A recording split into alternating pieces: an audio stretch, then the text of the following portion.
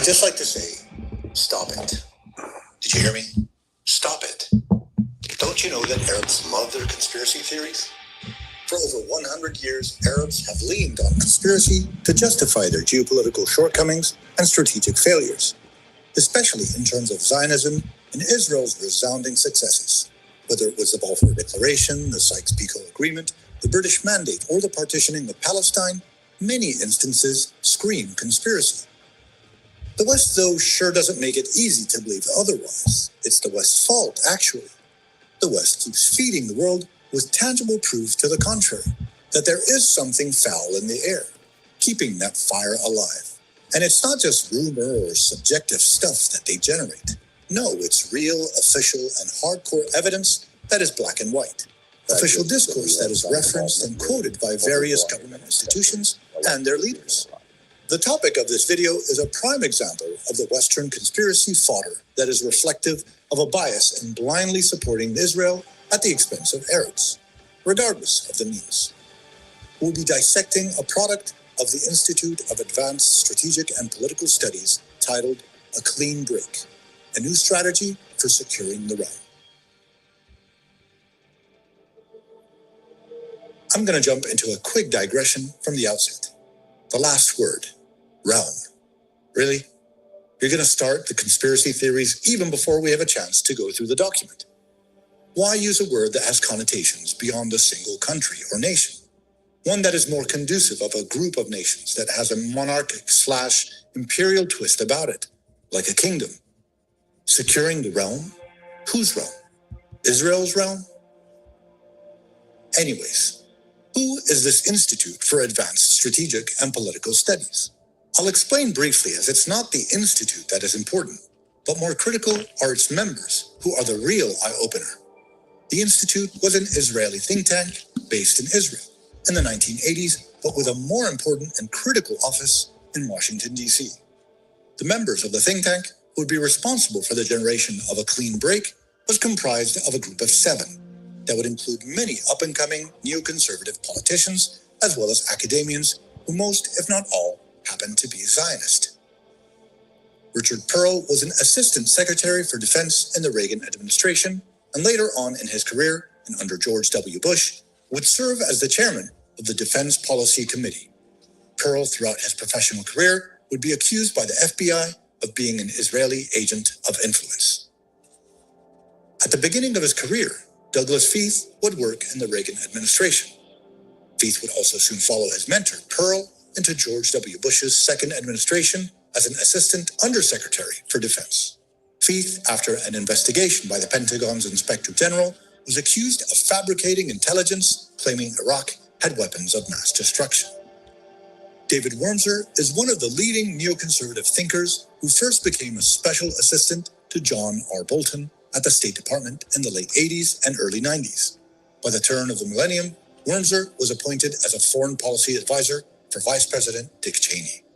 This was the profile of experts who represented the larger team responsible to research, recommend, and write the main ideas of the Clean Break proposal. And in 1996, triggered by the newly concluded Israeli elections, when Benjamin Netanyahu's surprise victory came at the expense of Shimon Peres. And upon Netanyahu's becoming prime minister for the first time, the Institute would prepare a study that would correlate with Netanyahu's campaign agendas and ambitions. Its main intent was a new approach to resolve Israel's security issues, as well as realize its larger strategic aspirations. A Clean Break suggested a new vision based on a reinvigorated Zionism that took a position of power and in parallel abandoned the previous policies in achieving peace by Israel's more idealistic leaders. The Clean Break proposal wouldn't take long to generate, and one is surprised at how short a document it is. 6 pages long, to be exact. But in hindsight, looking at what came out of these 6 pages will be totally devastating. I've added a link in the video's description below to the entire proposal so that you can read it at your leisure. So what I'm going to do in this video is break down the document into its 2 main parts. First, the regional security strategic measures, and second, the peace process. Extract their major findings while also addressing each consequence. The report proposed producing a chaotic dynamic in the Middle East, with a focus on targeting Israel's more capable foes such as Iran, Iraq, and Syria, as well as their proxies. Israel could create imbalances in security throughout the region, where Arab neighbors would lose trust and confidence in each other and seek alternative strategic defense relations with Israel to maintain their own security, a situation when Arab and Muslim nations turned on each other. The report identifies Saddam Hussein and Iraq as a main threat to Israel and recommends his overthrow and replacing him with more friendly Arab leadership, such as the Hashemite leader, King Hussein of Jordan. 7 years later, the United States would create a false mass hysteria about both Iraq's destructive capacity and their involvement in 9/11 that would see an all-out criminal invasion of the country and destruction of all semblances of Iraq's stability and integrity. As an immediate neighbor to Israel, weakening and striking Syria and making it a target for all Western powers was a major component of the report. This strategy would put into question Syria's territorial integrity and would hence greatly diminish the threat it posed onto Israel. In 2010, through the aid of the CIA, major support of Syrian opposition started to take shape, and by 2011, all-out revolution would be triggered. Since then, the Syrian regime has lost control of almost 40% of its territories, as well as deteriorated greatly as a political and military power in the region. Don't forget to join the Chronicles by subscribing to the channel. And like it if you do actually like it. And by clicking the notification button, you'll be up to date on all new releases. The second part of the report has to do with the abandoning of the peace process. The report labels the peace process as a failed endeavor. Israel's approach had been misguided and submissive in its strategy. Such previous tactics, the report says, undermines Israel's legitimacy and has crippled the nation in achieving its aspired intentions. It was time to abandon the process as it was known and to introduce a more powerful and re-energized Zionism to the nation. The first approach that the report suggests when dealing with the peace process is to cancel the idea of giving up any land to achieve peace. This is 1996 we're talking about, 3 years after the Oslo Accords that set the foundations and expectations for a two-nation state. The report vehemently recommended withdrawing from such a principle and to take a position of strength by maintaining all land as rightfully promised land. The report suggests that the PLO wasn't delivering on its commitments from the Oslo Accords and diminished the PLO's ability to engage as a partner for peace. The proposal was for Israel to cultivate alternatives to the PLO as a group representative of Palestinian interests. Alternative groups did exist at the time, and one that gained power and momentum in the mid to late 1990s, a group admittedly supported and propped up by the Netanyahu government, was Harakat al-Muqawama al-Islamiyya, also known as Hamas. In the report, it is explicitly mentioned that Israel should not respect the lines drawn during the Oslo Accords when guaranteeing its security and political aspirations, as in the principle that Israel can, at its will, infiltrate Palestinian-controlled lands to serve any purpose. Such a practice would be totally justifiable and looked favorably upon by any United States administration. Increased kidnappings, evictions, incursions, and assassinations would shape the updated IDF policy and aggressively and inhumanely dealing with the Palestinians. To lay the grounds for a more powerful Israeli negotiation position, the report recommended the relocation of the U.S. Embassy from Tel Aviv to Jerusalem. This move would put the Palestinians and Arabs in a bind since it forced upon them a new baseline reality. Jerusalem would then become, as per America's conclusion, the capital of the State of Israel. Just over 20 years later, the U.S. Congress would approve the Jerusalem Embassy Act, thereby contradicting the United Nations resolutions concerning the fate and existence of a Palestinian Jerusalem. The new Peace for Peace process mentioned in the report established a strategy for negotiation. The previous counterparty for negotiating peace was a unified Arab voice that denied relations with Israel. But if a newer methodology of a one-by-one, nation-by-nation negotiations was put forward to the Arabs, then maybe better results would be realized. Enter the Abraham Accords of 2020. which saw the establishment of relations with the United Arab Emirates, Bahrain, Morocco, and Sudan. In 1999, Netanyahu lost his momentum upon his loss to Ehud Barak in the elections. The next election saw Sharon replace Netanyahu as the candidate for the Likud party and again postpone his representation of extremist Zionist agendas. But by 2009, Benjamin Netanyahu would return and gain a stranglehold on the Israeli premiership. And since then, much of what the clean break proposals listed seem to have entrenched themselves into our existence. Was it all a coincidence in how the outcomes of the times aligned almost exactly with the recommendations of the think tank report? Or was it a surgical implementation of a well-calculated strategy by Netanyahu and his allies, the neoconservative U.S. political leadership? One additional fact to note was that as much as the report was intended for the eyes and ears of the Zionists in Israel, it became a working blueprint for the U.S. administration from 2001 to 2009, and even beyond. And the United States strategies and dealings with the Middle East shaping its policy, converging all its efforts and taxpayers' money towards the interest of a foreign Zionist nation. Let me just replay this. So an Israeli think tank with an office in Washington, D.C., hires a group of Jewish American politicians and academics aligned with Zionist policies to create a strategic blueprint for an ambitious Israeli prime minister, and somehow, less than 10 years later, the same members of that think tank would then be granted the political appointments and consequential trust of the likes of the President George W. Bush and his Vice President Dick Cheney to propose policy and military engagement in the region. I mean, if that isn't conspiracy right there, I don't know what else would be required to constitute conspiracy. We see it today more powerful than ever, the influence of the American-Israeli Zionist lobby. AIPAC, the ADL, and others king-making their way into influencing the outcomes of the American democratic process while assuring that their political agendas are protected and realized through belligerent and in-your-face campaign finance contributions. But it's always been this way, since even before the establishment of the State of Israel. Zionist lobbies using their influence, money, and power to change an outcome and reality by hook or crook. This document is a tip of the many icebergs that reveal the extent of Zionist influence on many supposedly autonomous Western nations. 6 pages of political strategy and proposals can appear like a bit of inconsequential political lingo, but much of its recommendations have found their way into reality, and frighteningly so. No one should be able to contend this. So how can one say that this is conspiracy?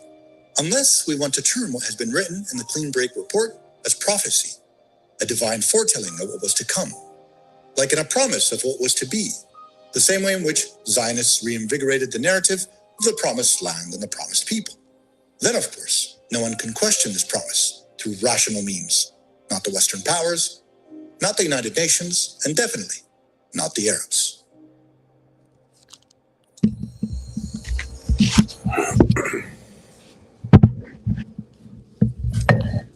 I can't believe he says the things he says.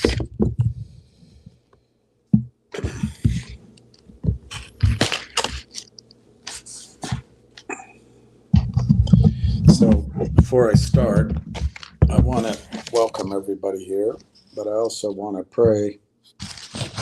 I apologize for using that word if you're part of the modern world, but I'd like to pray that Donald Trump's heart is softened and he stops listening to those who want him to launch a war, which we cannot win. And it can only lead to hell. And I just pray that God can help Donald Trump save the world, but save our country, save his presidency by pulling back. Yeah, I'll leave it there. All right, and then we'll go over ADH. All right, I was going to ask for, let me turn the page here. I'll start keeping track. So ADH, we now as a group have, let me just write that down. Good for you. I think 25,000 shares is going to separate the men from the boys, the women from the girls, and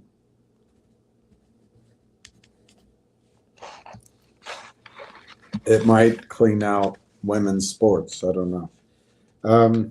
Right now, ADH, we have 61 shareholders that we know about. Well, now with you, it would be 62. And with your amount, I won't know the exact number, but we're at 2,750,000, a little bit over that. More like 2,760,000 right now. And I think that's great. Railtown, let me say, I always forget to do it because I sign in there and then I come on and I have to sign in here. Shouldn't be too much of a problem. Let's get the price.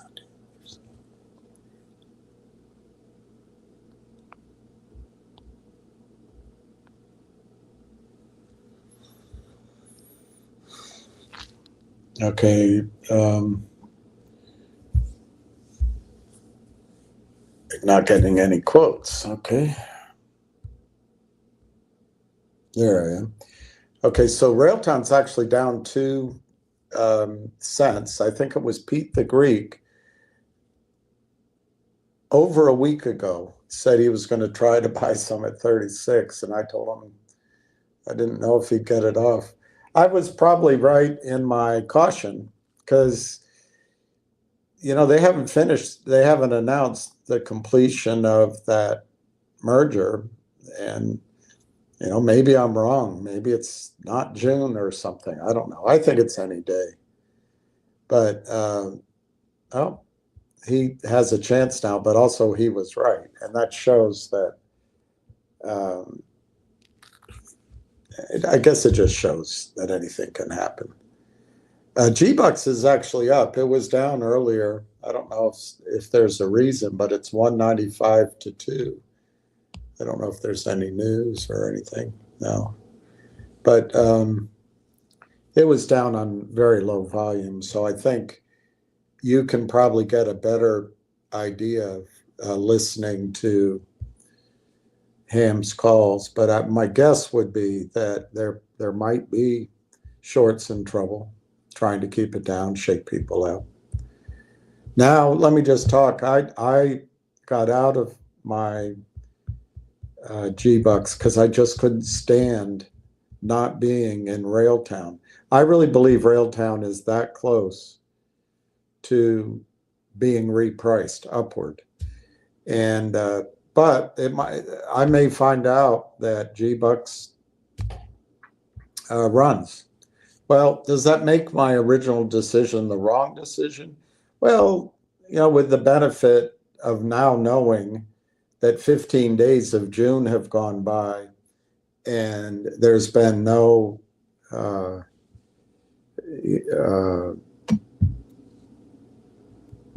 it's not so much the announcement. I want the buyers to be released from the quiet period in Canada. That's what I'm expecting. And that'll come because of full disclosure through an announcement.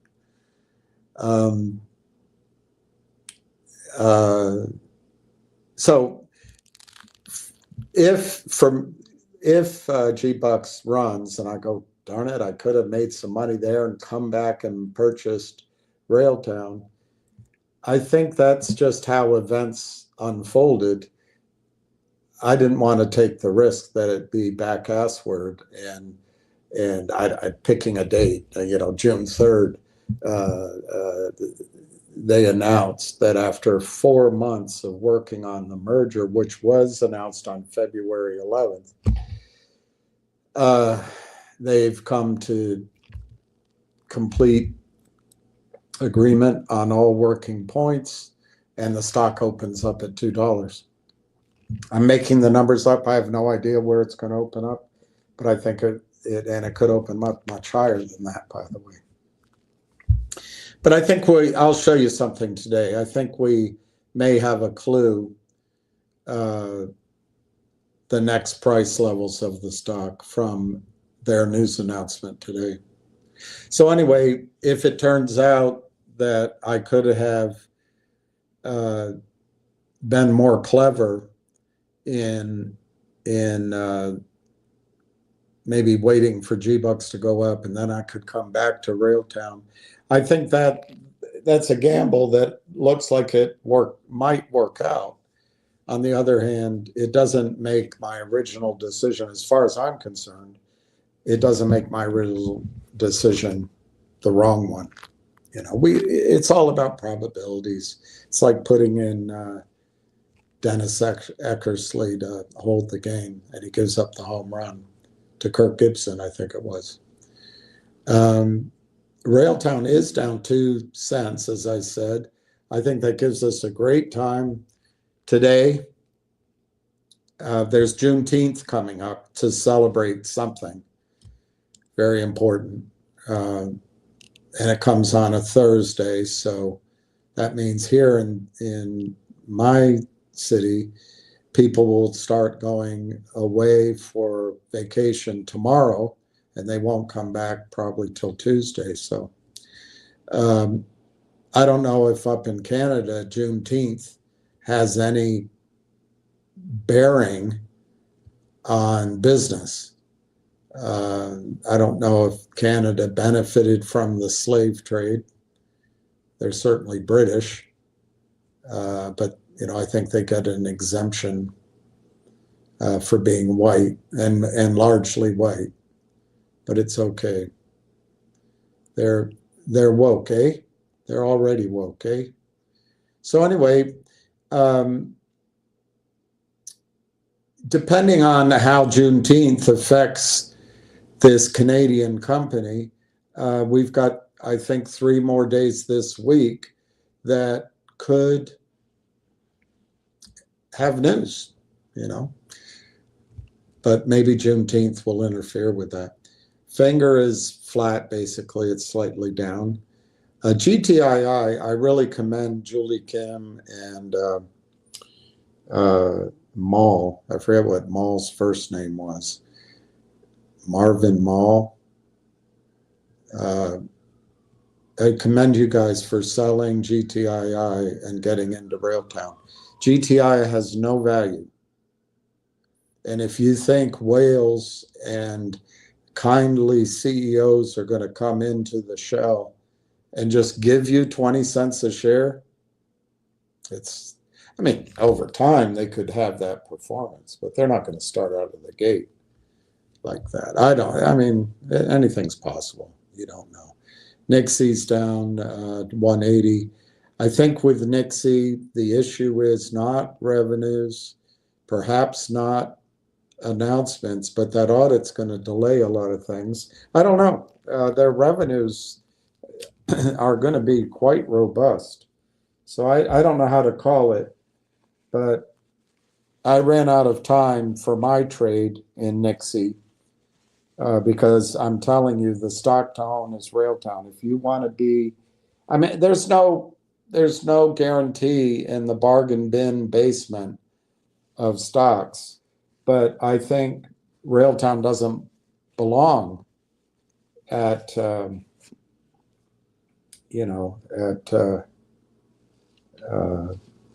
discount store. It belongs up with Abercrombie and Fitch, or it belongs on Savile Row, you know? All right, so let me quickly say the news that came out on Railtown today.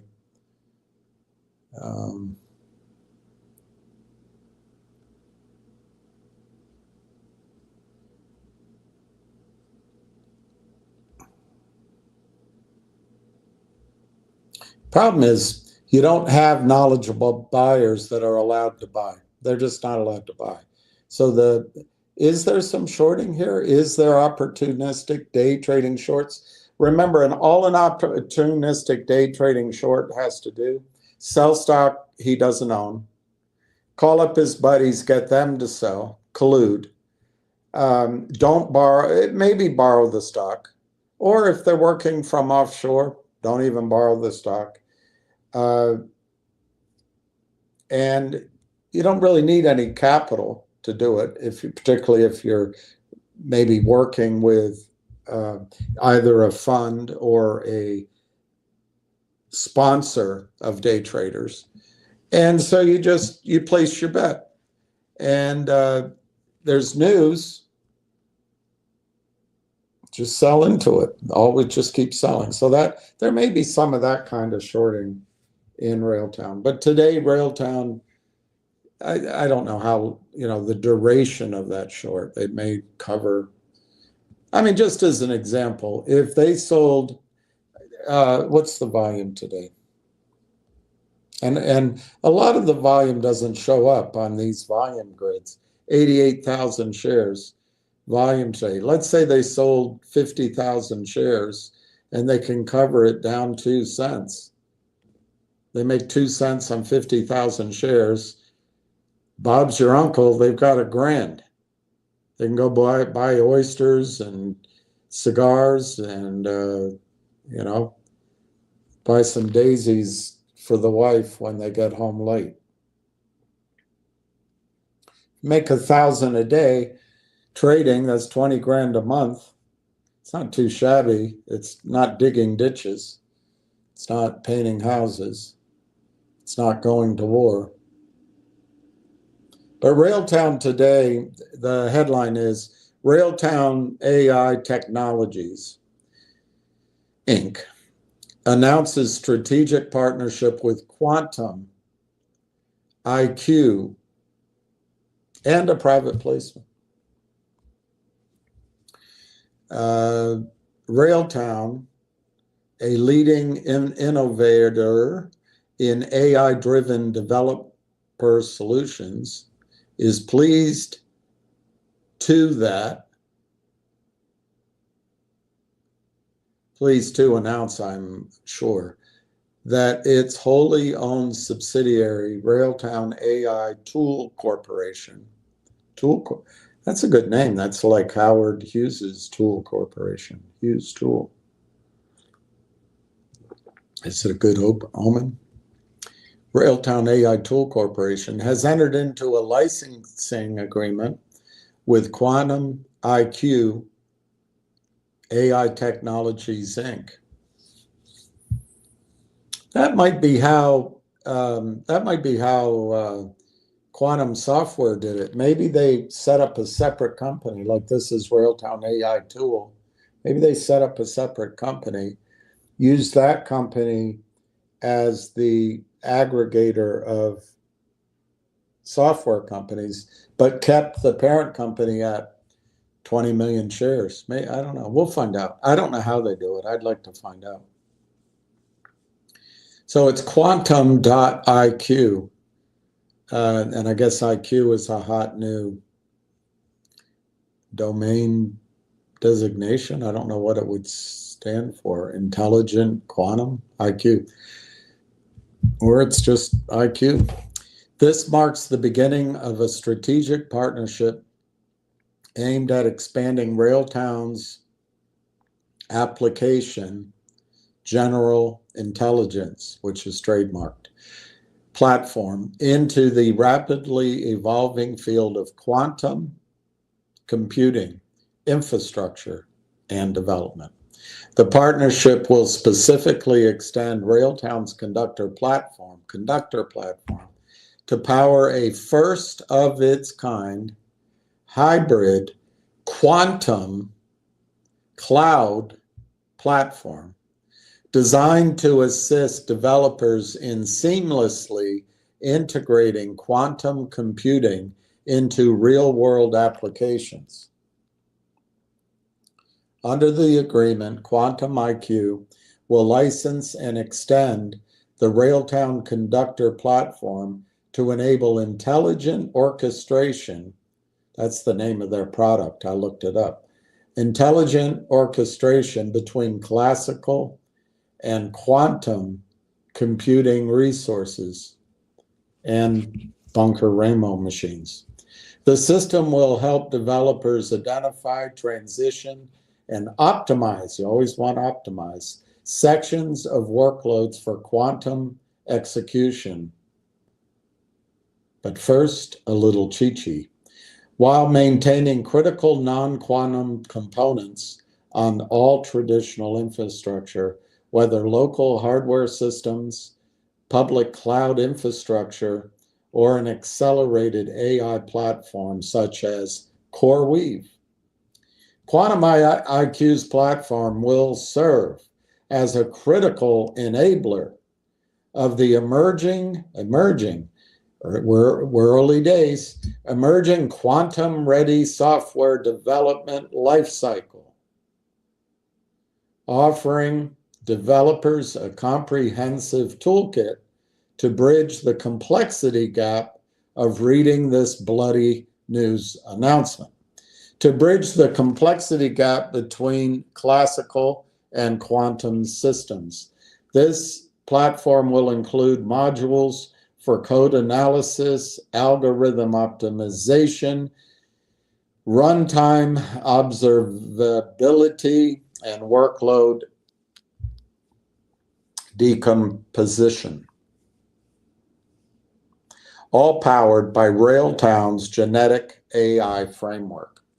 We, quote, we built Conductor to enable adaptive AI-driven software systems, said Corey Brandolini, CEO of a line of silk ties from Italy, sold at SciSims and other fine stores worldwide. No, that's not Corey.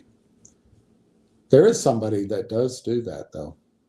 Said Corey Brandolini, with a name, Corey Brandolini, CEO of Railtown. Quantum IQ is using that foundation, Conductor, to tackle one of the most significant frontiers. Frontiers were early days in computing, and we are thrilled to support them.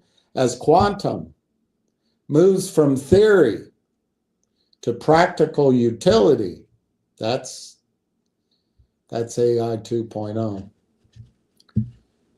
The tooling for real-world development needs to keep pace. With Railtown's infrastructure, Quantum IQ will build a platform which allows developers to engage with quantum computing meaningfully. There's that word again. What does it mean?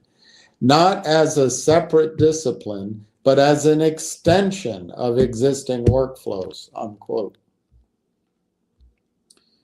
A cornerstone of the Quantum IQ platform will be, quote unquote, quantum observability, providing developers with detailed insight into application performance across both classical and quantum layers. This functionality is expected to unlock new opportunities for hybrid application design in sectors including finance, logistics, climate modeling, and advanced research.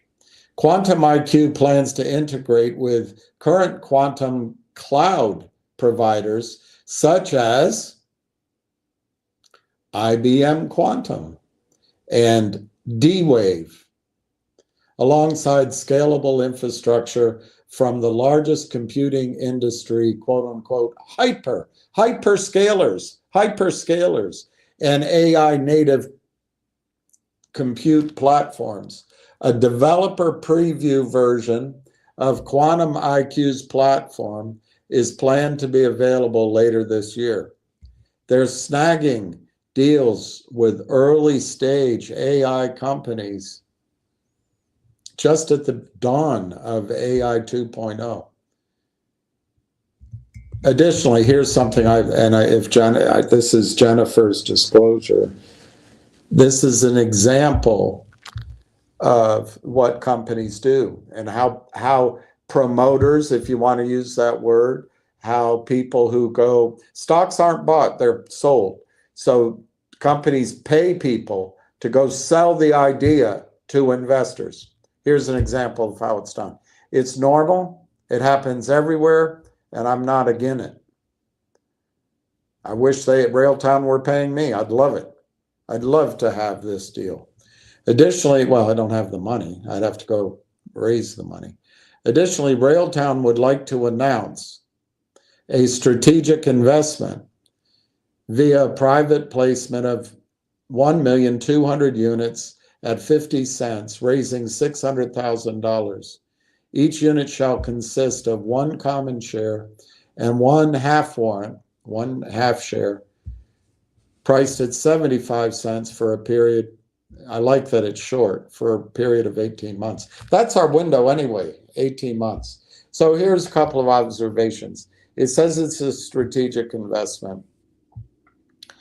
I doubt. I don't know. We'll find out more. But I doubt this is a strategic investment because this person or group had 600 grand. I think Corey and his team can raise 600 grand in probably in 5 phone calls.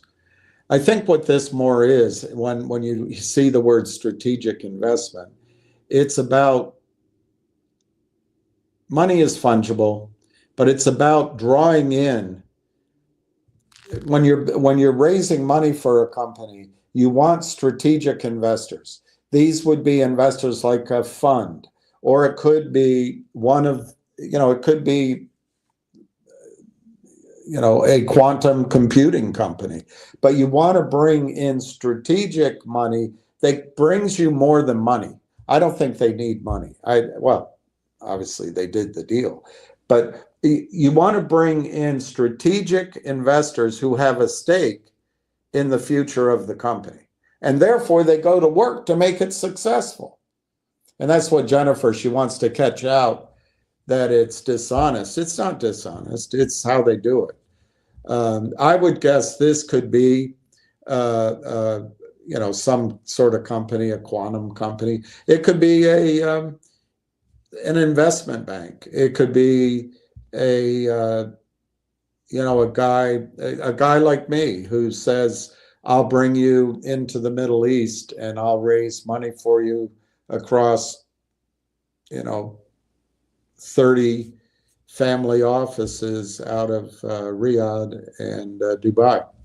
I don't have that kind of deal. I wish I were doing it. Gives me an idea now that I'm blabbering. Maybe I should call them up and go hop a plane and do it. It's what I used to do, those kind of things.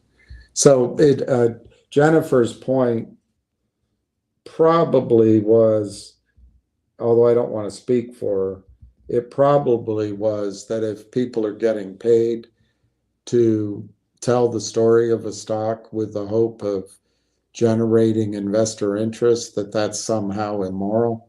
It's not immoral. It's perfectly moral. It's how Wall Street works. That's how IBs work, mutual funds. It's just how it works.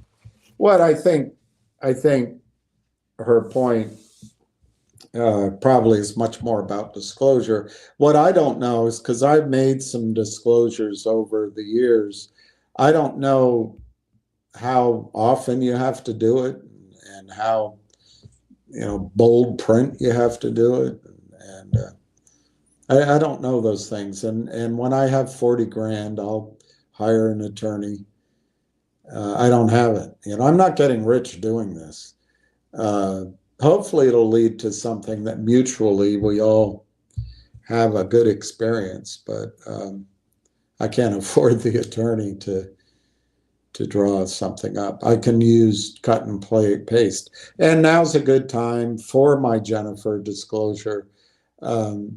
Not only do I not have a contract with Railtown in any form, I don't have a contact with Railtown. I don't speak to anybody there. I don't have a consulting deal. I haven't been paid. They haven't even sent me a T-shirt. So I would love it if I could strike a deal like this. I would love it, and I'll let you know if I do, but I don't see it in my near horizon. They're doing fine. They're doing fine. So anyway, that's one thing I want to point out about that. The second thing I want to point out is it gives us a couple of price points. This 50 cents is roughly 37 cents, 38 cents, 36 cents in US dollars. So whoever this is came in at the price you guys have been paying, and I paid. They also get half a warrant, which is great. Now the warrant's priced at 75 cents. So it's truly above market, unlike some of these other deals we've looked at. It is possible the guy that bought this, if he's a small shop, if I were doing it and I had a small shop and maybe I only have $1 million available to go from deal to deal to deal, it's possible he put 600,000 here, probably $500,000 US, and then he might be selling out to regain that cash so he can go do a deal with another company. I don't know. We'll find out more about this strategic partner at some point, but that's a pretty typical thing. If you're small or even bigger, if you have capital, you go fund a company, get the warrants, and then you sell the stock, but you keep the warrants for the upside. And then you have cash so you can go do another. So who knows, if this strategic investment guy is in the AI space and he wants to leverage, and maybe he's like I just gave my example, he could go to the Middle East and bring in 2 or 3 dozen significant investors in AI. Well, he could do this deal, then he could lock down the next deal and do that again and again, and then he builds up a portfolio of warrants in the AI space. I mean, that's what I think is a genius business plan, and I would love to do it. All right, let's keep going. Railtown Technologies, leading provider of productivity engineering platforms powered by artificial intelligence. Its flagship Application General Intelligence, TM, platform helps organizations streamline software development, reduce time to resolution, and scale innovation with automatic root cause analysis, performance optimization, and intelligent workflow automation. Quantum IQ is a private Canadian company driven by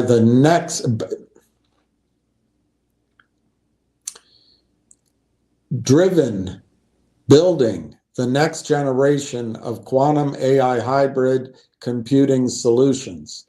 The company's proprietary quantum software development platform enables intelligent orchestration between classical and quantum and hip-hop computation resources. The system will help developers identify, transition, and optimize sections of workloads for quantum execution and assist the development of next-generation simulation environments and AI-assisted tools that advance quantum research and commercial deployment. Okay.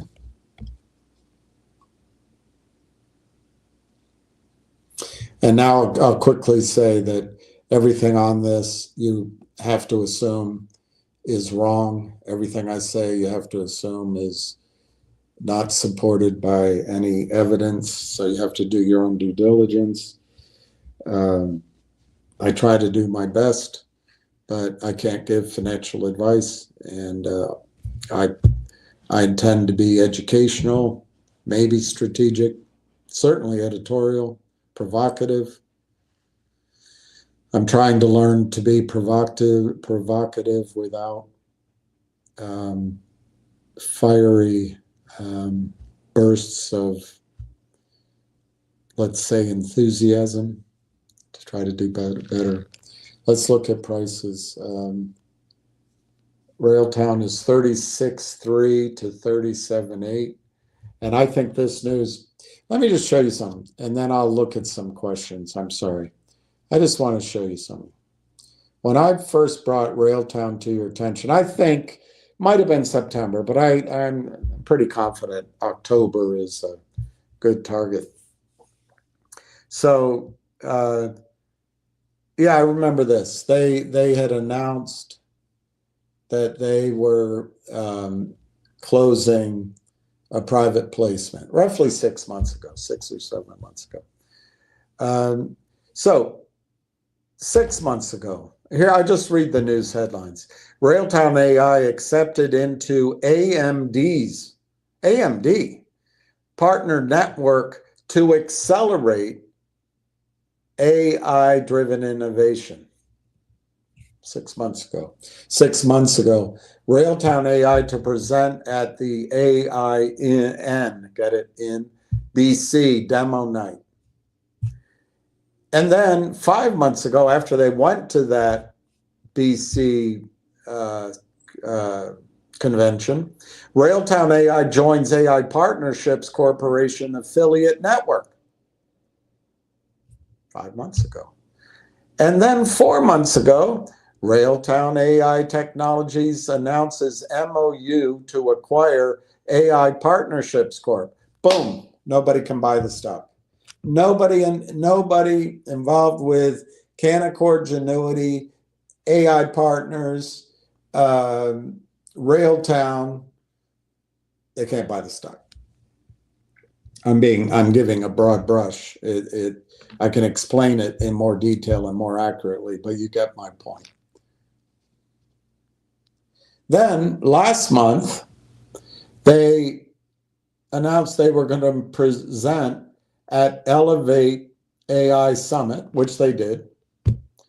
And then 27 days ago, Railtown AI Technologies launches powerful visual studio extension to supercharge developer productivity with AI. That was a month ago. Then they announced Railtown AI Technologies to present LangTrax, one of their products, Agentic Framework at Upper Bound 2025 at the third week of May, another conference. And then 15 days ago, Railtown AI Technologies announces commercialization of groundbreaking developer frameworks, LangTrax and RailTrax.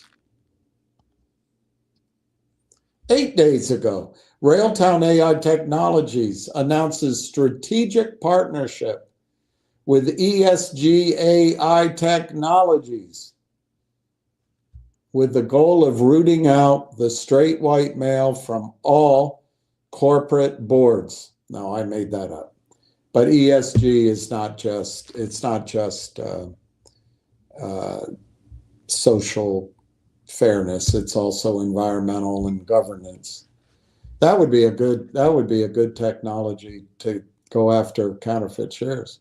Anyway, and now just 4 hours ago, Railtown AI Technologies announces strategic partnership with Quantum IQ. Well, what I see here is a company that is rapidly going about its business plan, and while nobody's looking, they're building up revenue potential. Let me just go through these stories and see. Obviously, AMD, by joining it, that could generate revenue, but that's kind of generic. But let's just see. They and also buying AI partners, they could take on that revenue. But let's leave those out. They launched the Visual Studio extension to supercharge developer productivity with AI. That's going to generate revenue, isn't it? Railtown, oh, they present, which is, okay, that's marketing. That's good. But then they announce commercialization, not R&D, commercialization of groundbreaking developer frameworks, LangTracks and Railtracks. That's got to be two more sources of revenue, doesn't it? And then Railtown announces a strategic partnership with ESG AI Technologies. That's got to be a fifth source of revenue. And then Railtown AI Technologies announces strategic partnership with Quantum IQ. That's five that I count. I mean, you can count it the way you want. What do you think each of those give per year? 1 million, 10 million, 100 million?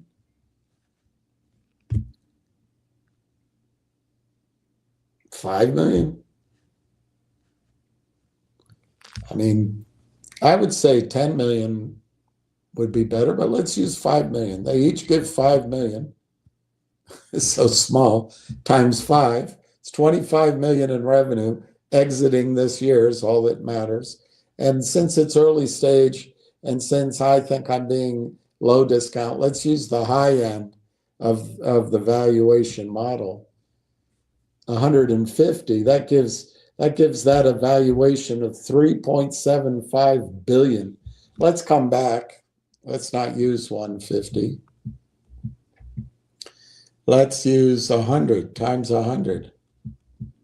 That gives the company a valuation of 2.5 billion. Let's not use that. That's 100 times. All I said is those five sources of revenue could generate 5 million a year. Just those five they've announced so far. Times 100x, that gives 2.5 billion. The highest end of the multiple range of that study I've shown you, 91 companies, was 50. It was a little more, like 52x. Let's use 50. 50 times revenues as a valuation. That's $1.25 billion market cap. All right, let's not use 50. Let's use the average. 25 times revenue. That's $625 million market cap. We'll divide it by 150 million shares. They just issued some shares, so they're already at 140. It's $4 a share. $4 a share. They've announced 5, I think, powerful revenue sources, but particularly their own 2 products. And I'm not even adding in Conductor or the other one. But they just announced commercialization of LangTracks and Railtracks. Well, commercialization means they're going to go make money. It's AI. It's growing. They're first mover. 5 million each annualized. That seems very low.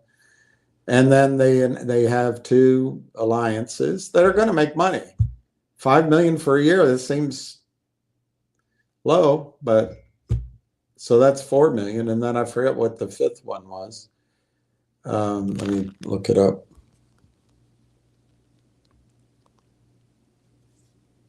Yeah, Quantum and ESG, LangTracks and Railtracks. Oh, it's their other products. So it's 3 products. They also launched Visual Studio, powerful Visual Studio extension to supercharge developer productivity. That'll get revenues. So I took 5 things announced.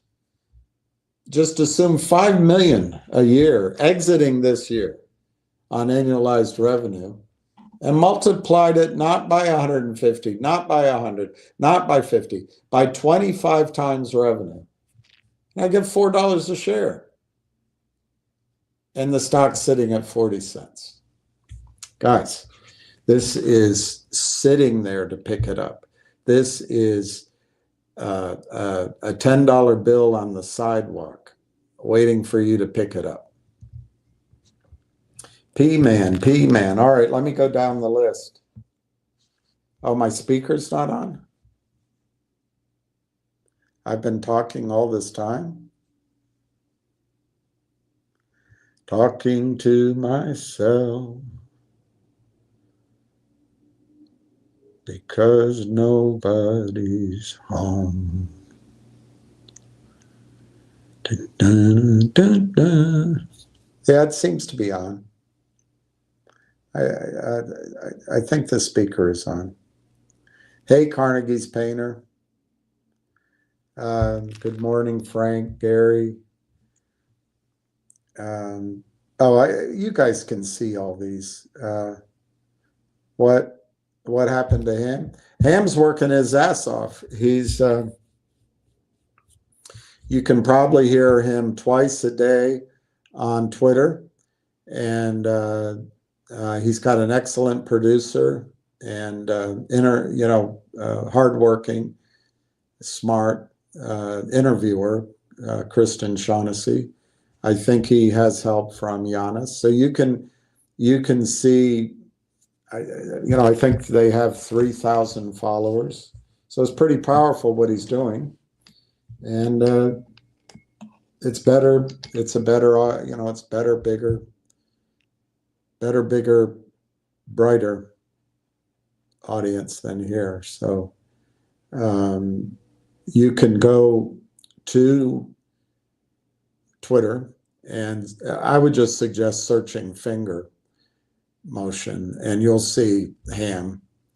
You'll see Kristen probably too, and you can hear replays of the calls, and it's pretty powerful, pretty current.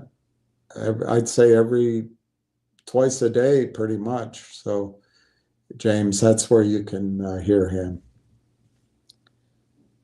Ham just had a call. All right. Justin Babish. All right, let me write that down.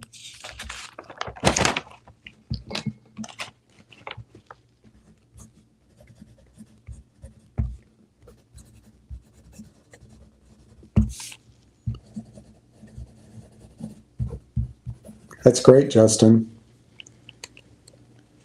Who is selling you these shares? I actually think the way the stock trades, I think there's some algorithmic trading in there. So I actually think there is. It's not a short squeeze story. It's not a short squeeze play. But I do think all stocks that are not on the New York Stock Exchange, and even there, I think they do it. But all stocks, starting with Adina Friedman's joke of a market, and then going into Chuck E. Cheese Cromwell's OTC markets, it's just free reign. There was, let me see if it's this one.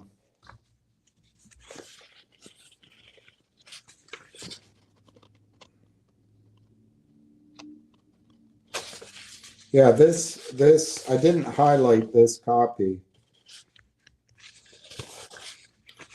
but and I don't know how I can keep this from, if I have a stapler, I guess I don't.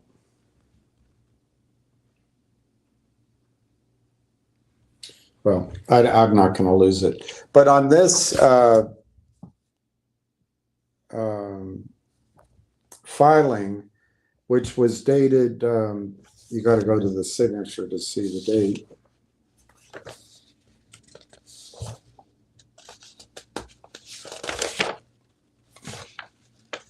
Yeah, I don't have the whole, anyway, I only have part of it. I printed it out. I don't see any date here, but this is a couple of years ago. This is the United States Securities and Exchange Commission against Hal D. Mintz and Savvy Management. Case number 223, so it was 2023. CV 3201, and Daniel Maher and Edward J. Riley were the attorneys. And it talks about a long-running fraudulent scheme involving abusive naked shorting. But anyway, when you go in here, I hope I can find it quickly.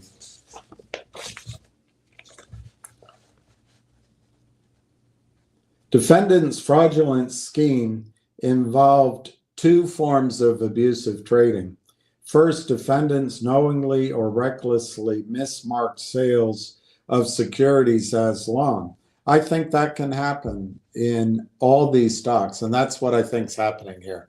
You have your computers, for some reason, Wall Street thinks that stocks that essentially trade by appointment should have high frequency trading. Anyway, they can mark that one way short sellers can get it through is mark the trade long.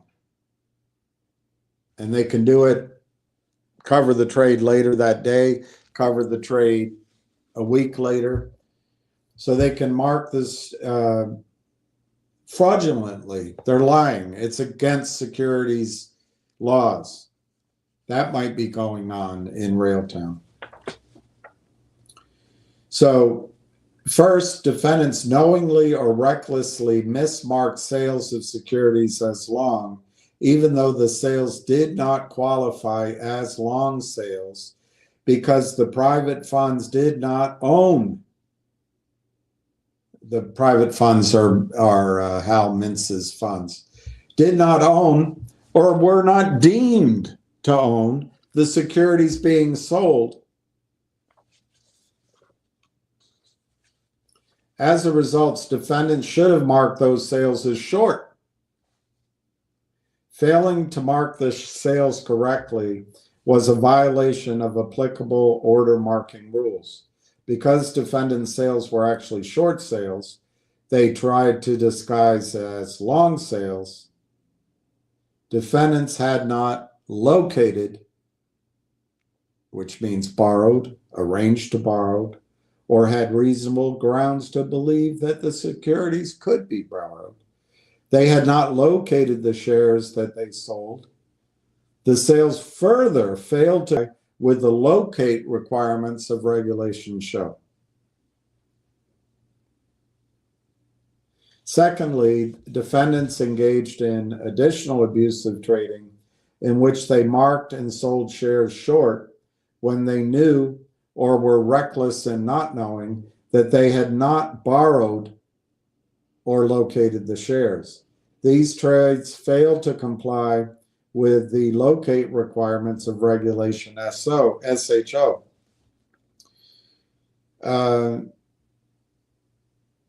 Finally, in each instance in which defendants additionally failed to make timely delivery of shares, their trading constituted quote unquote naked short selling, a further violation of Reg show. All right, let me find one more sentence. I didn't highlight this copy.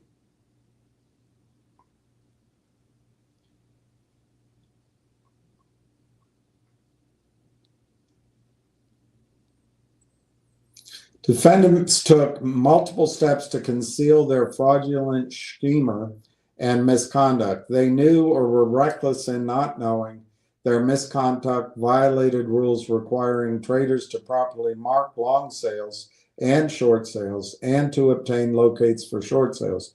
Defendants repeatedly made false statements to brokers executing their trades, including falsely representing that they had locates for their short sales when in fact they did not. That could be going on here.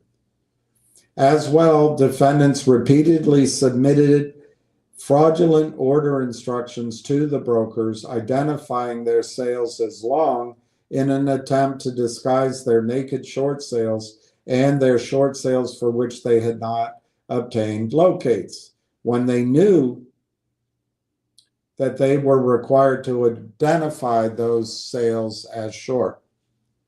But for this misrepresentation, the brokers would not have executed those trades since the trades failed to comply with Reg Show. That's a leap of faith. Now this is the part I wanted to tell you. In addition to attempt to hide their failure to obtain locates for their short sales and satisfy their settlement obligations, defendants in some instances would acquire the required stock after their short sales, typically purchasing the stock from the issuer or otherwise acquiring it through conversion of other securities. Defendants knew or were reckless in not knowing that these practices fail to comply with applicable trading rules that require, with very narrow exceptions, not applicable here, a short seller requires a short seller to locate the stock prior to the short sale. There's another entry here that says you have to get that located in writing. So Justin, I guess at all these times I've talked about it, still doesn't compute because you still, being an American, believe that the systems work. What is very likely happening with Railtown is, like any stock, is these gangs out of Burroughs Park, Boca Raton, Canada even, of men are targeting stocks under $1, under $5, because there's no buyers, Justin. There are no buyers under $5. The Merrill Lynch rule made it impossible for, in my judgment, for any stock under $5 to have adequate price discovery. Why? Because under $5, the 25,000, 30,000 brokers, wealth advisors at Merrill Lynch cannot recommend, cannot suggest the purchase of the stock. They cannot solicit orders to buy the stock if it's under $5. All the institutions can't buy the stock under $5. Sometimes it's $7. Sometimes, in some cases, they have lower thresholds. But you can't, Merrill Lynch brokers can't solicit it. Morgan Stanley brokers can't solicit it under $5. There are no buyers. So Justin, I don't know how this doesn't get through. All stocks sitting there, whether there's a toxic note or not, if there's some buying that runs it up a little bit, or if there's news that runs it up a little bit, these opportunistic funded, they get pools of money, they get a bunch of people in a boiler room, and they break securities laws. And they do it intraday. The guy from the American Stock Exchange who was so adamant that there are systems in place. When Logic did a financing on the NEO, they got destroyed. And then Logic went to a group called Ionic Venture Partners, took money. And Ionic's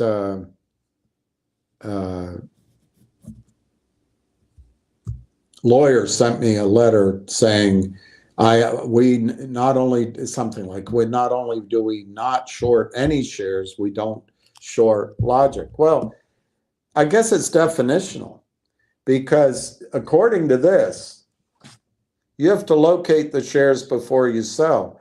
Now, Ionic, maybe there's a way, if you have a lying attorney or an attorney that elides the meaning of the law, you can use warrants, or you can use a toxic note somehow as some sort of hedge. But it says right here that if you convert those later, that's breaking the law. But the attorneys somehow get it through because I believe they're complicit and I think they're liars. So in the case of Logic with Ionic apparently would sell stock they don't own at the beginning of the day, maybe more at the middle of the day, more later in the day, and then they would cover it as it maybe at 2:30 as it went down. And they did it by computer over and over and over again. That's my understanding. They might hold it a few days, but they're constantly every day strip mining your trading for these small pockets of, if they suppress it by illegal, in my judgment, illegally selling shares they did not locate, they drive the price down. There are no buyers. There are no buyers. It's not like Merrill Lynch has a research analyst on the fintech market out of Vietnam in North America, and her number one pick is Logic, and as soon as it's down, she has a squawk box call to get everybody to buy. That doesn't exist. These guys are PUSSIESs. They have to have all the advantages. Anyway, so they short it down, they break the laws, and then they cover. And they do it the next day and the next day. And the guy in the American Stock Exchange, when I pointed this out, oh, but they're a good client. All right, they're breaking the law, but they're a good client. That's what could be happening here, Justin. The stock opened at 37.7, went as high as 38.43. There's not a lot of volume here, but it could be that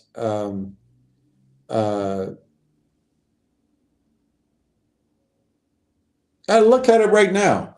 The ask goes from 13,500, 91,000, 41,000, 91,000, 37.5, 53.5, 3,500, and it's algorithmic.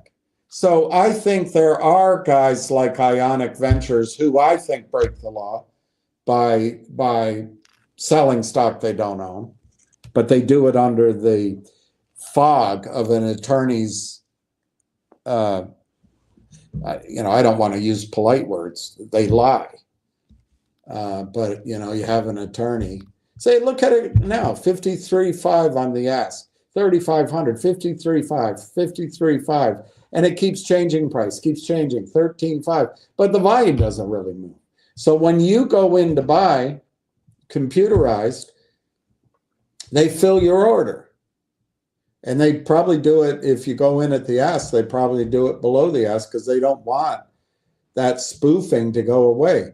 There's 87.5 at 37.8. They want you to think that there's more than one seller and the seller is huge and they want you not to buy. And I'm telling you, Justin, I give you credit. You're buying. You guys have to buy. It's the hardest thing to fight emotions. It's the hardest thing to fight that, every other one didn't work. And lethargy. It's hard to fight lethargy.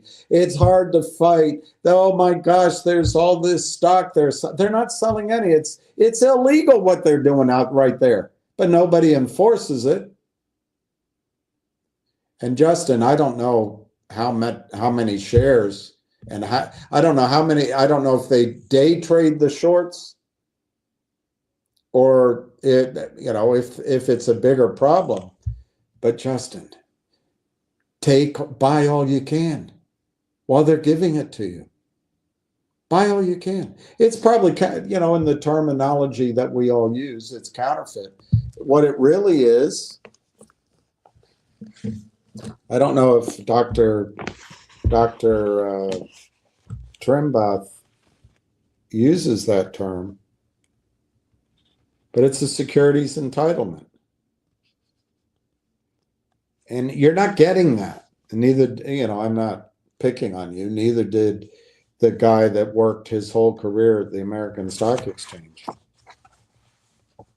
This just like I showed you Operation Clean Break from the 90s, and now we're seeing the war in Iran.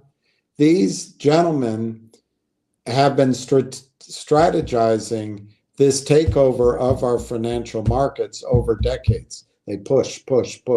It's always the agenda every day. Move the agenda, move the agenda, move the agenda. And I can't find it in her wording, but I've read it to you several times. Your broker-dealer gives you an entitlement, but your broker-dealer is also hanging themselves by their own petard because they have the obligation to honor that security entitlement. Unless they go bankrupt, then it goes to the courts and you'll be an unsecured creditor. That's one of the risks of doing anything in brokerage accounts nowadays. But we ignore it because, life goes on. But it's a real risk. So anyway, Justin, I think you're buying shares that are, one, being sold without a locate, two, possibly being borrowed and sold, unlikely, and three, are being mismarked as long. And the broker-dealers do it all day. They love the commission. Now, why would they do it, Justin? I don't know what you paid, but let's say you paid 37.7 at the open, 37.7. And let's say you purchased 50,000 shares at the open, 37.7, and they shorted it to you. They sold it to you. And now they can buy it at 36.5. Let's call it 36.7. Let's call it 36.5 to allow for a little friction for commission. 36.5. They can make 1 penny on 50,000 shares. They could roll out of bed with their hooker, go to their computer, scratch their balls a little bit, grunt while the machine's coming to life,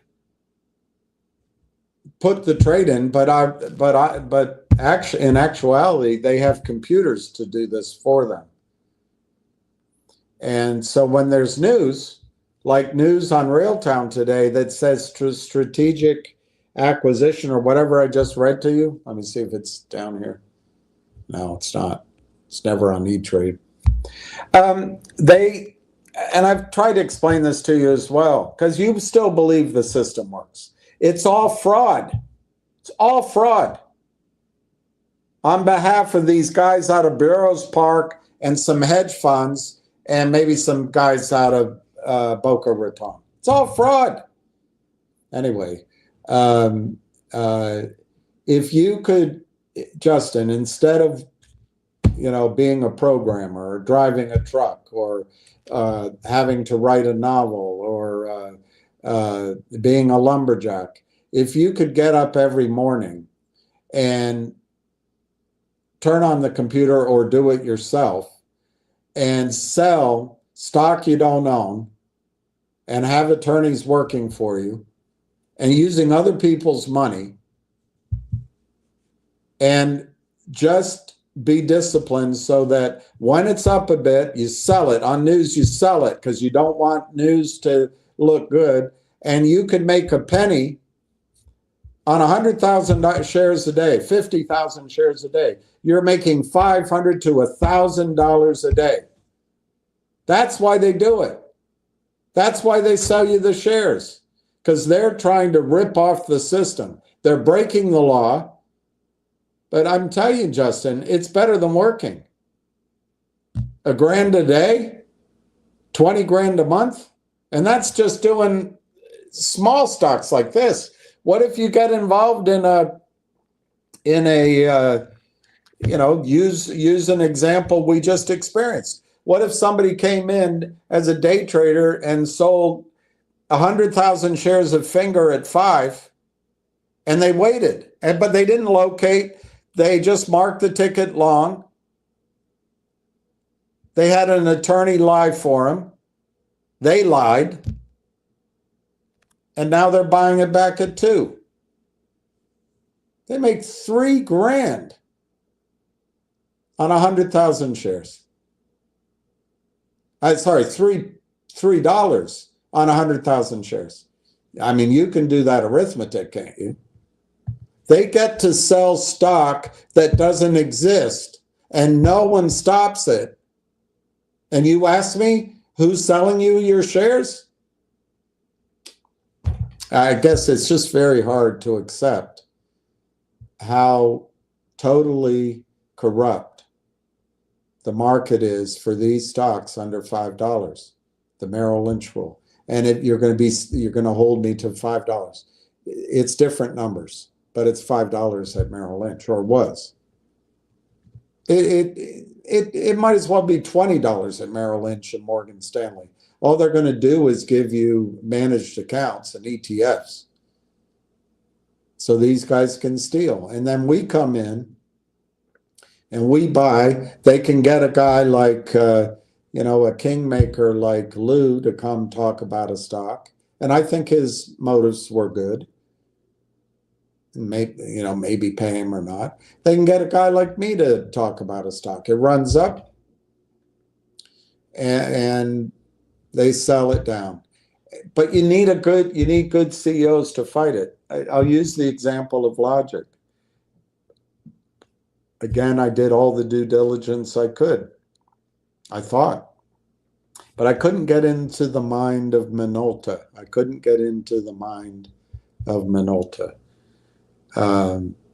You could, CB correctly points out that, you can hang that one on me.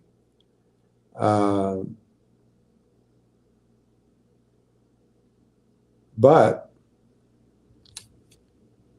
public press releases and news described that the goal was to buy 8 companies worth $1 billion. But the problem is,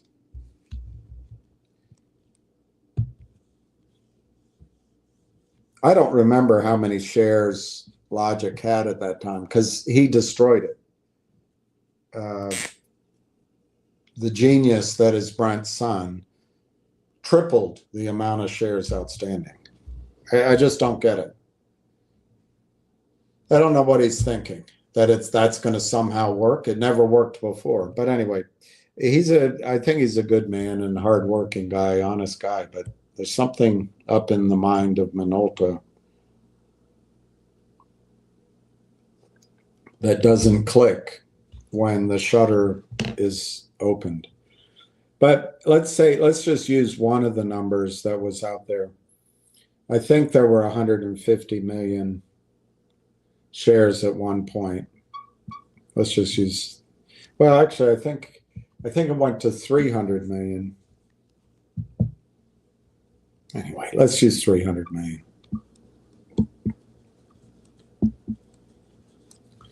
So if you're going to buy 8 companies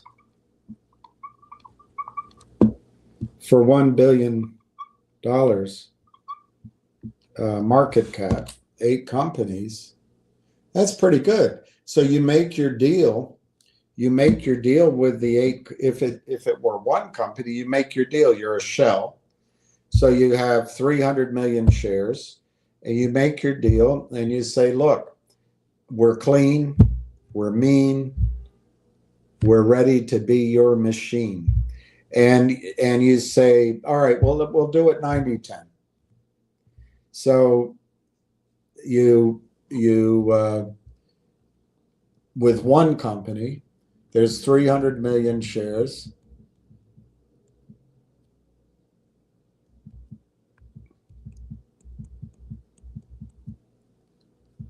And the logic would keep 10%. So they'd issue 3 billion shares in total.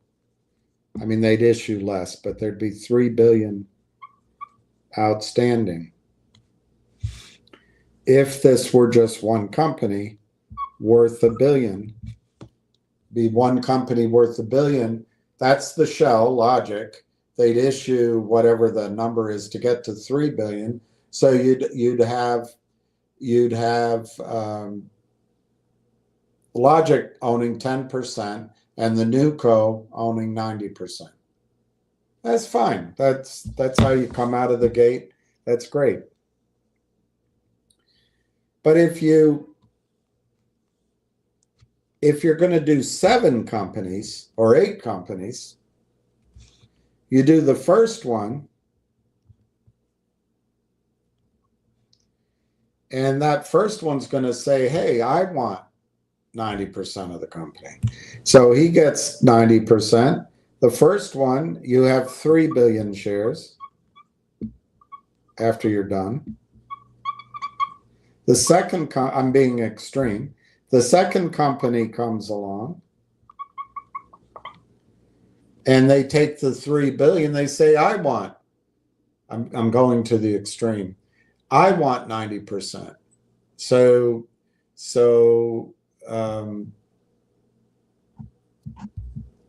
that gives you to 30 billion shares outstanding.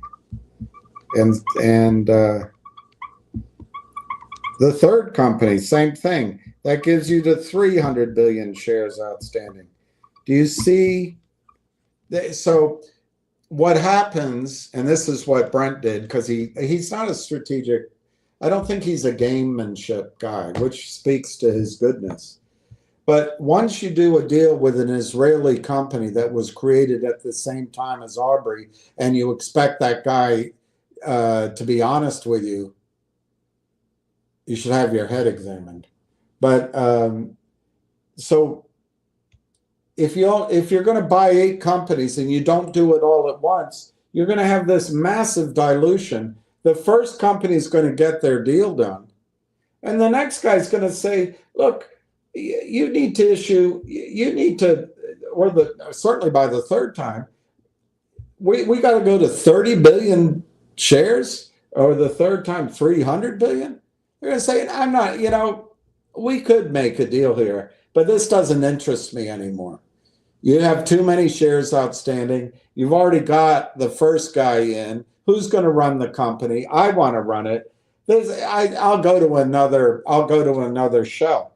And Brent didn't see that, of course. His naivete is beyond compare. So the first company came in, gave him money. They expanded it to 750 million shares. Aubrey Advisors created the SPAC in, I think, the beginning of 2022. This company, which has a cartoon website, was created in 2022. The principals all live in Switzerland. They're from Iran, no Jews in Iran. And they speak Hebrew. They know each other. And no, you can't point out that they're all speak Hebrew and they understand each other and they work together. You're not allowed to point that out. But I think when you're a CEO, it'd be like being in London. This happened to me.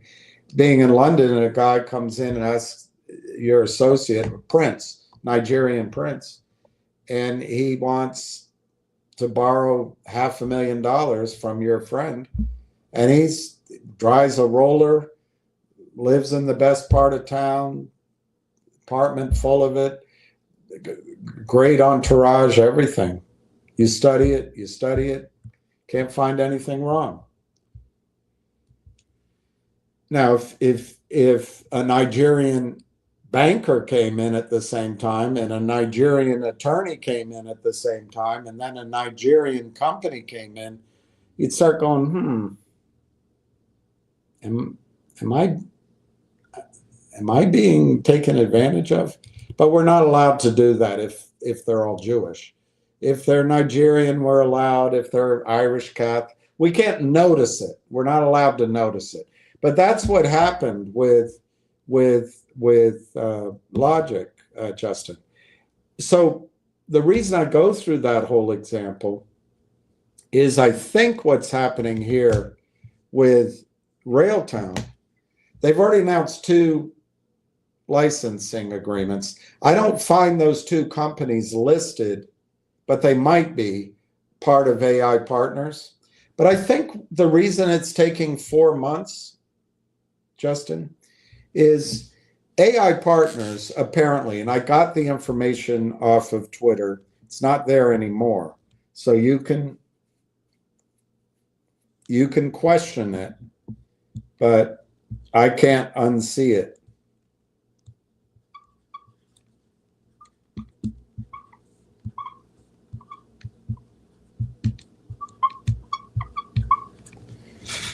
So AI Partners has revenue of 400 million. AI Partners comprises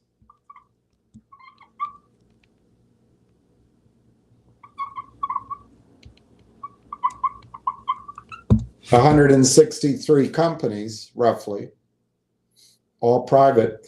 And if you use the 80-20 rule,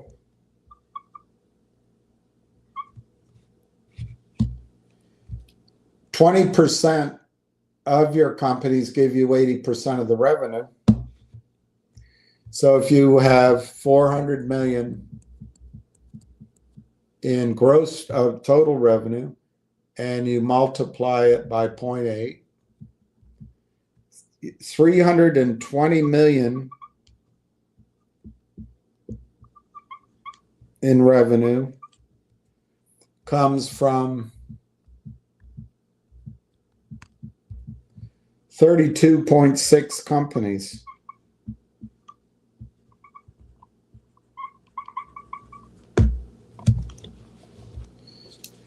So if you're Railtown and you're wanting to continue the process of rolling up the best of AI Partners companies, you're probably going to target the best 33 companies to acquire 80% of the gross revenue. Now, that's a rule of thumb. It almost always works. But you can even break that down further. And let me think how I would do that. I would say out of that 33 companies, 20% of those 33 companies, that's 7, give you 80% of the 320 million.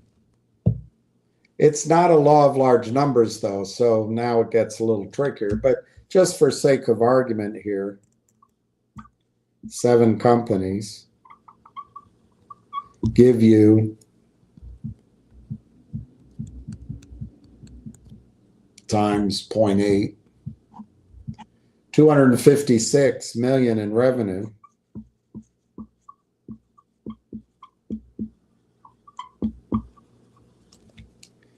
If I were AI Partners, if I were Railtown buying AI Partners, I would target those 7 companies first. That gives you, and obviously I'm taking the 80-20 rule, which is a large number rule, down to a smaller one. So, this is roughly, it could be 10 companies, it could be 5, could be 200 million, or it could be, whatever. But I'm just giving you the example that if I were Railtown and I wanted to come out of the gate booming Ironically, it's 7 companies. It's like Brent Sun had in his announcements with Logic, but he didn't use any Logic. He signed up one company, got himself in trouble, and walked away. You got to get the 7 companies to agree before you finalize any of the agreements. If you remember my Logic example, you've got to get the 7 companies to agree in the first tranche of issuing shares, so everyone benefits. If you do it step by step, it's all unfair, it gets diluted. It's stupid, to put a word on it.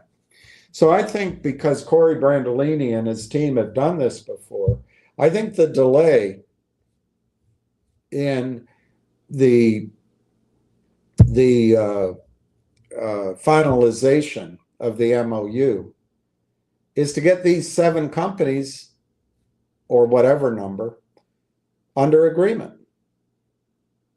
And it may be that I'm underestimating his goals. Maybe he also has a series of licensing agreements he wants to get done first. We've already seen 2 of them.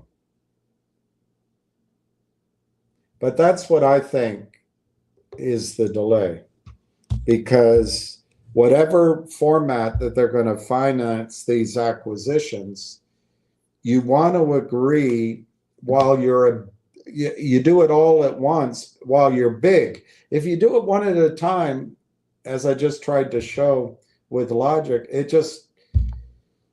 after the first one, no one else wants to join. It's just too dilutive for them. It's a waste of time. But if you can put a handful of companies together with the bulk of the revenue and come out of the gates big, everybody's going to want to join. Everybody's going to want to be part of that success story.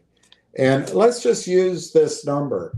Let's say, of course, you can tell me I'm smoking pot, which I don't do, never did. Let's say there's 256 million by the end of the year out of AI partners when they merge. Let's just say that. And let's say it's 25 times revenue is the multiple. That's 6.4 billion. And let's say the outstanding shares, let's use 200 million. I have no idea how many shares it's going to be. It's $32 a share, Justin. I would buy everything they give you. I just buy everything they give you.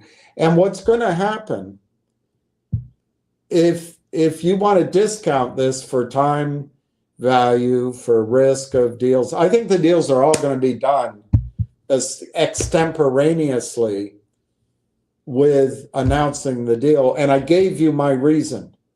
I don't think these guys are as naive as Brent Sun. I think they understand if you're going to create a $1 billion company using Logic's target, you've got to get the deal agreed with all 7 or 8 players at the same time. If you break it out, it melts away. But so I think it's being too conservative to say, well, we'll plan on that revenue at the end of the year or next year. These partnership groups are already doing 400 million in revenue. So I don't think it's fair to do that. So I think when the company finally announces its MOU, I don't know how it'll work, but I think essentially rat-a-tat-tat, or it'll all be announced like one big presentation. I think they have a really good shot of coming out of the gate, Justin, using a 25 multiple at being valued, having a value of $32 a share. That's a value. I'm not saying it's trading there. But you're paying 36 cents and you're just worried who's selling it to you? By buying what they're selling, you and I don't have any money, but you and I are taking advantage of the criminal system And we're going to set ourselves up for a win here. Because even though you're having a hard time wrapping your brain about it, and I'm having a hard time coming up with their strategy and probably a hard time explaining it, but I think I get it. This stock will come out of the gate worth $32 a share. Now, is it worth $32 to trade in the market? That's a different question. But I think sitting in boardrooms, in VC capital rooms, in wealth advisor rooms, in retirement planning rooms, in investment banking rooms, I don't see how it doesn't come out of the gate on their PowerPoints and on their fancy presentations. There'll be one hot chick in the room, the guy that doesn't wear a tie, and then there'll be a few that wear the tie sitting around. There'll be the paper PDF presentation, but it'll be up on the screen, and there'll be one of the guys talking pretty formally. There'll be another 2 or 3 coming in from around the Canada, and it'll be a big presentation. And it's very important. Got to get it done. We were out at Club Monaco last night until 1:30. It wasn't that fun, and we didn't quite get in at for the 7:30 Squawk Box call, but we got in at 8. And hey, it's good to see you, Sue. Hey, Chad, let's go into the conference room. We got to get this done before the market opens. And they'll have that meeting. The number they're going to focus on is $32 a share. Now, will the stock be trading there right away?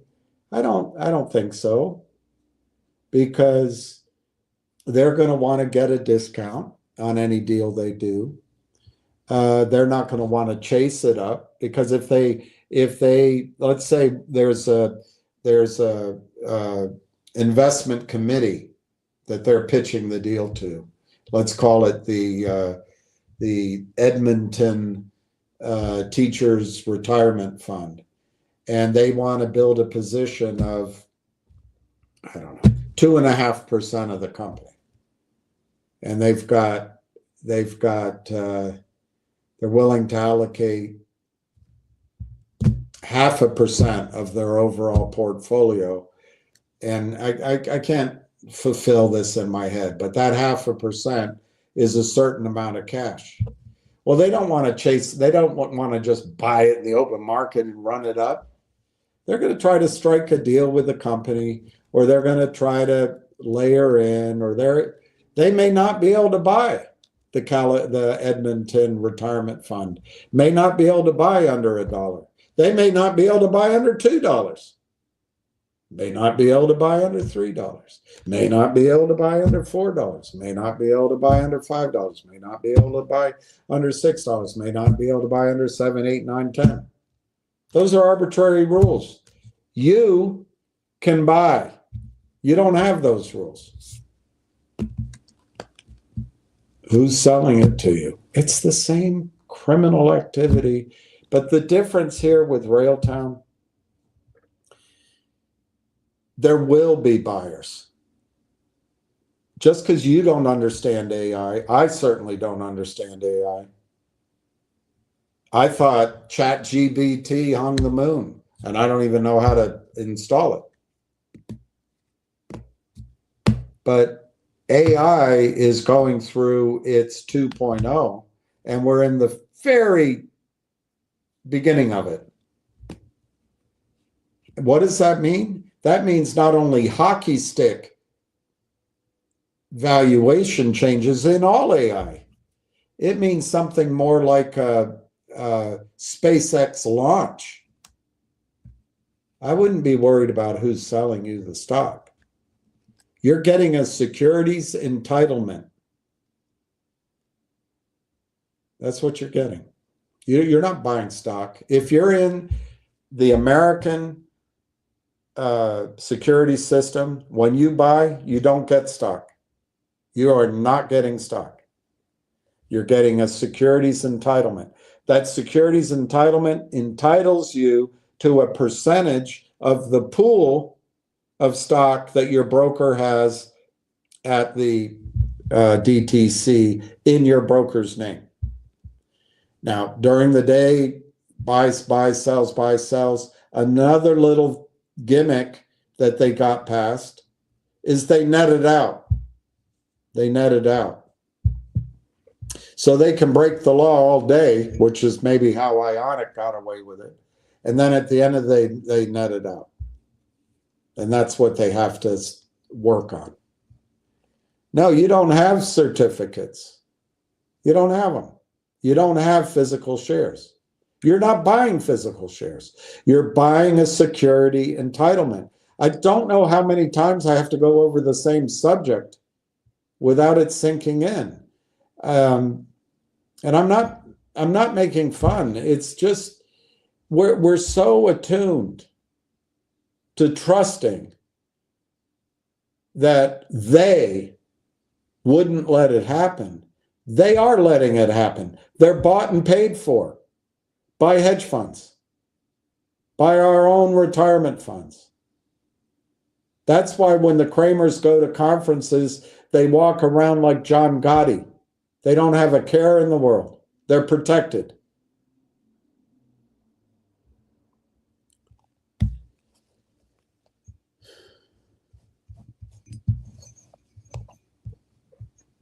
The only way you can get physical shares, the only way you can know you have securities is ask for delivery.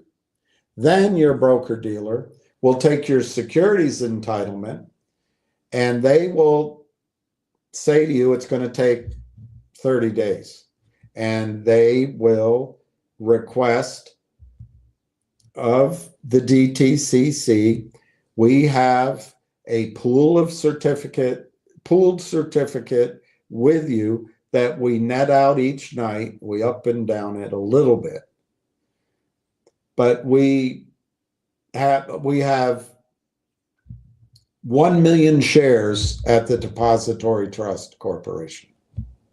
But in our system, Justin and Justine, they own 6 million securities entitlements representing 6 million shares. But each entitlement is only worth their pro rata of that 1 million shares. But that's all you have is security entitlement. Now, they know this. They're trying to emulate the fractional reserve banking system. That's all they're trying to do. Fractional reserve banking started probably with the Medicis, maybe a little bit earlier. It certainly accelerated in Holland, probably France, but that was, I think, after John Law. And in the UK, the king needed to adopt these strategies. But it's all concepts of what money is. And it started very simply. If you can imagine a Venetian merchant plying the Mediterranean, selling, buying silk from Marco Polo in Palestine, and then bringing that to whatever that island just off of Venice is called, where they blow glass, bringing it to a factory there and making Brandolini ties. And then they sell the ties to the tourists, or hats or pantaloons or whatever was popular then. They sell them and they collect specie, which was a various qualities of silver and gold. Let's just focus on the gold. Well, silver and gold. Probably not copper. They get all this. They bring it to their goldsmith, their silversmith. They melt it down because they're always profitable. They only need a little bit for making change. They melt it down and they make gold bars and silver bars. They take it over to their own bank, the Medici Bank. They put those bars in the bank. Now this silk merchant wants to go to Holland to buy a Van Meer's painting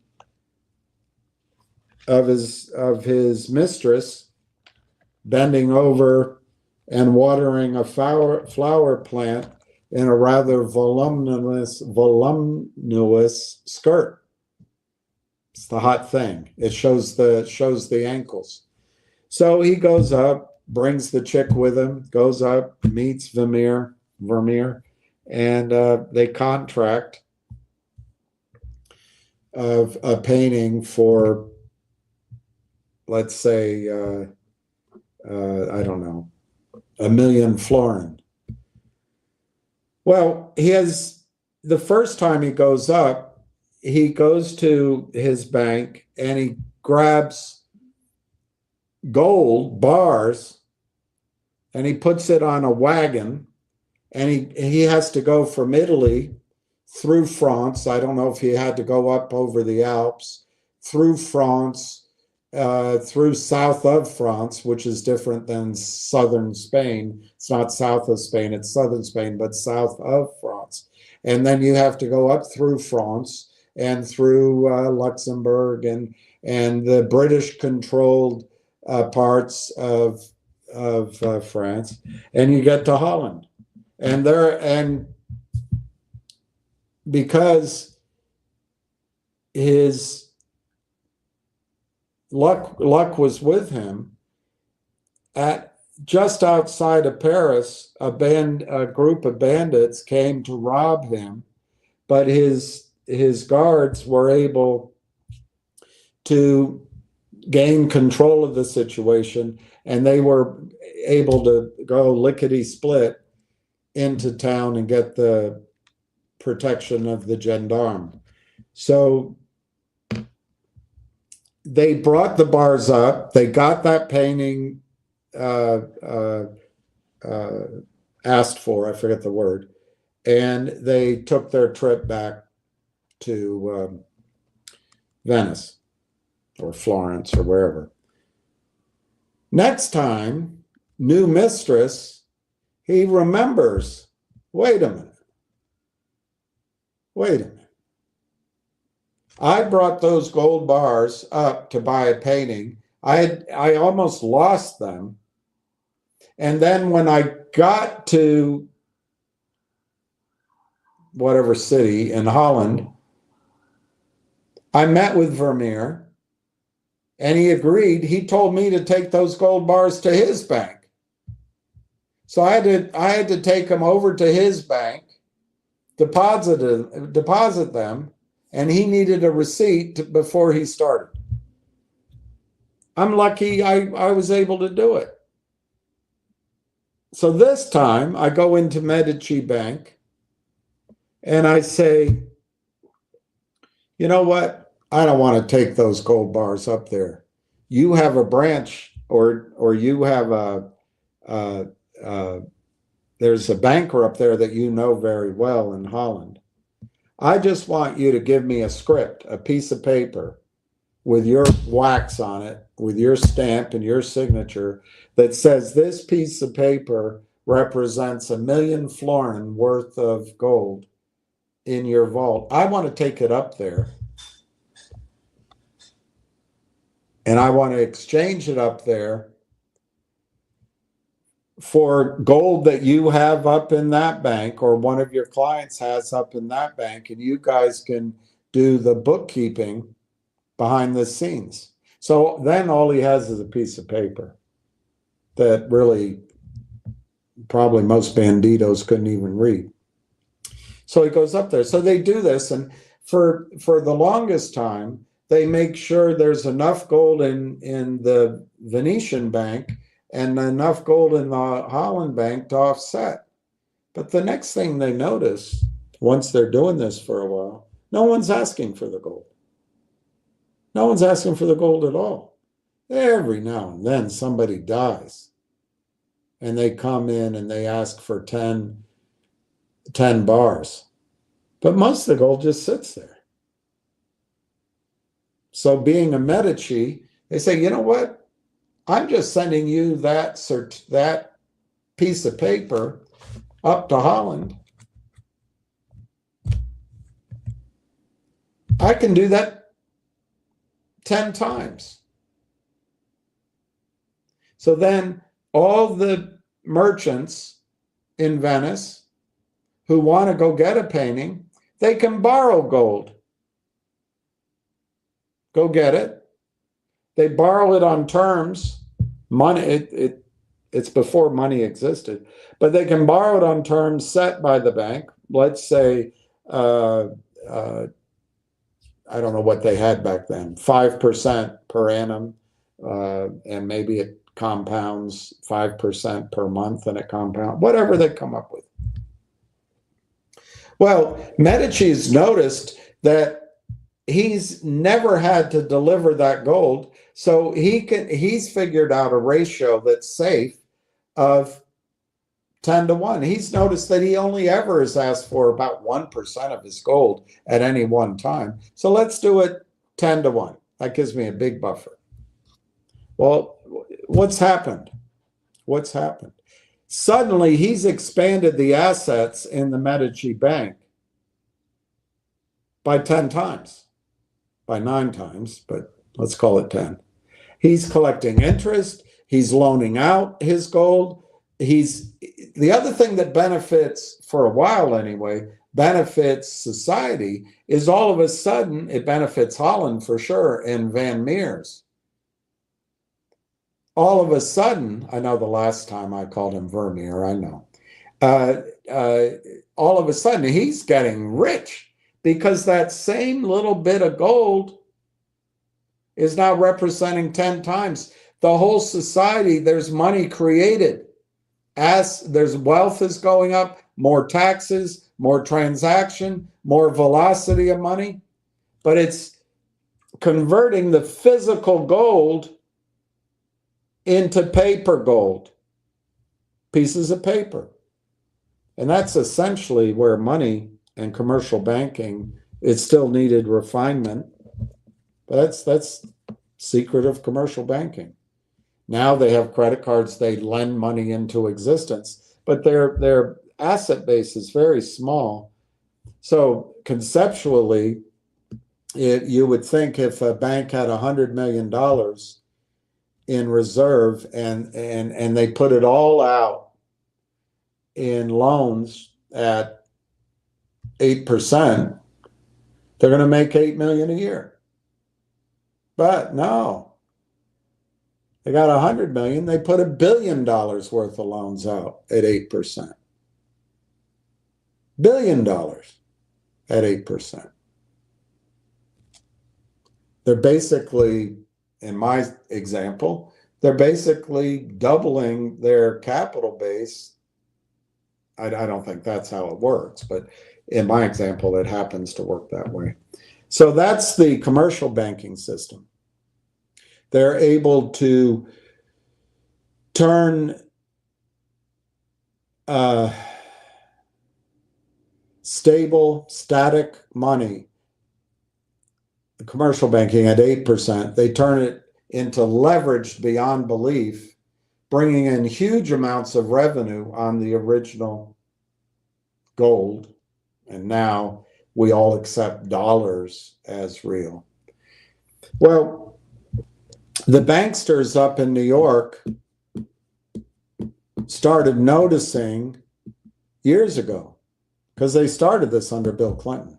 They started noticing years ago, with the advent of the computer and under the excuse that it saves time and the biking of certificates, and it's complicated, and the paper crisis and the volume, and they noticed that people didn't really ask for their physical certificates. They didn't really move it from margin to type 1 that often. They never asked for delivery. Now, that wasn't always the case. That wasn't always.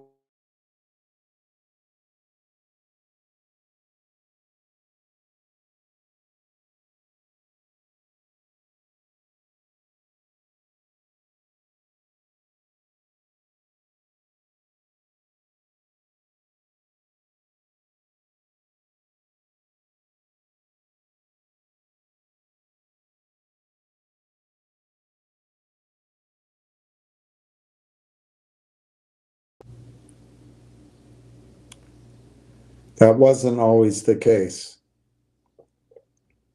It used to be that people kept their certificates at home, and they had gone through the Depression, and they wanted that proof. But slowly over time, they were showing, telling, making. It started with the Merrill Lynch cash management account, the CMA account. The whole idea was to bring everything into an account, and then you could borrow against your securities, write checks, use a card, all that, and expand it around Wall Street. And they slowly were showing customers the benefit of just keeping their securities in the vault. Don't do this back and forth. It's safer. We can lend against it. It's there if you. So the banking system, the investment banks, the brokerage firms recognized a similar dynamic. Maybe 1% of the people ever asked for their physical securities. Well, they're just sitting there. They belong to Justin. They belong to William. But if we can get Bill Clinton to change the rule, we could put those certificates in a vault like the gold. The problem is certificates are not fungible the way gold is. All gold looks the same. I mean, it's in different shapes, but it's, if you didn't have a stamp on it, you can tell who owned it or what. Well, they needed to make certificates a blob.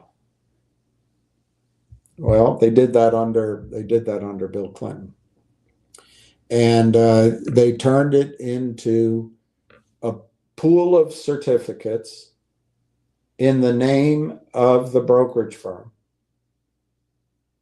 not in Justin Babish.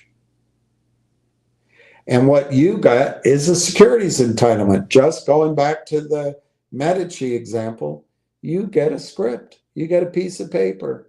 It says you are entitled to.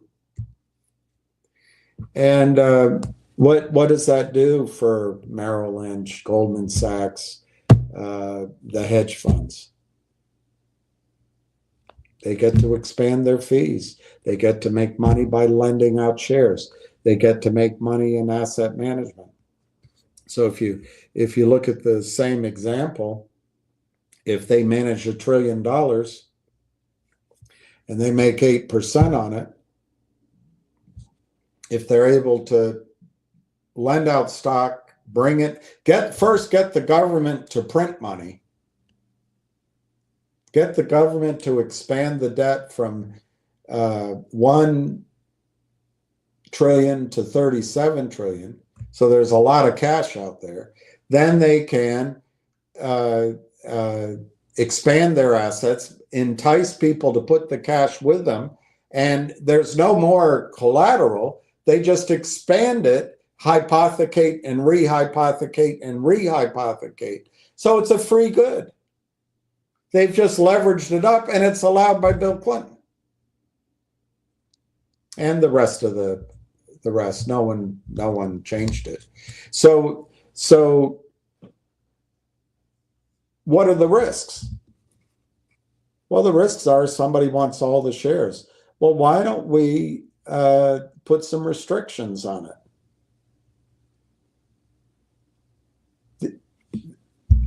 The only way, and they did this around 2010, the only way you can be in the system is electronic. They turned it all electronic. They made it all paper. They made it all securities entitlements. If you want out, it's going to cost you a few $1,000s. If you want back in, it's going to cost you more and time. So if you want to trade, you don't want to be out of the system. The system is all electronic. It's all securities entitlements. You have to agree that your shares, I'm sure it's in the deep writing, that your shares are securities entitlements if you want to be in the system. Now, so what does Goldman Sachs have to do, or Fidelity? When you want to sell, they take that security entitlement and they sell it.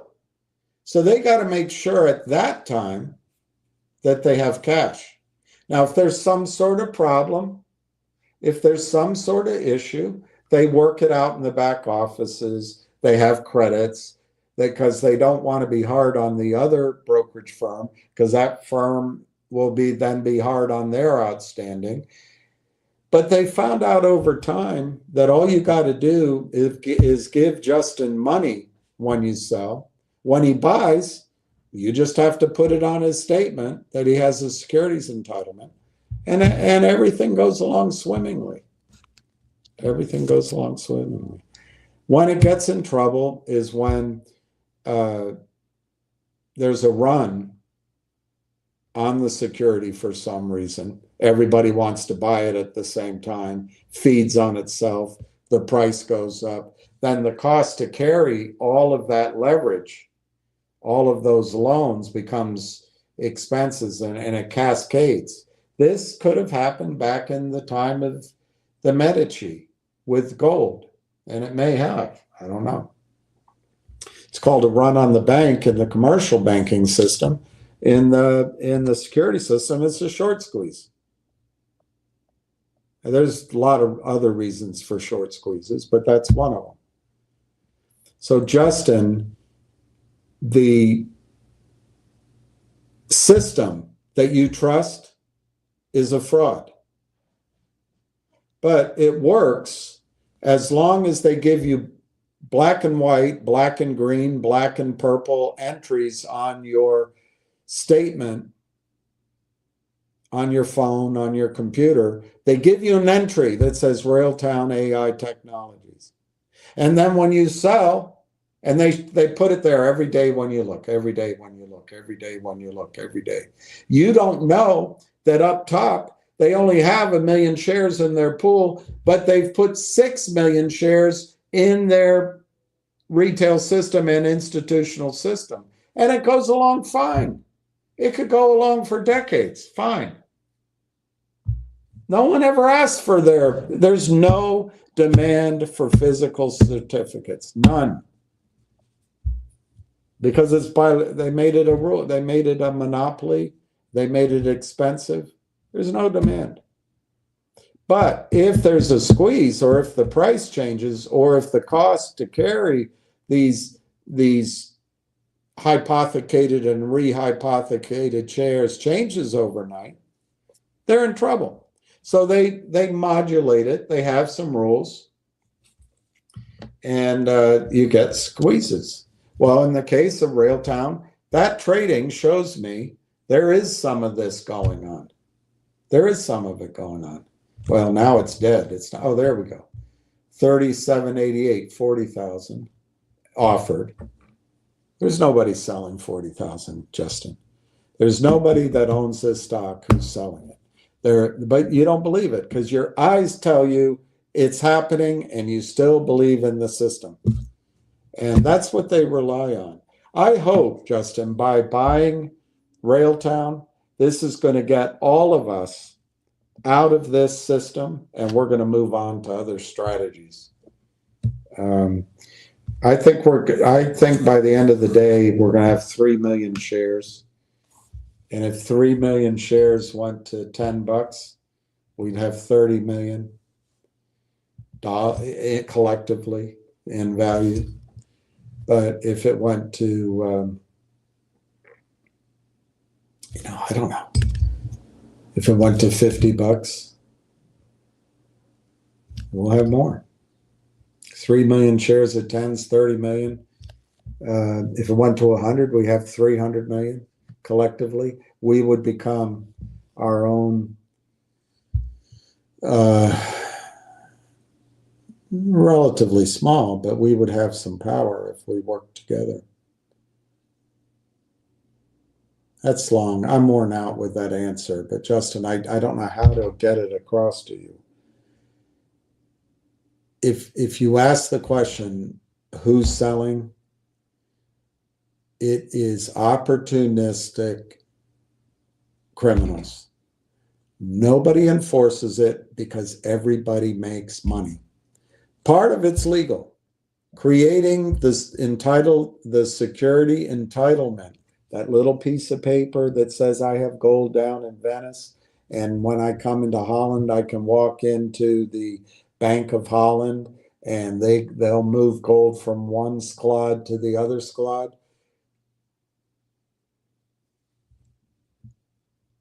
That's all the security system is now. And it works as long as there's trillions of dollars being invented every year and there's no crash. It works as long in specific stocks as long as there isn't a run on the stock causing a squeeze.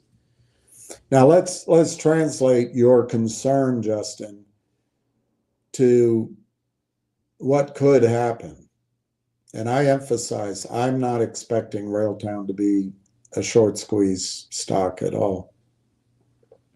But to the extent, like Ionic Ventures, I was told what they do with Logic, they do it every day. Essentially settle their books at the end of the day. So they start selling shares they don't own, will never locate. It's illegal, but they're good clients. They're good clients. And lawyers will paper it over by lying, by saying, they have a right to stock in 6 months. And they had it's just all, and they have these derivatives. It's all right on the edge. I think it's lying. So every day Ionic would come in and sell Logic. When it's down, buy it back. They do it with high frequency trading. It was computers, and they're doing it for a tiniest little bit of a penny. And that's probably what's happening here in Railtown while nobody's looking. But is it going to happen, Justin? When the people who backed Railtown, when the big investors in Railtown, the institutions in Railtown, if there are any, the people who know Corey and Marwan, if those people cannot buy right now, it sets up a market where you come in and you buy, or I come in and buy, they have a chance to short, even if it's for a quarter of a penny. Because those big boys can't buy. Canaccord Genuity, who's handling the merger and acquisition, which was announced February 11th. You can look it up and read it. That's where I'm getting my information. They cannot solicit orders from institutions. They cannot solicit orders from retail. They cannot solicit orders from family offices. They cannot solicit orders from any of their clients. So there's no buying out of a great swath of AI-trained investors from Canaccord. AI Partners has 161 companies, including OMERS. What's OMERS? Ontario Municipal Employees Retirement Fund. They have guys from there. They have at least one or two of the guys that were the architects of Constellation Software. Look at that, $1 to $5,000 Canadian. That stock That is the modus, that is the methodology that's going to be applied here in all likelihood, because those guys are here. But they can't buy. All those people involved in the 160, they can't buy. The investors can't buy. The whales can't buy. And nobody can buy. It's a Canadian company. Canada's not as big as we are, but I would imagine that Canaccord represents a good deal of buyers, and they can't pitch the story. Why? Because there's material information being created behind the scenes.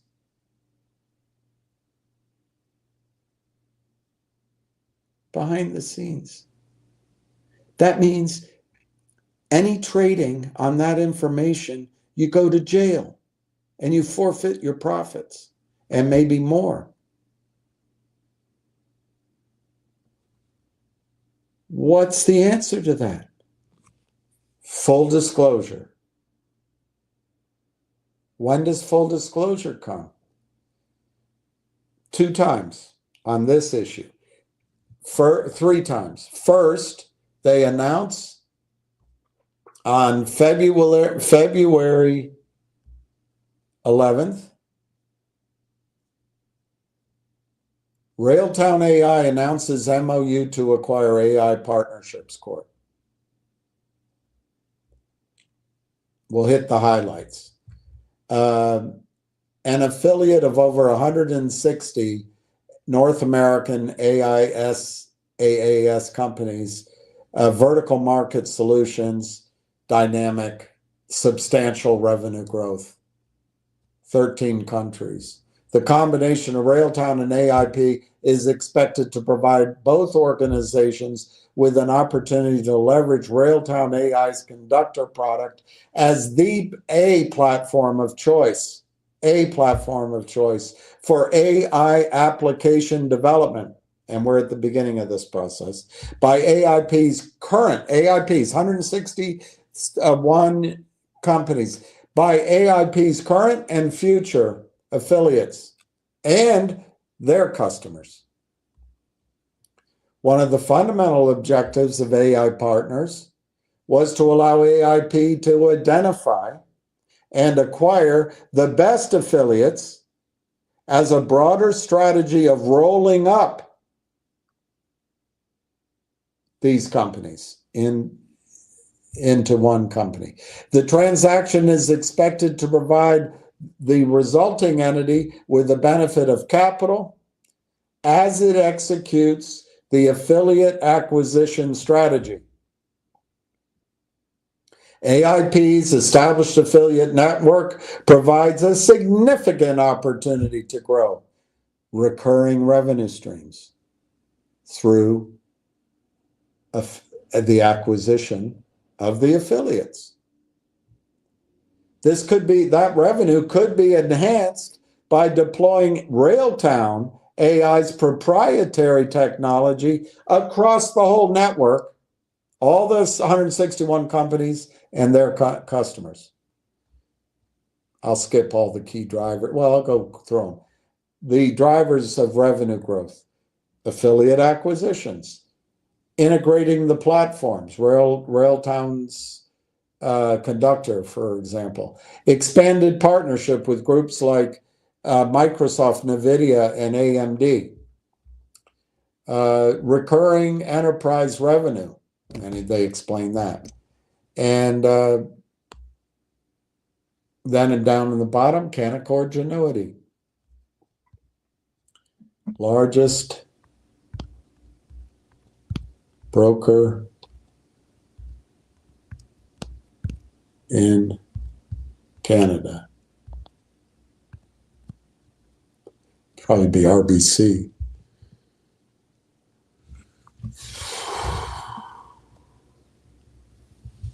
Okay, the largest brokers in Canada: TD Securities, CIBC, RBC, and next, Canaccord. So they're one of the top 4.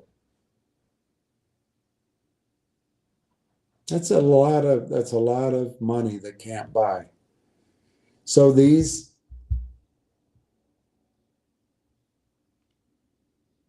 short sellers or day traders, it may be as simple, they come in, Justin, as you're buying, they sell, and they just want to buy it back. Look, I gave you an example if they did it once during the day. 100,000, they came and did 50,000 shares. They sold it to you at 37.7 and then bought it back at 36.5. They make a penny, $500.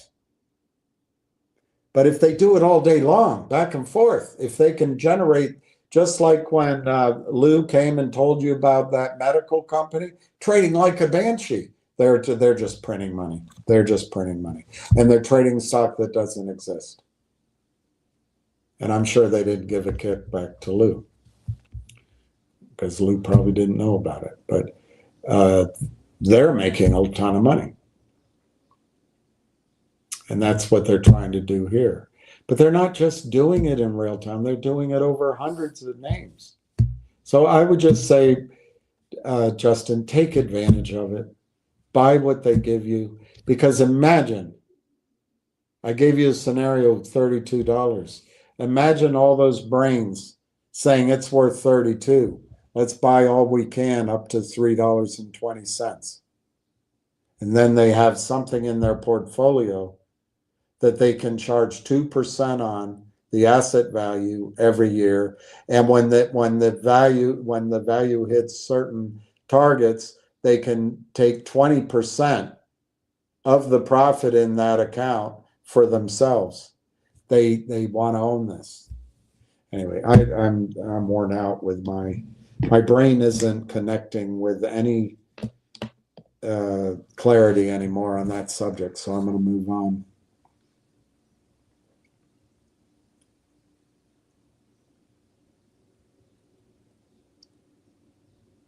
ADH. Did I put that down? Yeah, I did. Thank you, ADH. Hey, Richard K. Color me shocked. Pete Sessions goes back on his word to get the share count.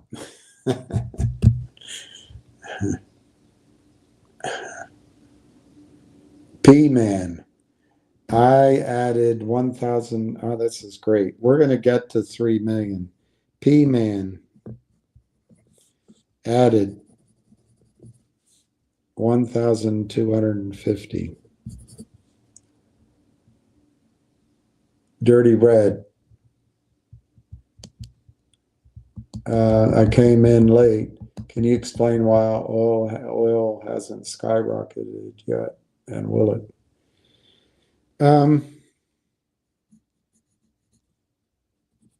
That's a powerful question. Railtown's down $0.015. G-Bucks is down 7 cents. Finger is down 7 cents. GTII up a penny. Gosh, guys, take it while it's there. It won't be there forever. Take it, take it, take it. Man, I wish I had my GTII. I'd sell it at 19 cents, 18 cents, 20 cents. I'd put it all in Railtown. Luckily, I swapped it for Logic. Nixie's down 7 cents too. So everything's down 7 cents.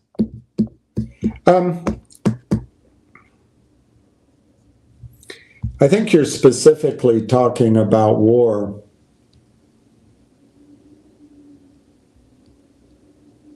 Let's see what's happening in the war.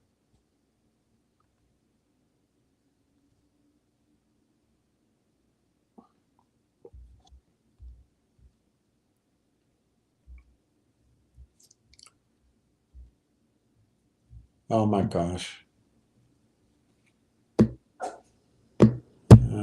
Trump, I can't support Trump anymore. I can't do it.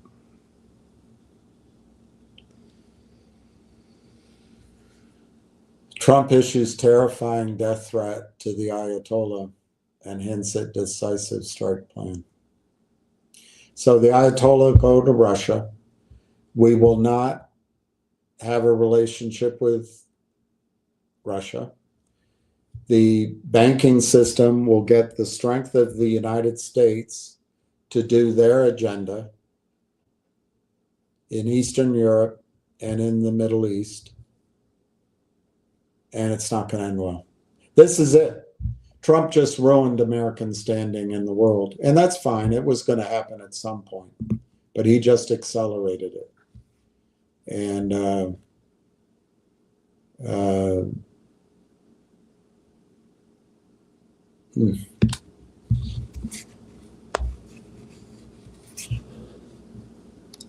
And we better make sure that Taylor Swift and whoever the guy she's hanging out with are happy.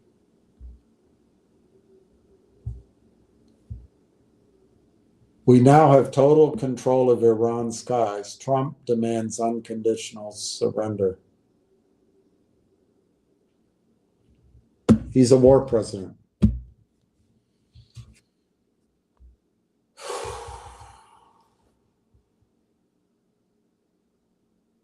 The Democrats might get off their ass now, and Congress might stop it. I hope they do.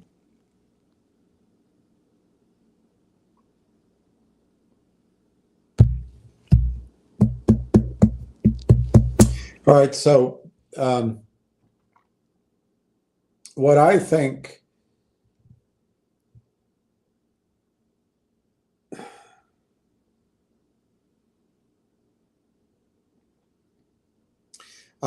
Wall Street is believing the headlines that we have this under control. So there will not be an interruption of the flow of oil. I don't think much, it's interesting. I can't remember. My brain is telling me 20% of the world's oil comes through the Straits of Hormuz. That just sounds low. But I think that's why. I think the world thinks Wall Street thinks Trump has it under control. I don't think that's going to be the case. I think he's making a disastrous mistake. He's stepping into the neocon role that he spoke against. He's stepping into the Zionist role that he spoke out against. And he completely abused the trust of negotiations because he sided with a war criminal, Benjamin Netanyahu. So welcome to the rest of your life. It makes it more important for us to get a pool of money. I think Railtown's it. Problem is, silver's going to go at the same time. But Finger didn't work, GTI didn't work, several others didn't work to create that nest egg. So we got to go the way we can. I think you can make 10x on your money in the short run on Railtown. Maybe at that time it'll make sense to go to silver. I have a feeling we're not going to want to sell Railtown. So we'll play that out as it goes. If the Straits of Hormuz shut down, I would think oil would go to $300 a barrel. If Iran launches missiles at Saudi Arabia or the UAE, oil could go to $600-700 a barrel. And the world is shut down. And Trump is he's being an idiot.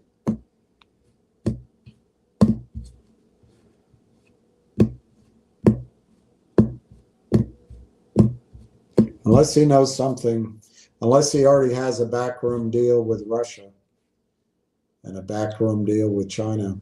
I do not believe Iran was, Benjamin Netanyahu has been singing from the same songbook for 30 years about Iran having nuclear weapons.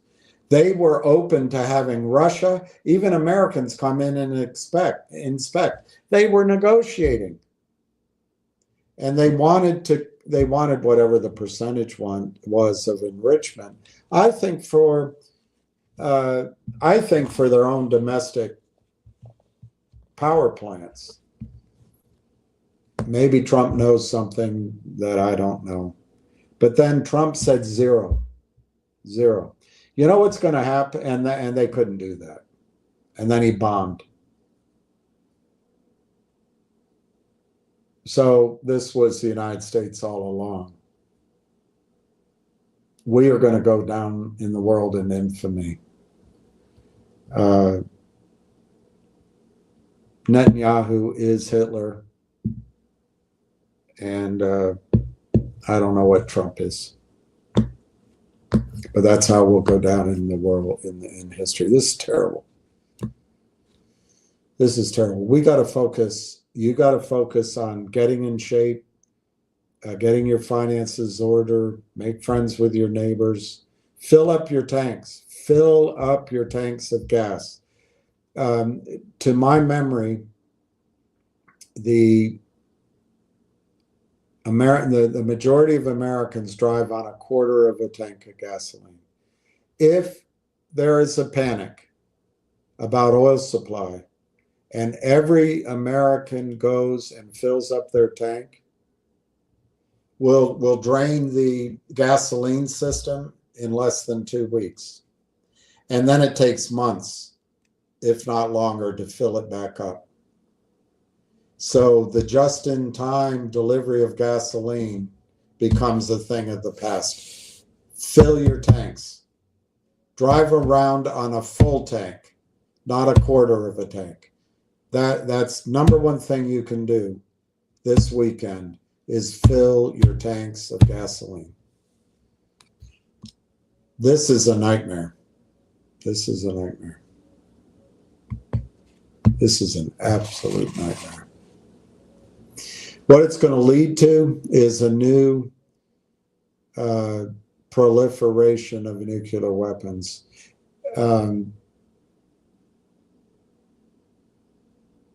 Every rogue state that we think's a rogue state is going to get nuclear weapons, because we would never do this to a country who had nuclear weapons. And either Trump knows something that the rest of the world doesn't, or he's just believing Netanyahu's lies.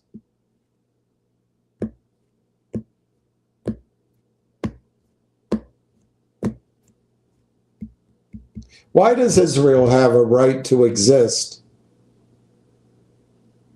in ever-expanding borders? Why? Was that the deal? Was that the deal? We'll give you this. And everyone said, we hate it. Oh, God, look what you did. That right of return, all that. But it got passed. But that wasn't good enough. Expand, expand, expand, expand, and expand more. The United States is going to go down with Israel. I think Israel is going to be a failed state. They have supposedly 10 million people. I don't know how many are Jews. Probably the majority. Meanwhile, the Palestinians are going to be wiped out. They're starving. The children are going to be ruined for life. So we're complicit in a genocide, and the rest of the world won't forget it. The rest of the world won't forget it. It's a shame. We could have gotten this under Biden or Obama.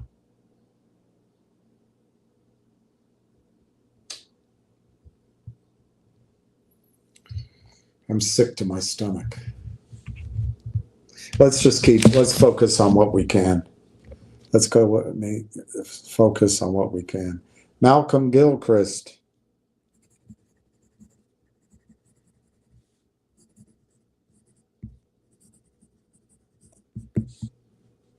Wow, good job. That's enough. That's enough.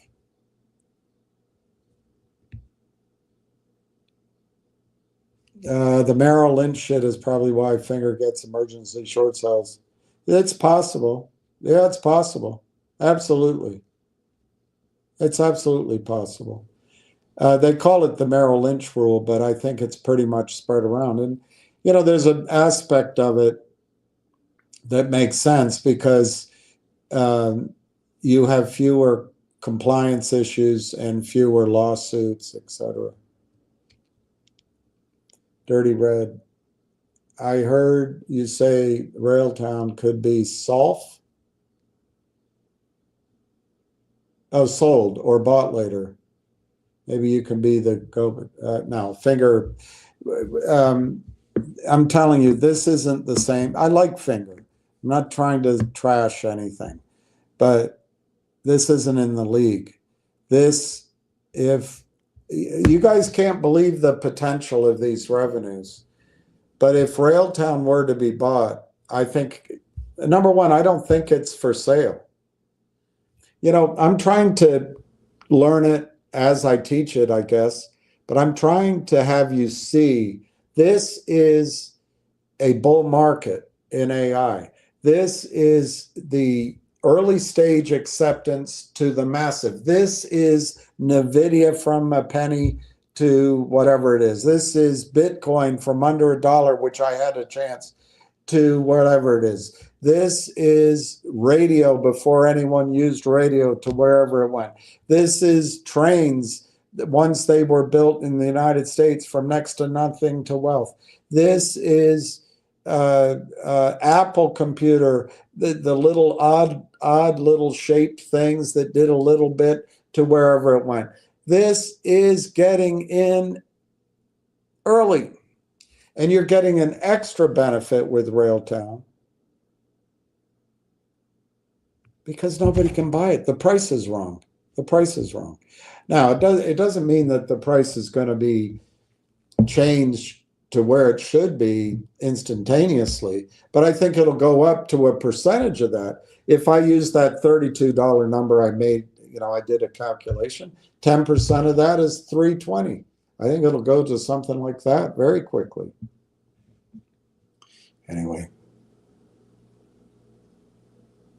the buyer for Railtown will be some big company that's behind in AI, but needs AI on its balance sheet. And it'll be organized by an investment banker. It'll be a portfolio thing. But a buyer, you know, you could start with the list that they have on their website, which includes Microsoft, AMD, and NVIDIA. You can start with those companies. Those would be the kind of buyers. And you would get stock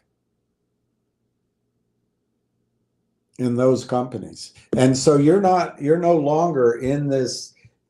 Do you understand what I'm saying? If you have enough Railtown, you can get out of this. What's the next meme stock? What's the next thing? This is going to change your life money. Your life will be changed. Let me just look at today. Let's look at Malcolm Gilchrist. He's got 4,600 shares.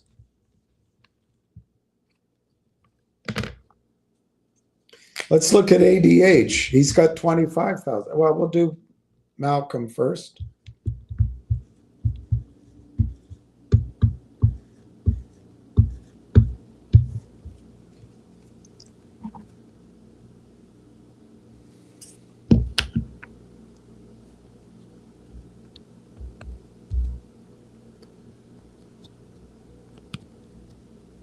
$150,000.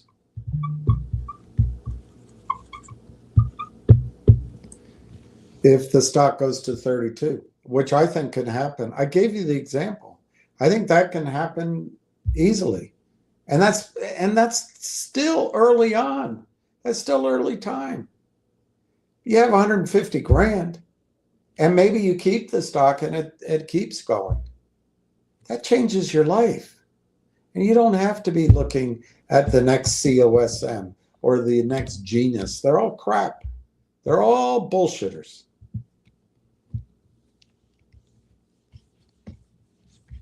I think there's good people like Martin and Brent, but they're down. You know, the way the market is set up, the odds are just so against it. Let's look at this other one, $25,695 times $32.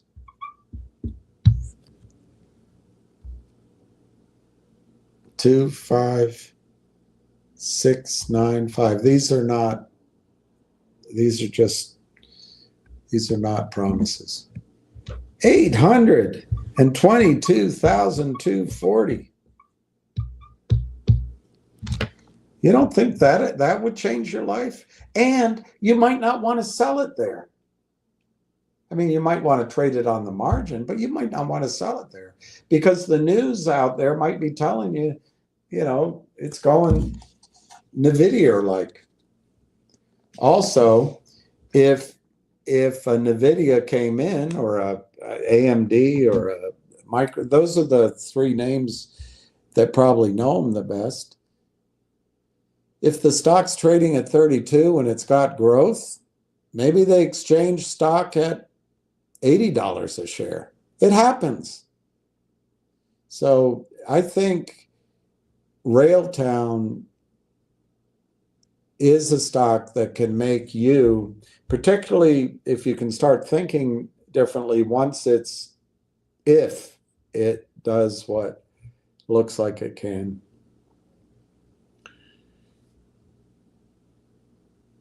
An account with 150,000 or 100,000 or 1 million or 2 million in it from this, if you can change your mindset and we have to play, there's a lot more information over time, but all things being equal, if you could just hold it, not spend it, not trade all these other things, that's something that can change your life. And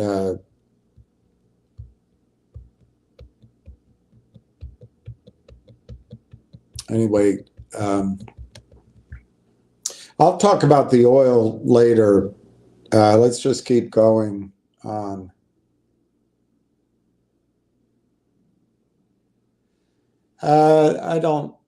My eyes are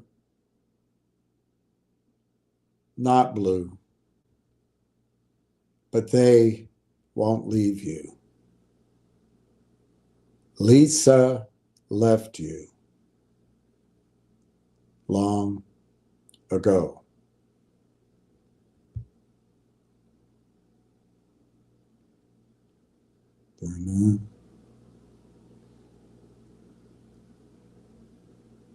To the sun.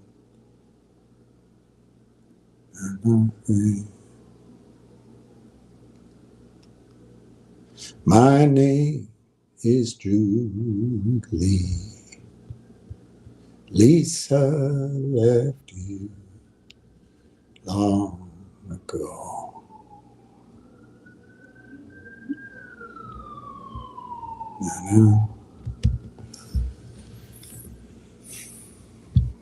Can't get the whole lyrics in my head. Right now, I can read here. You're right. I can read here. I can read up close. That's my right eye. My left eye, though, I can't read. Can't read. But together, they seem to get it done.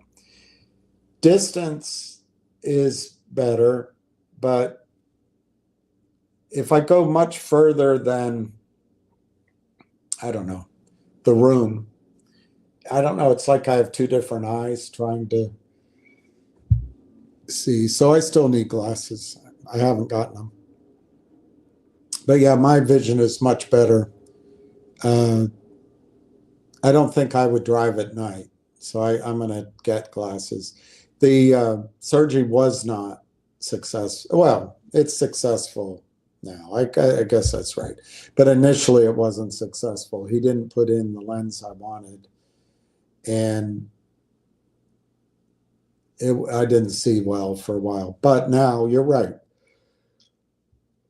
In fairness to him, you're right. But he suggested that he could, because I have an astigmatism, and he suggested he could go in and do some work. I don't think I'm going to have that done. I think I'll just wear glasses. And he said he could try to change this lens to the one I wanted. And I don't want to go. I don't want to do it again. So I'm just going to wear glasses. That's all right. The irony is, before this happened, my left eye was my best eye in terms of everything. I don't know. The astigmatism doesn't make my eyes perfect. I can't read with this eye anymore. I used to be able to read very well with this eye. I can't read with it at all. And then this eye is still as bad as it ever was. But, you know, fact is, I could drive.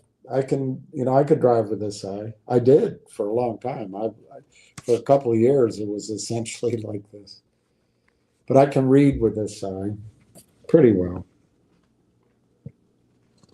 Anyway, I got my glasses. I guess he didn't do contact lenses. I got my prescription for glasses, and I'll go buy some. And I'll be happy with them. But you're right. It's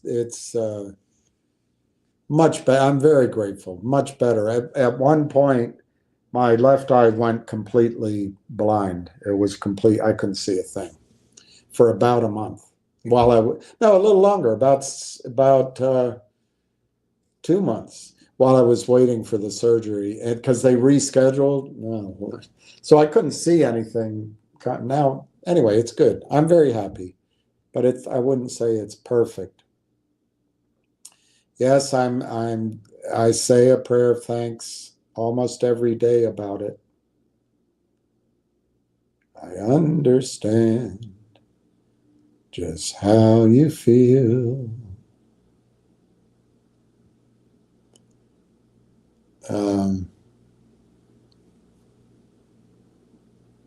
I'd tell you guys, Railtown is a screaming by. I wish I weren't distracted by the war, but I know it troubles people to think about selling dead stocks, but I'm telling you, if and when, but it's not a question of it. It is a when, because they're announcing, the more they announce these, whatever you want to call them, revenue, they're not really revenue deals or partnerships that they're announcing. And the more certain I am that February 11th MOU is going to be completed. And I think it's going to be completed in June. We've only got 2 weeks left. And when it happens, you're not buying the stock at 40 cents anymore. And going back to the financing, I think 75 cents becomes the target. Why? Because that's where they price those warrants. Yeah, I think that becomes a target in the short run. It won't stay there. And on the oil, sentiment can change on a dime. If there is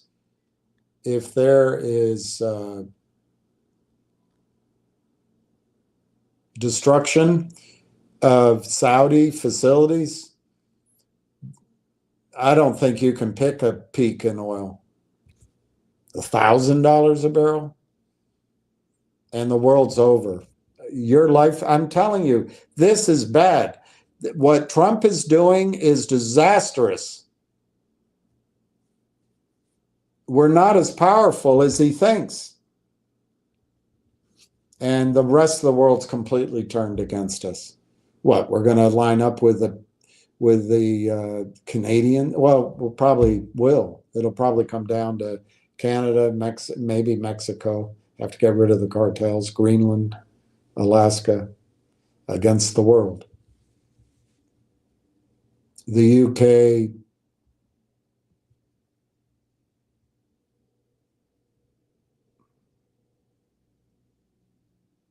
at some point, they're going to be like a tick. They're going to hop off the eagle, and they're going to pop on the bear, the Russian bear.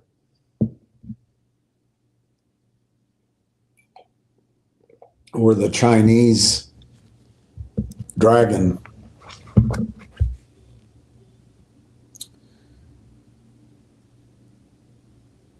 She was your own. She was your only love.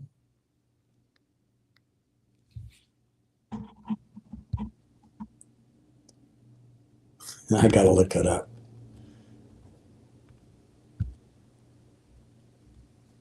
Jesse's, Waylon's wife used to be gorgeous. But then she got older. Jesse Coulter. I'm not Lisa.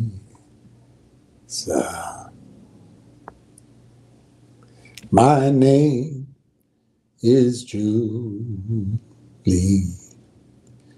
Lisa left you years ago. My eyes are not blue, but mine won't leave you till the sunlight has touched your face. She was your morning light. Her smile told of no night. Your love for her grew with each rising, I can't get it, with each rising sun. And then one winter day, his hand led hers away. She left you here, drowning in your tears, here where you've stayed for years, crying, Lisa, Lisa, I'm not Lisa. Yeah, that's a good song. All right, so PJ 135. Moving us closer to our goal of 3 million. I'm frustrated with Finger and G-Bucks, but G-Bucks, they might, I don't know. They still have that pending gold deal. When you look down the news stories, they've got two things. I mean, if they can get that bigger deal done, but they, you know, so added another 10K. All right, PJ 135. I'm really distracted by this war. It's making my stomach churn. It really is making me. The only guy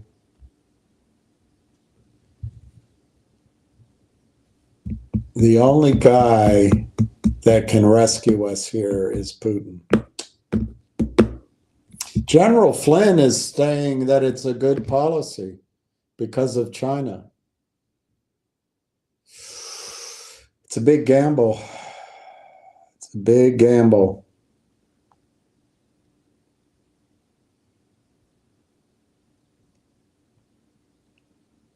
$32 and Steve picked up another 3,500. Guys, we're going to get to 3 million before you can say Ayatollah.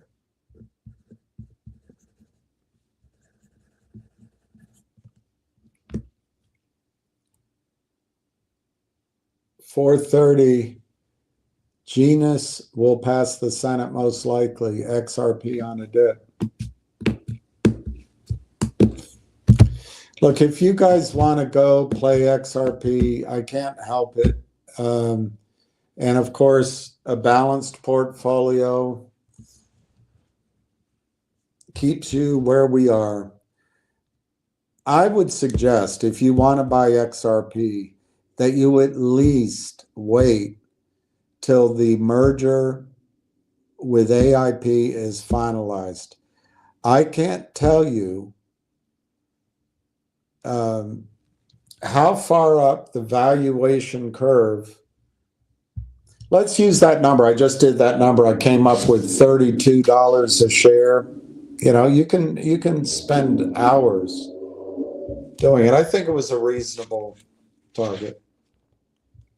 And if you say, well, I want to discount the risk in that, you know, taking 90% off of that number, just using 10%, it's 320. But let's say you do it at maybe because we're a bunch of wimps, we don't know what we're doing. I'm not being insulting. We don't have all the data. We don't have the projections. We don't have the revenue. We haven't done the weeks and months of due diligence, company by company by company. They do, but they can't buy. They can't buy. So the market's up to we happy few, we band of brothers.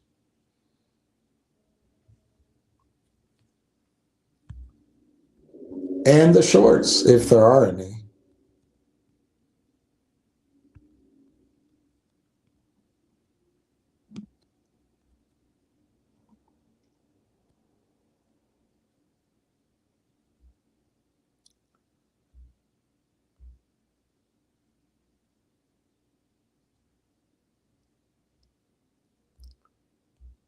We few.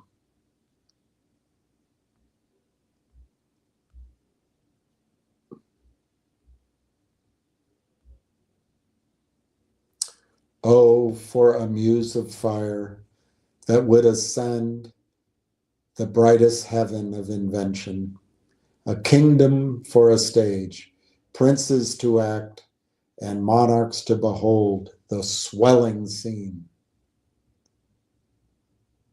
Can this cockpit hold the vasty fields of France? Or may we cram within this wood know the very casques that did affright the air at Agincourt? Once more unto the breach, dear friends, once more, or close up the wall with our English dead.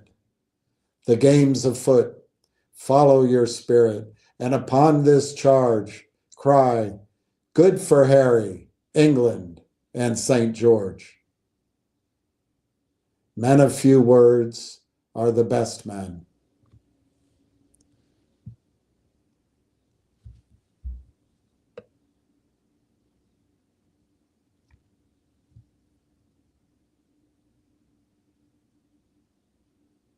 This story, shall the good man teach his son, and Crispian shall ne'er go by, from this day to the ending of the world, but we in it shall be remembered.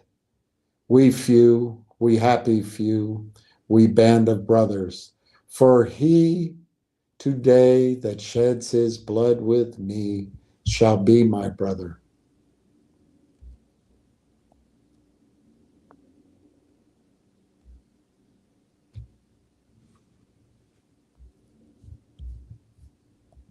Of course, they can't give you the whole thing. They can't give you the whole thing. Where is the king? The king himself is rode to view their battle.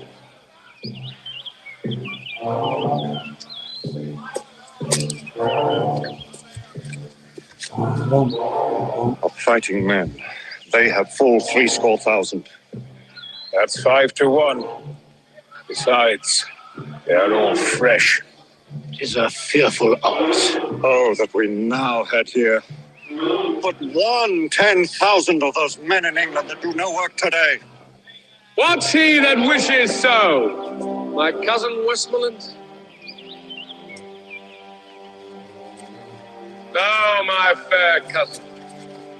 If we are marked to die, we are enough to do our country loss. And if to live, the fewer men, a greater share of honor. God's will, I pray thee, wish not one man more. Brother, proclaim it, Westmoreland, through my host, that he which hath no stomach to this fight, let him depart. His passport shall be made, and crowns for convoy put into his purse. We would not die in that man's company that fears his fellowship to die with us. This day is called the Feast of Crispian. He that outlives this day and comes safe home will stand a tiptoe when this day is named, and rouse him at the name of Crispian. He that shall see this day and live old age will yearly, on the vigil, feast his neighbours and say, tomorrow is St. Crispin's. Then will he strip his sleeve and show his scars, and say, these wounds I had on Crispin's day. Old men forget, yet all shall be forgot, but he'll remember with advantages what feats he did that day. Then shall our names, familiar in their mouths as household words, Harry the King, Bedford and Exeter, Warwick and Talbot, Salisbury and Gloucester, be in their flowing cups freshly remembered. This story shall the good man teach his son, and Crispian shall ne'er go by from this day to the ending of the world, but we in it shall be remembered. We few, we happy few, we band of brothers, for he today that sheds his blood with me shall be my brother. Be he ne'er so vile, this day shall gentle his condition. And gentlemen in England now abed shall think themselves accursed they were not here, and hold their manhoods cheap, whiles any speaks that fought with us upon St. Crispin's Day. That's Railtown. So it looks like I lost a bunch of messages somehow. So I only added 1, 2, 3, 4, 5, 6 people today. So we'll keep going. I know I do go overboard, don't I? I don't know. It just gets no. I actually think the news today and last week are prelude for when they get the whole thing done. Frankly, I'd like to see news that has revenue in it, numbers, so I could start playing with it and showing you. But I have a feeling they're not being specific about revenues because they're still locking down that transaction, I guess, of the core pieces of the AI partnerships acquisition. There's a lot of supposition in that thought process.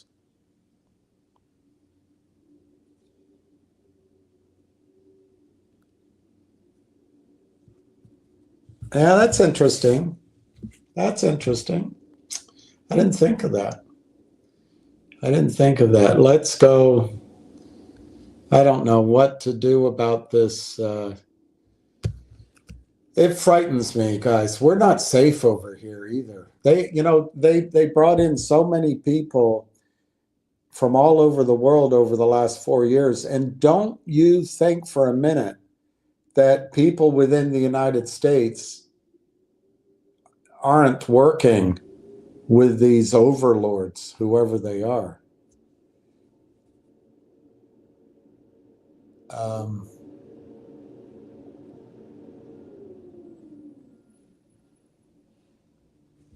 Let's see what RT says. Iran in the fight, why Moscow is watching and waiting. Trump demands unconditional surrender from Iran. There's the powerful Netanyahu. If Iran falls, we all lose. Why Tehran's allies see this war as civilizational. G7, a dead club, Medvedev. I agree with that. I watched G7. It was totally wimpish. You had this Goldman Sachs guy leading Canada, Goldman Sachs guy, I think, leading the UK. You had the chick that wants war. You had the chick who's named after Thornton Mellon in Back to School, who I think might be okay. And then you had Macron. I mean, it's yesterday. The future is Russia, Southeast Asia, probably Iran, the Middle East, big parts of Africa, South America. And what we're doing right now puts the nail in our role.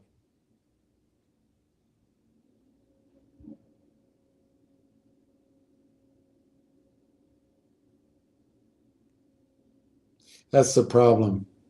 Who dares to take on the Israeli lobby? That's the problem.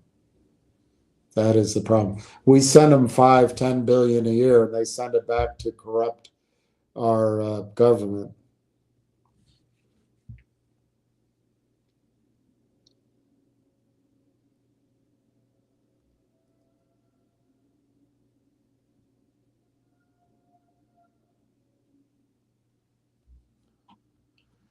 Oh gosh.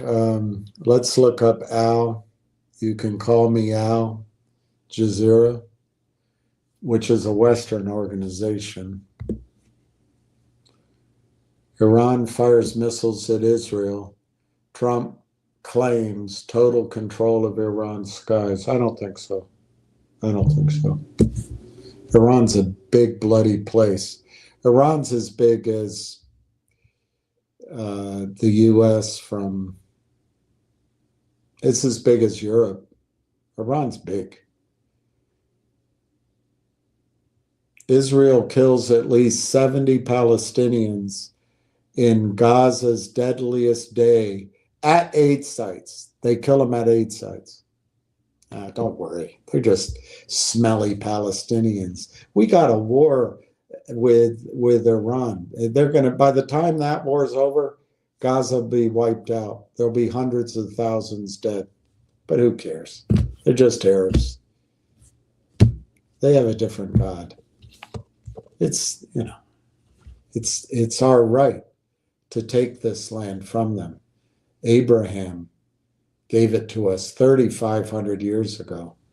We don't have it in writing, and anyone will tell you a real estate deal has to be in writing. But hey, trust us. Trust us. These people have been here for eons. We're from Brooklyn. Brooklyn.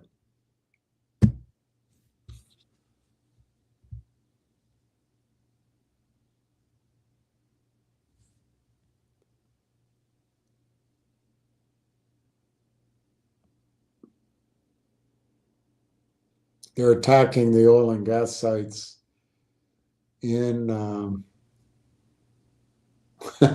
Trump says he won't waste time calling Minnesota's governor after the slayings.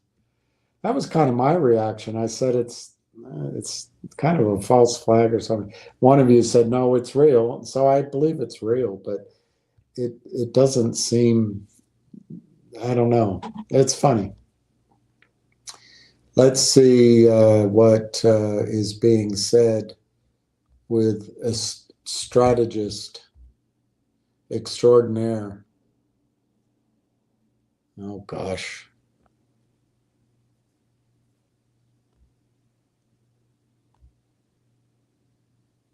Oh, gosh. Has Trump been played by the neocons? I think so. Trump tells the New York Post, I always knew the date for Israel attack on Iran. Guys, this isn't good. President Trump told the Post Friday that he knew Israel would strike Iran if the theocratic regime didn't quickly agree to a revised nuclear deal with the U.S. They were scheduled for Sunday negotiations. They were showing up in good faith. Why would they think we're going to be attacked? We're showing up Sunday to negotiate. I always knew the date, the president said, because I know everything. I know everything. I know everything. Oh, gosh. Is he losing it? Is he losing it?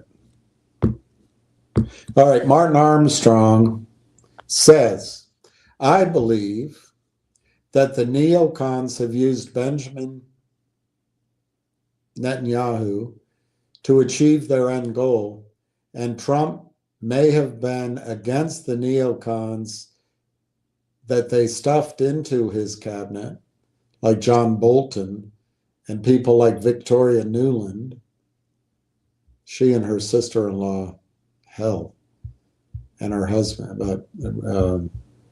Kagan. But they are clever and devious, the neocons. Bibi, as I said, went to school in Philadelphia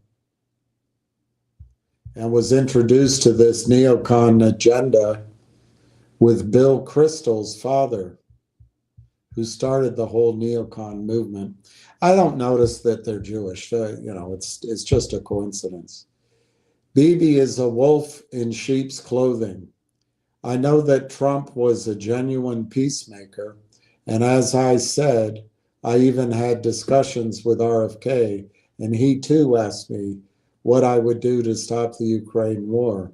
So I do know where their hearts are, or were, but they are not aware of the full extent of this neocon movement, and that Bibi is very much part of that. Trump has mistakenly assumed he is the head of a state, but his approval rating as of June 2024 was only 29% in Israel, about the same as John Bolton's in the United States. This statement from Trump, that he always knew the date, implies that the meeting in Oman was a decoy for Israel. Trump may assume that Israel is only trying to eliminate the nuclear capability of Iran, but that's not true. This has been an attempt to create regime change in Iran, which came on target on our computer for 2025.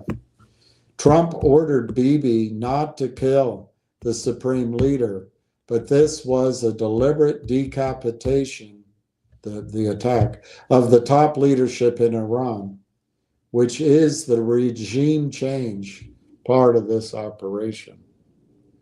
Trump's blunder, it is a blunder, in not realizing that the very neocons who tried to assassinate him because he was anti-war are not purely domestic.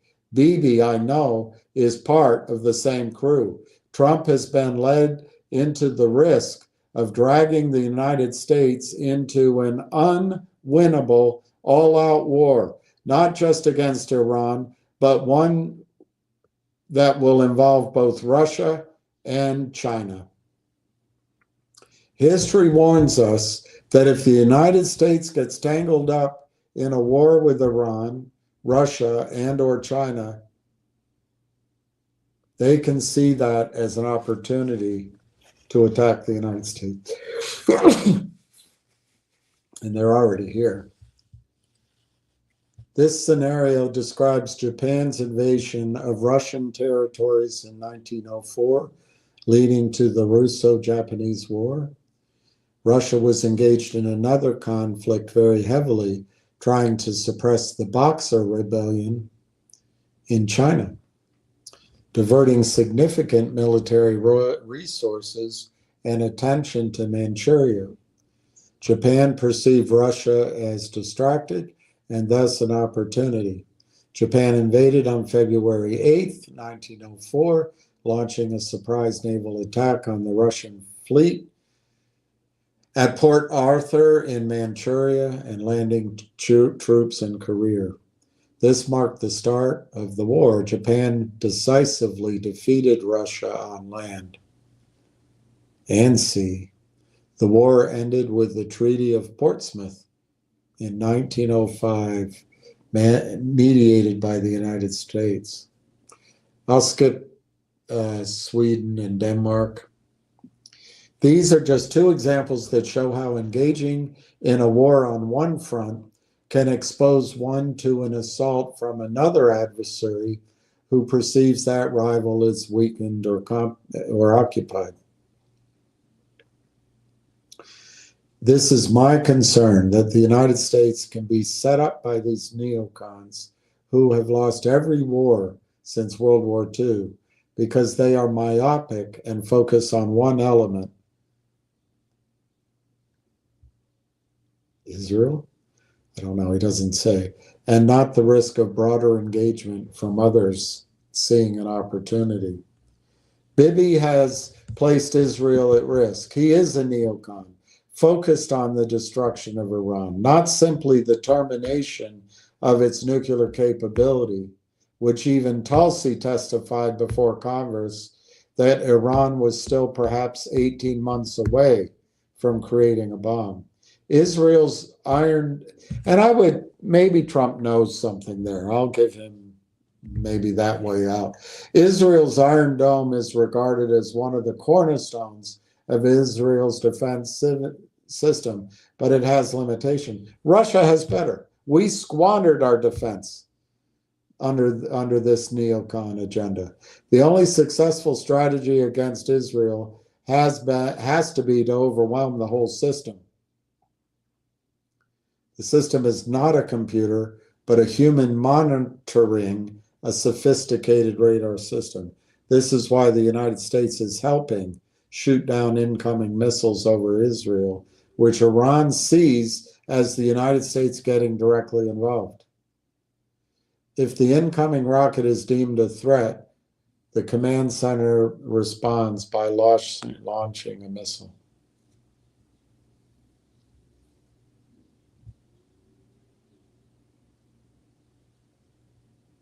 We do know that Iran has developed supersonic missiles,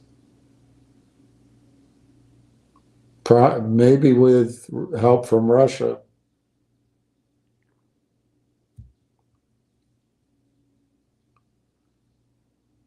Russia is the most frequently cited source of aid to Iran, especially following the deepening military partnership since Russia's being set up by the neocons to protect the Donbass in 2022, when Kiev started the civil war by the interim government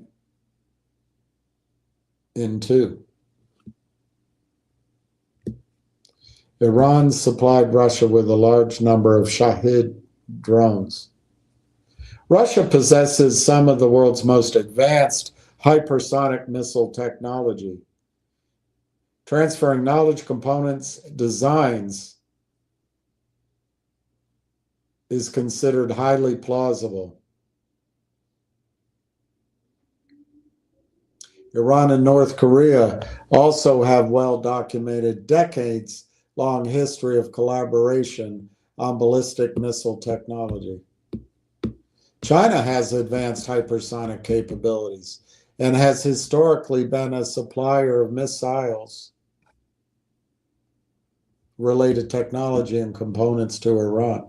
While direct evidence of China adding Iran's specific supersonic, hypersonic projects is less prominent in recent reports, China could be a source of technology. Iran strongly emphasizes that its supersonic and hypersonic missile programs are the result of domestic research.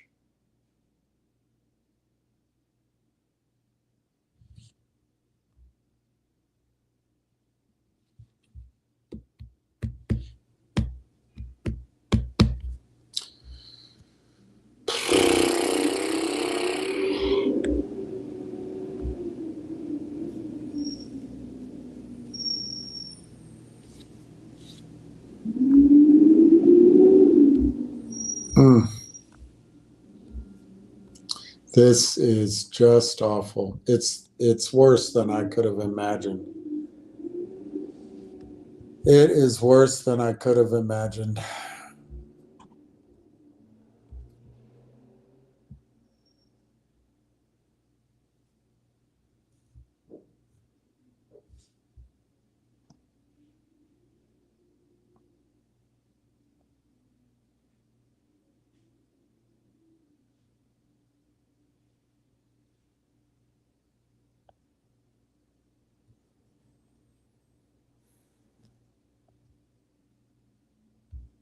Let's hear some of this. Have a good time. How about you? I did. I always have. That doesn't. That's before. That's before all of this.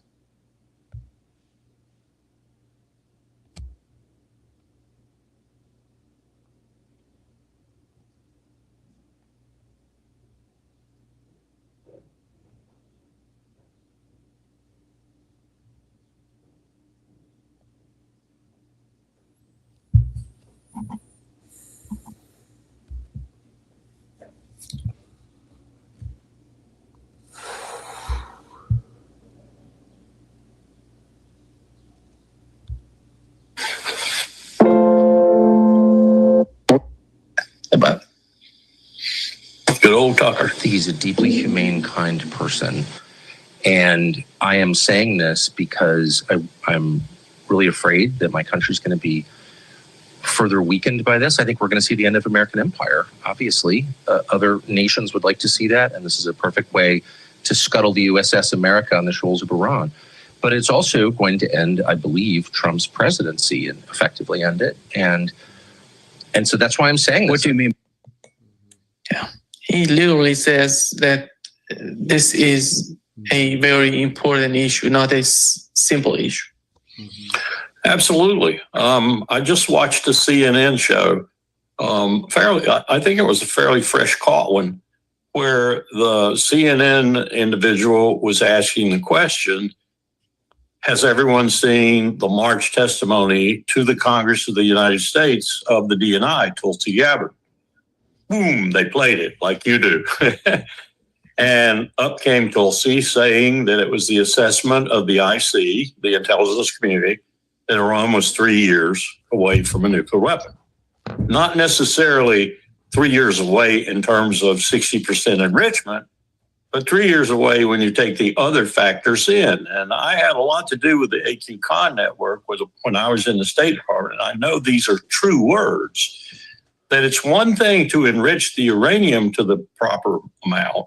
It's quite another to put it in a warhead, get that warhead to where it will withstand re-entry pressures and temperatures and so forth, get the ballistic missile to accept the warhead and the warhead to accept the missile, and then somehow figure out a way to test all that before you do it and are severely embarrassed or even kill yourself because it doesn't work. And the intelligence community was estimating probably 2 to 3 years for them to do all that. I think that's a fair assessment. I thought that was a fair assessment when it was made before. And then they interviewed Trump right in the doorway of his aircraft. And they asked him the question, and he says, huh? And he looks at him, and they ask the question again, and he says, well, I don't believe that. I don't believe that. I think that's wrong. Well, and then Ali Valles is on the show, and they ask him the question, what do you think of that? And he says, well, it's like this. We went to war in Iraq. We went to war in Iraq on fixed intelligence. We're going to war in Iran by ignoring the intelligence. He's right. He's right. And that is the first statement of the preposterous view that Trump has given us all in the last few hours, that we went to war because Israel said, oh, by the way, Bibi's been saying this for 15 years. I've listened to Bibi for 15 years saying Iran is 2 weeks away from a nuclear weapon, 1 week away from a nuclear weapon. So this is preposterous as a casus belli. It really is. And we've missed this. We've missed this entirely. There is no smoking gun that Iran was in that vicinity of making a nuclear weapon that will work. None. And let me back up a minute and tell you about the International Atomic Energy Agency. Full of spies, Mossad, CIA. I was there. I knew what we did with the IAEA with regard to George W. Bush's wishes about them, with regard to Saddam Hussein's nuclear weapons program.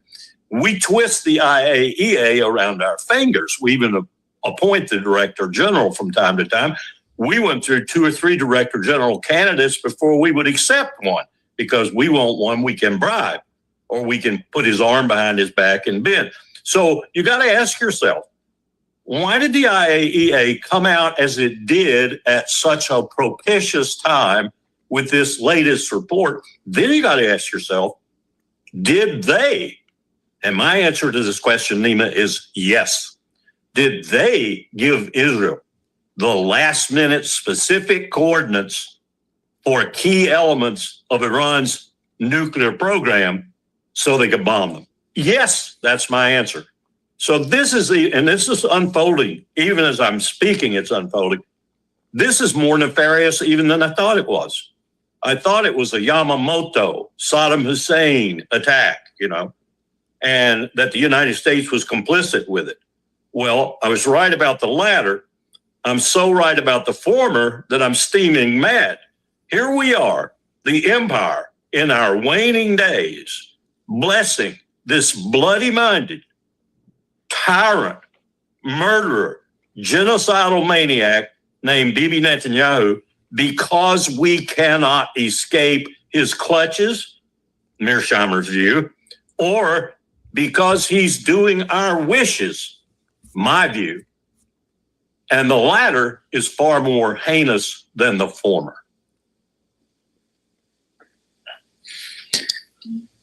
Larry, when it... That's Larry Wilkerson.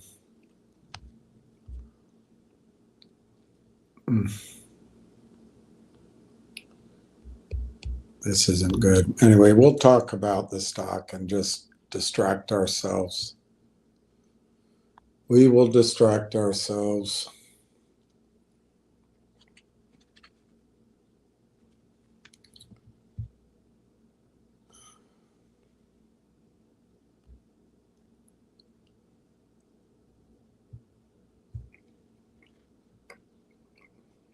Netanyahu. America first. Is America dead? Screw you.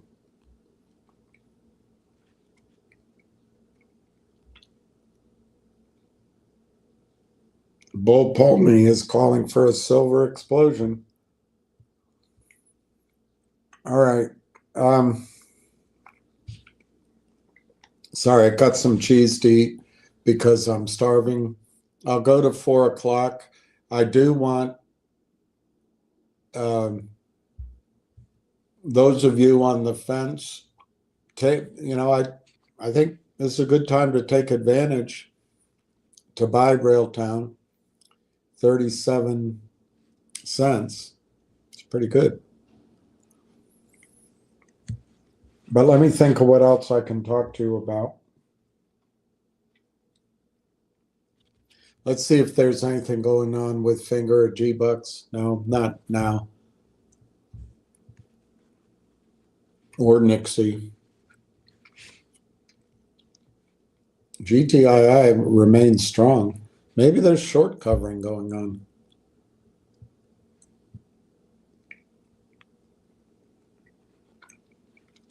I hope it's not you guys buying GTII.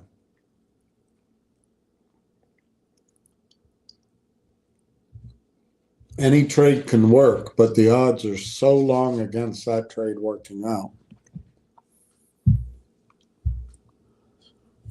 All right.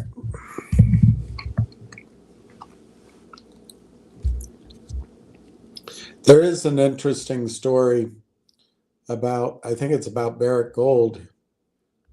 I have to find it. And it's just something to remember when investing in mining companies. And one of the ways I just avoid it as I just try to focus on North American companies. It's not, you miss some opportunities. But a court in Mali has ordered Barrick Gold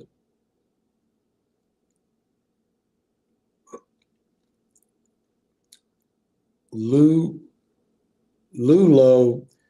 Gunkoto mine into 6 months of provisional administration, transferring control of one of the key assets of the Canadian firm to a state-appointed manager.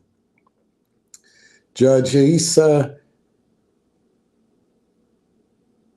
Aguibo Diallo said Sumana Makadshi, an accountant and former health minister, will oversee operations. Anyway, it's not worth reading more of it, but this is what can happen with overseas mines. And that's why it's good to do business here and in Canada. I haven't really read it, but I got a study, a primer on junior gold investing. And we've talked about how gold and silver were money.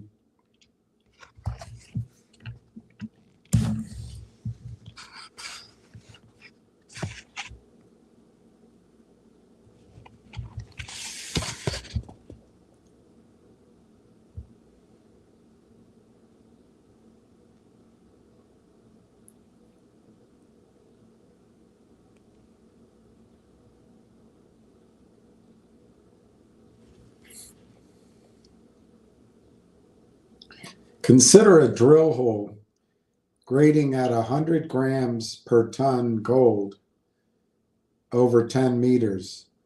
This would be worth hundreds of millions, if not billions, in share price value. And if you were invested in the company that drilled it, you would almost certainly never have to work again. But exactly how much is 100 grams of gold per metric ton of rock?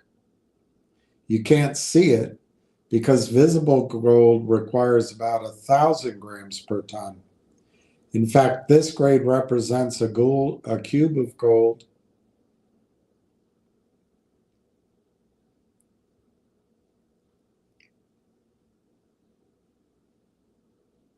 Another way to think of it, 100 grams of gold per ton is the same as 100 parts per million. Therefore, 100 parts per million of gold is a bonanza grade.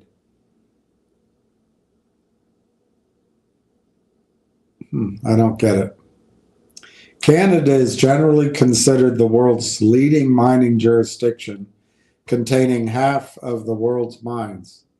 Although not the world's largest producer of gold, the geological phenomena called the Canadian Shield makes most of Canada's huge landmass attractive for mineral exploration. Many gold deposits are found down the west coast of North and South America, as well as the east coast of China, Japan, Indonesia, and Australia. Most of these deposits tend to be large and low grade, as they are volcanic in origin. West Africa contains many high-grade vein-type deposits: Ghana, Sierra Leone, Mali, Burkina Faso, etc. The Democratic Republic of Congo. South Africa does not contain the political risk of the rest of Africa. The Witwatersrand Basin near Johannesburg produced 40% of the world's gold until early 2000, but production has been dropping quickly.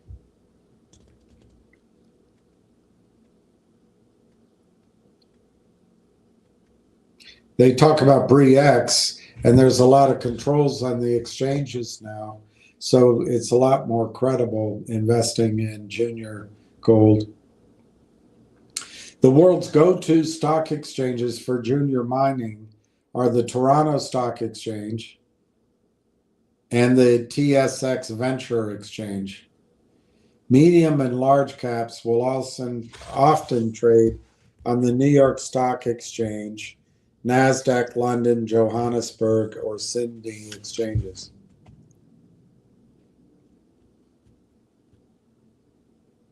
Okay, this is an interesting point. Investing for change. As investors, we see a return on our investment. And for small cap companies, we need to look for one of the following two things. One, we have to look for something not reflected in the stock price today, but should be. That's my feeling on Railtown. Or we look for something that will happen in the future that will be reflected in the stock price. And I guess you could say that about Railtown too. A great asset alone is not a reason to buy the stock. It's the people.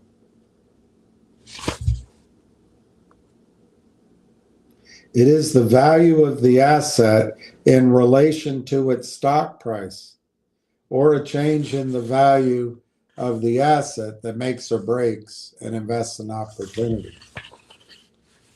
All right. Thanks for the advice. Thanks for the advice.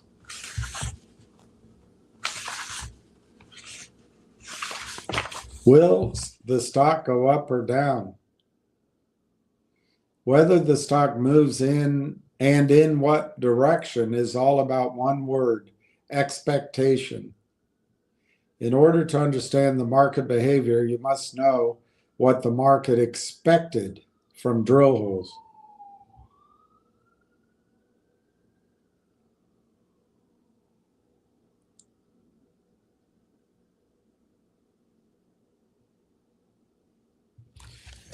All right, I'm not going to read any further from that. I don't know, there's no new comments, so I guess I'm boring everybody. Maybe I'll check out sooner. But let's see what's happening. Railtown is 37 cents. G-Bucks is down. So Railtown's down a penny. G-Bucks is down 10 cents. Fingers down 7.5. GTII is up. NIX is down 6 cents.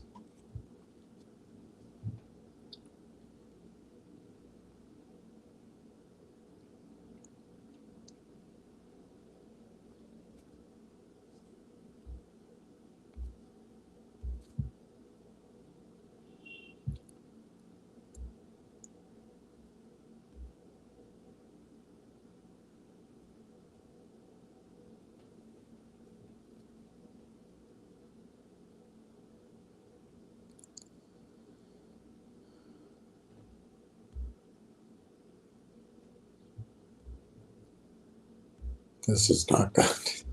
It's not good, guys. Not good.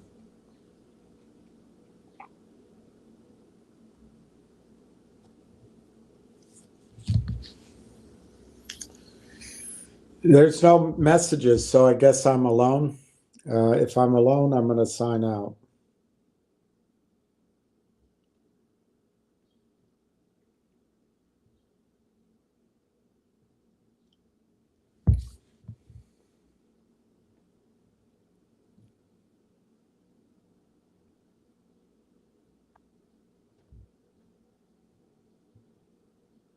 Oh, you are here. Thank you. All right, Colby, I'll stay on. We're listening. All right. I thought I was alone, talking to myself. I'll go to 4 o'clock thereabouts. The biggest pain trade is long the US dollar. That's scary.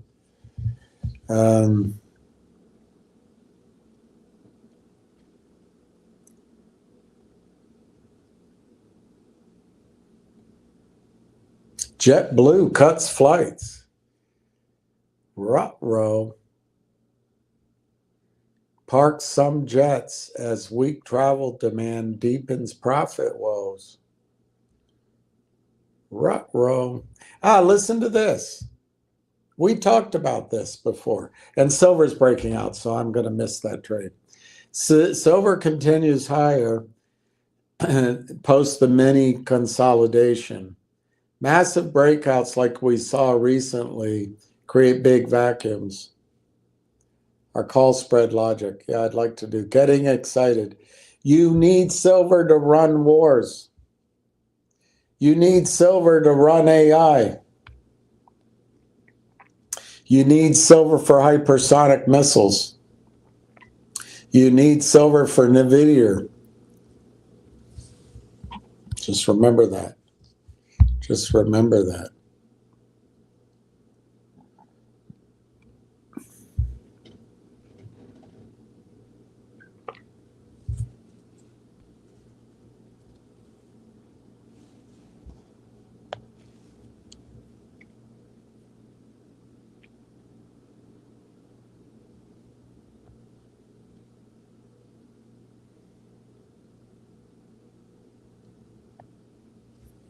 Unconditional surrender. Trump seriously considering strike on Iran.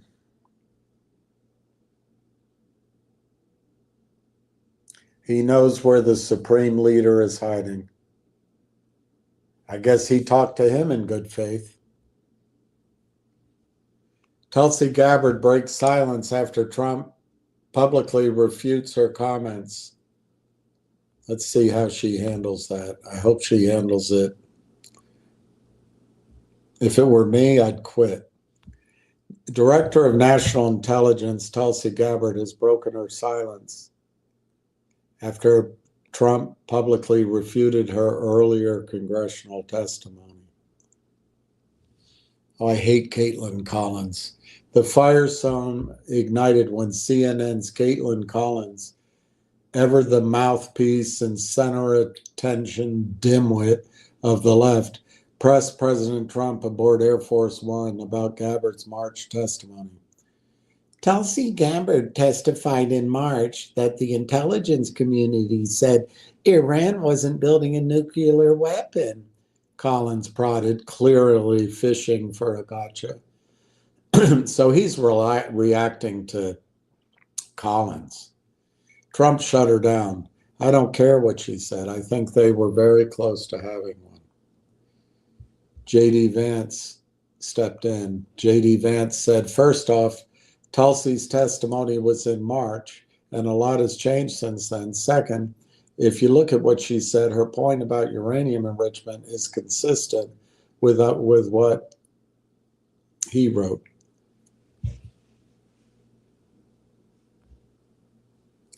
Gabbard, refusing to let the media twist her words, fired back in a statement shared by CNN Capitol Hill reporter Sarah Ferris and confirmed by the Office of the Director of National Intelligence.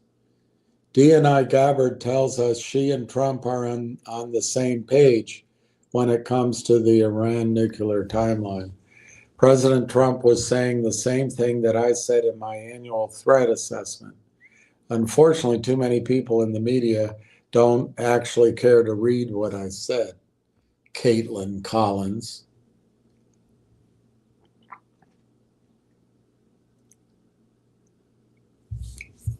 Yeah, I know. Caitlin's a bad Nick.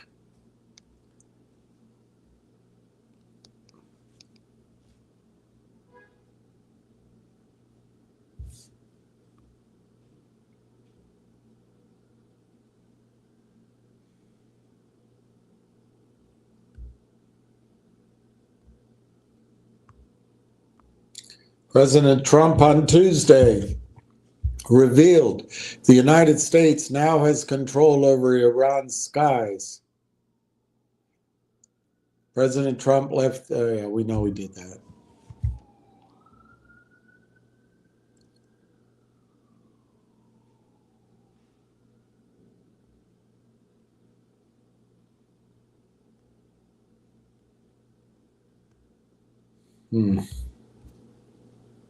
I don't know what to say about it anymore. I really don't. Iran just hit Mossad headquarters.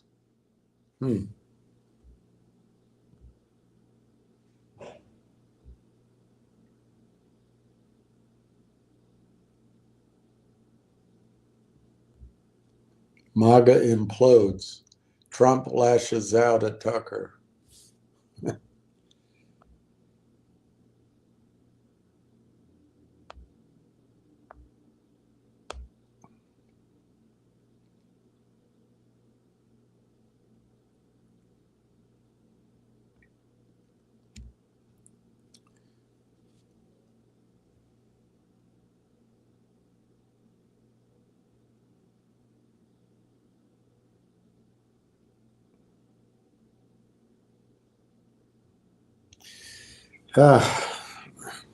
Sorry, I'm just reading some of it, and it's just so disturbing to me.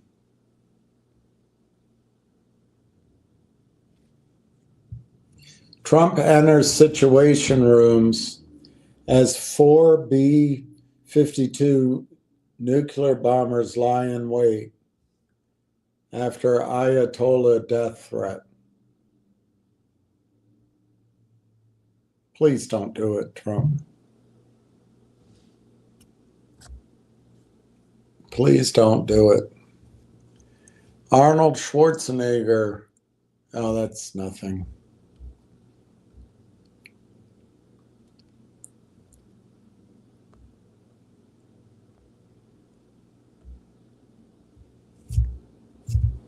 The news just goes downhill from there.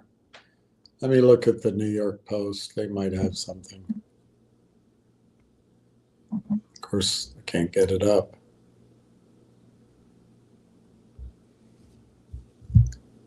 It's all about the mayor's race. Karen Reed, whoever she is.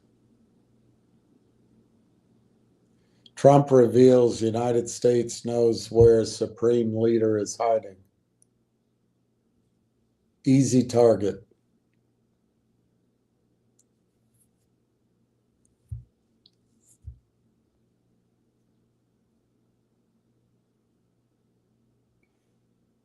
I don't know what to say about it. Let's see if you have any questions.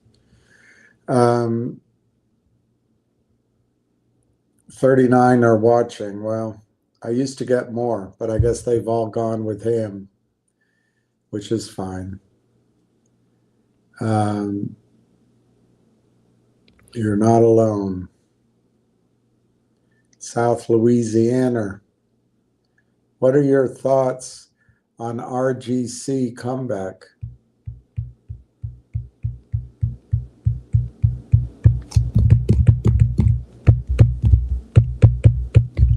Is that football? No idea. RGC. Let me Google RGC. RGC. Oh, it's a stock.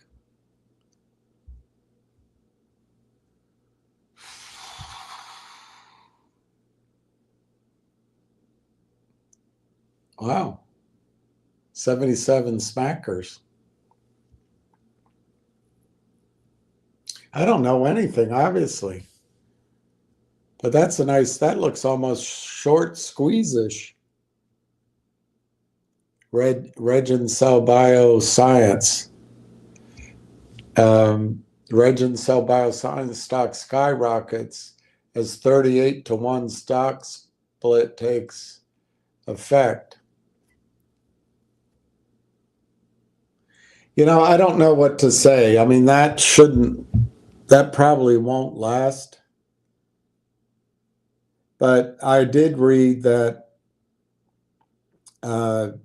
retail is going on a buying binge, and there is sort of a short squeeze in a lot of stocks. So what's the news on this bioscience company? It's a herb stock, no revenues. Oh, so it's engineered. It's engineered. No revenues. It's engineered. And Benzinga put out a report. Hey, Steve.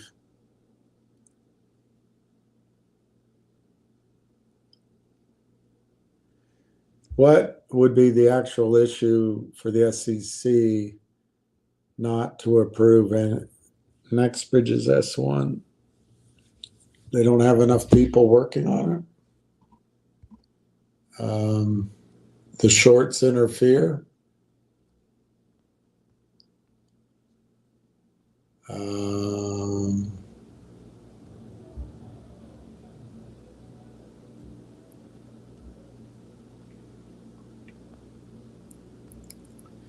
February 27th, they closed the Hudspeth subsidiary. February 21, they're receiving further SEC comments. So February 21 of 25, we are disappointed to announce receiving another round of SE comments to our annual report 10K. Look, the shorts have attorneys and anonymous call-ins. The SEC works for the criminals. Will further delay the effectiveness of our registration form S1 to offer the public 40,000 shares of common stock. So the short position is going to be moved to the newly publicly traded stock. There won't be a short squeeze. There won't be a resolution.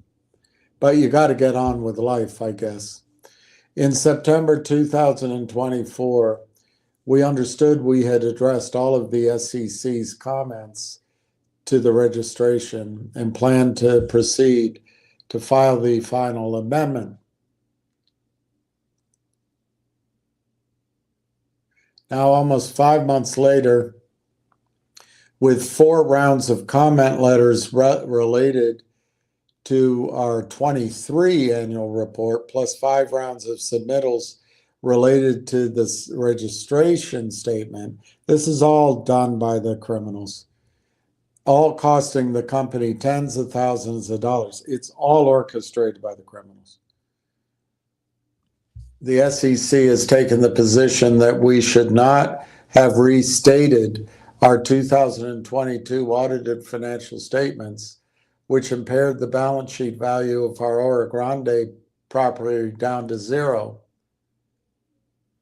which were included in the 2023 10K. Instead, the SEC states we should impair the value as of October 24, when we learned university lands would not extend our Oro Grande D&D unit agreement. So what does that mean?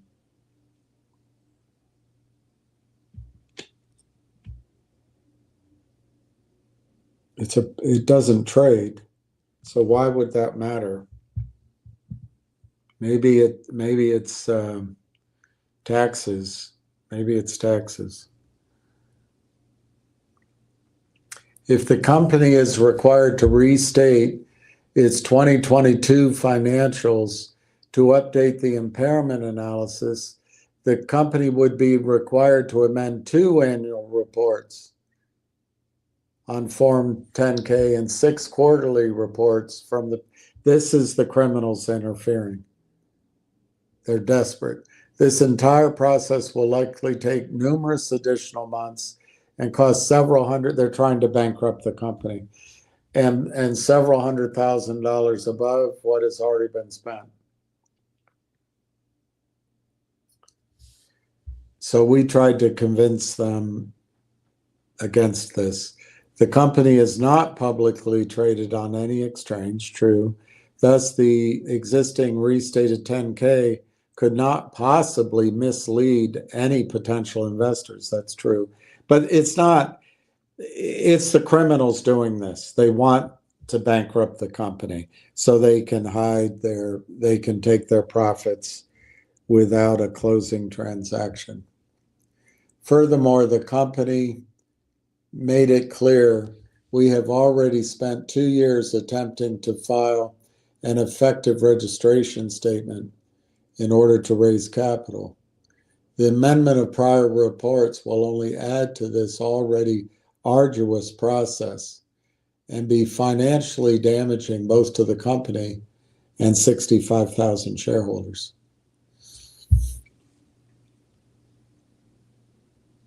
I wonder how he knows that.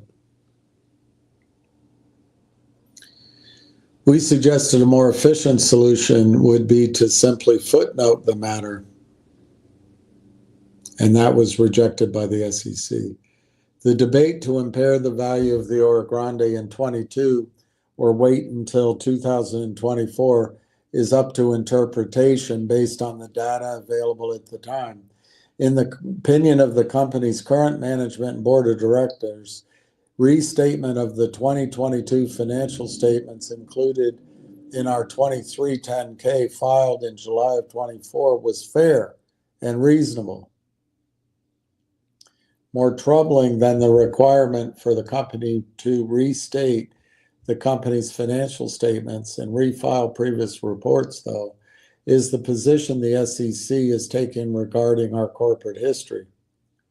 The SEC has asked us to change our accounting such that we disregard the time between the merger of Torchlight and Metamaterials in June of 21 until the time the spin-out from Metamaterials in 22.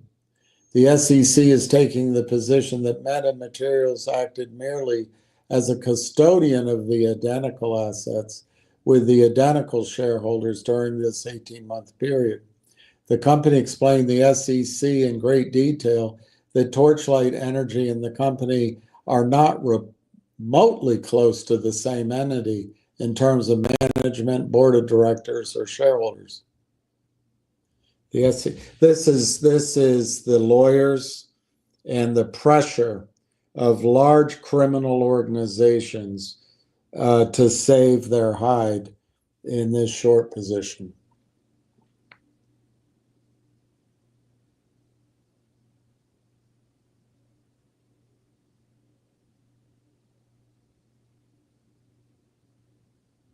So they're going to put on hold the entire deep play in southern Louisiana.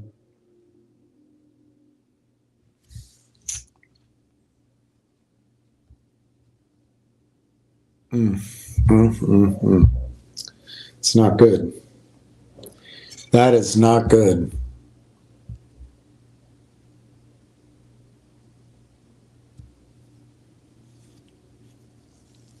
It's not good.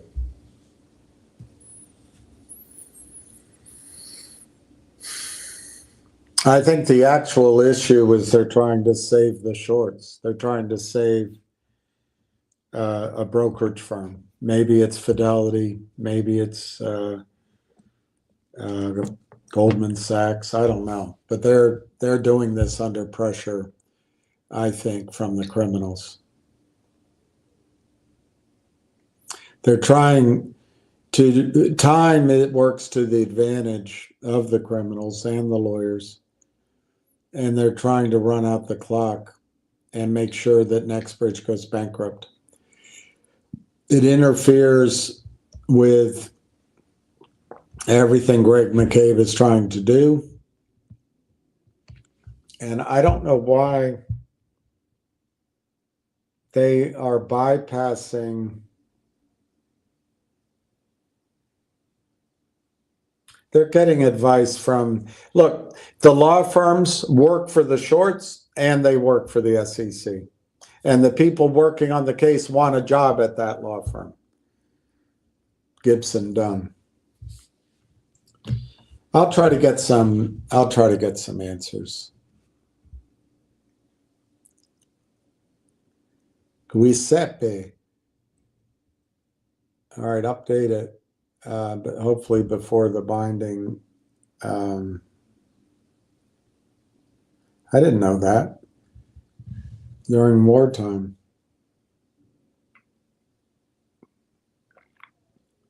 Ham says RGC was a squeeze. Yeah, I think it looks like a squeeze.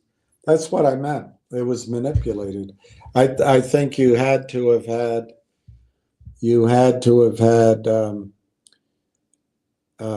some sort of trigger. Maybe it was the split. Doubt it. But yeah, it looks like a squeeze for sure.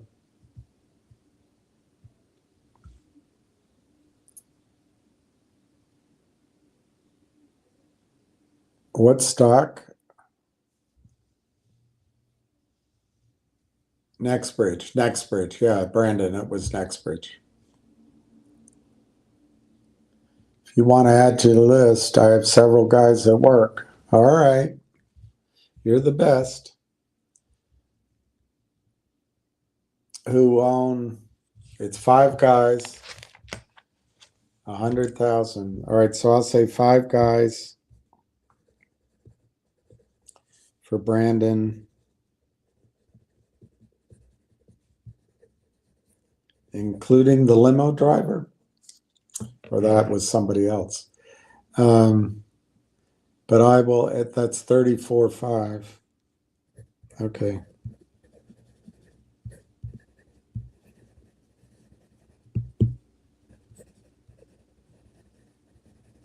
That's great. That's too bad about Nextbridge. That's tough. I'll see what I can find out. I'll see what I can do about that.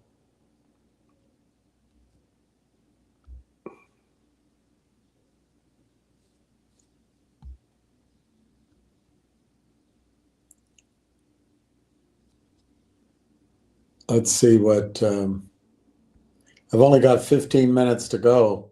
I have no audience, very small audience, and nothing to say.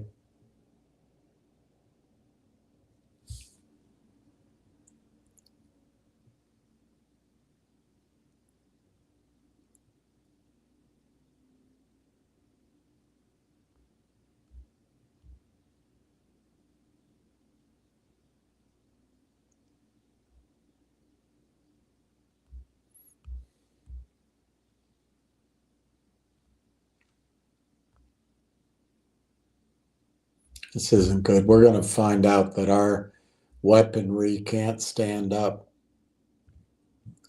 to Russian weaponry, and then the Middle East is going to turn Russian. You're going to have the instead of the petrodollar, it'll be the petro ruble, and we're going to all move to Moscow.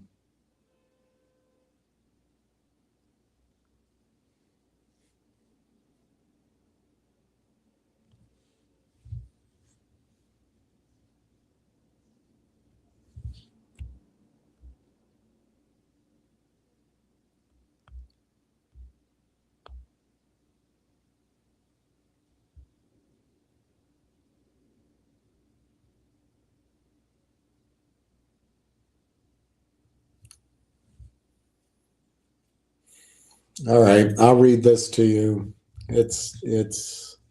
I hate reading it because I don't own any silver, and I just keep waiting and waiting for something to break. From Byron King, June 17th, silver and miners, oil and war, Trump and the parade. Early last week, this is Byron King, I had a strange feeling. Something wasn't right. Indeed, something was wrong with the overall feel of the world. I logged into a trading account, sold about half of a position that I own in a tech company. Then I used the funds to buy silver, plus shares in a couple of up-and-coming gold and silver explorers. And I bought shares in 2 oil companies. Here's why. Buy silver. Lately, this industrial monetary metal has been on a roll. Bloody $36. Darn it. Buy miners. I added to a couple of existing positions in Canada.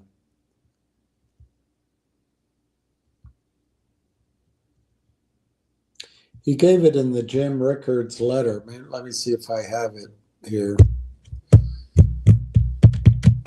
might have it.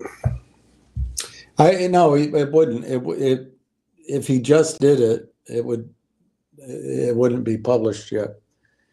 Oil companies. He bought Petrobras. Okay, $11. That's Brazil. I know Petrobras is. Yeah, PBR. It's Brazil.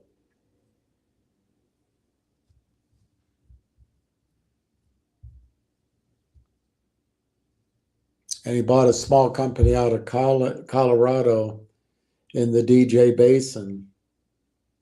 I wonder if I know who it is.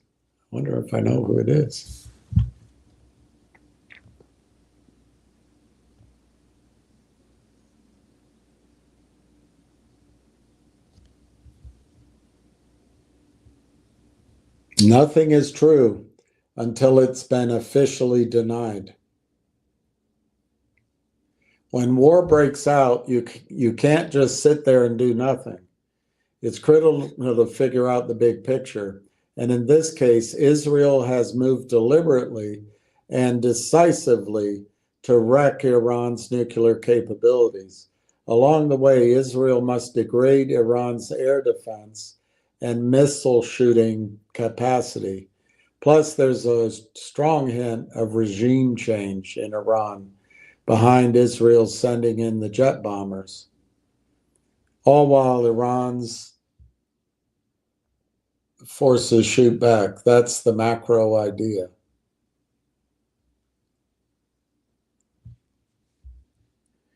As for the military details, at first I tried to watch the so-called news on various channels, but it was a waste of time. It's true. Mostly non-military talking heads with no particular base of knowledge or perspective. I agree. I pivoted to market news because in general, flows of funds tend to reveal facts and elements of truth. Within minutes of news flashes about the Israeli attacks, spot prices for oil, gold, and silver moved up. On a global scale, we saw an immediate flight of capital to safe assets, plus indications of deep concern over future oil prices and availability. Of course, price levels for precious metals and oil will bounce around. Yeah.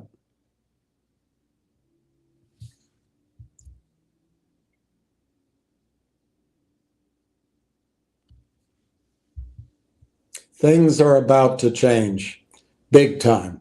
Last week may as well be 30 years ago, strategically, geopolitically, militarily, industrially, and certainly in terms of global energy and material flows. This new war has truly marched us all into terra incognita. We are witnessing a very strange new war between Israel and Iran, considering they don't share a common border.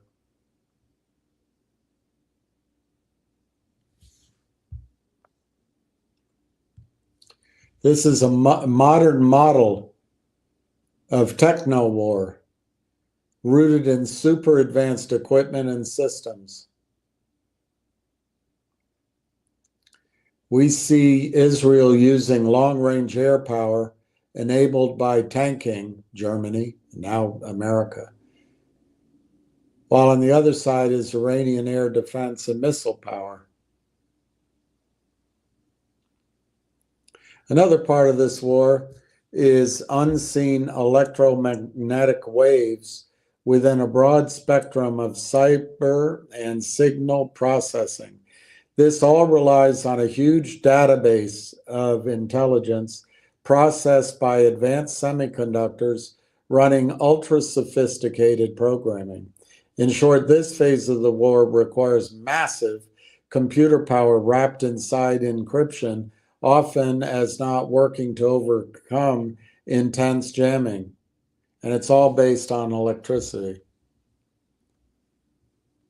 The Israel-Iran battle space ranges from underground tunnels and deep bunkers all the way into outer space and even Earth orbit, and not just in the sense of satellite surveillance.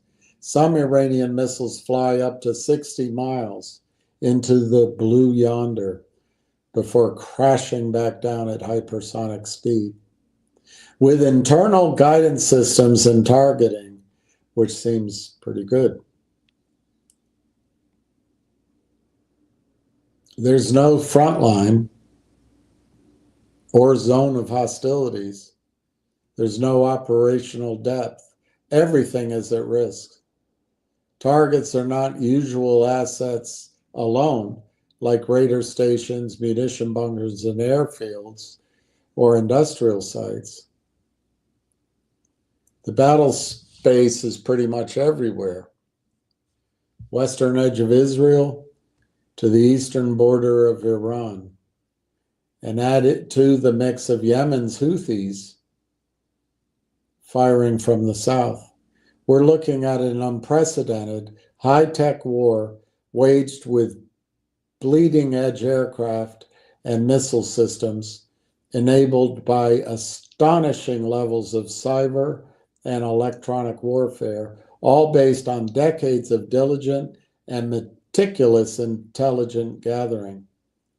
Generations of legacy war preparation are being deployed in a matter of days, hours, and minutes.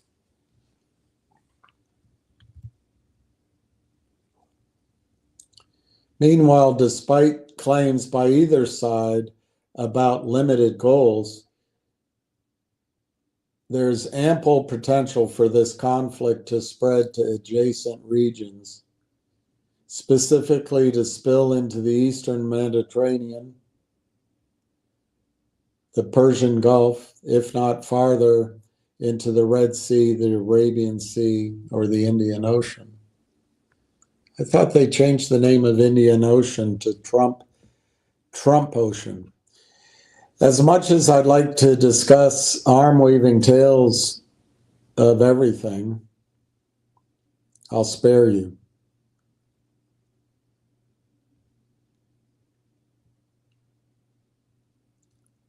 First reports from the front lines of a war are almost always wrong. Prepare to be surprised, if not astonished.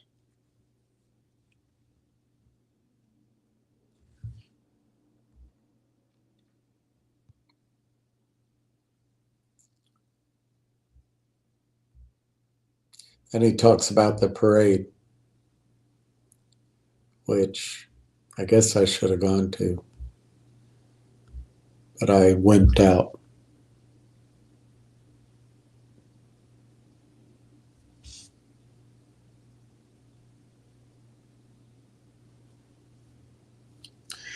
Okay, let's see. So yes, it was a nice parade, but my concern is that history doesn't stop with what worked in the 1990s in Desert Storm, or what evolved in the 2000s in Iraq and Afghanistan. Now in 2025 and looking ahead, Ukraine and Iran speak for themselves in terms of deadly new developments in cyber, electronic warfare, drones, missiles, guidance, and certainly the industrial capacity to produce large amounts of effective weapons for the troops to employ. China does that. Russia's ramped up. What do we make? We make financial weapons of destruction. Financial destruction. Military power is the first derivative of energy and industrial power. And then an industry is the sum of supply chains, from oil wells to wellheads to mines, mills, refineries, and all the builders, all which require skill sets in the heads and hands of educated citizens. This last point outlines the challenge ahead. The United States must understand its history, but our country must also understand and act on what it will take to keep moving ahead, to make more.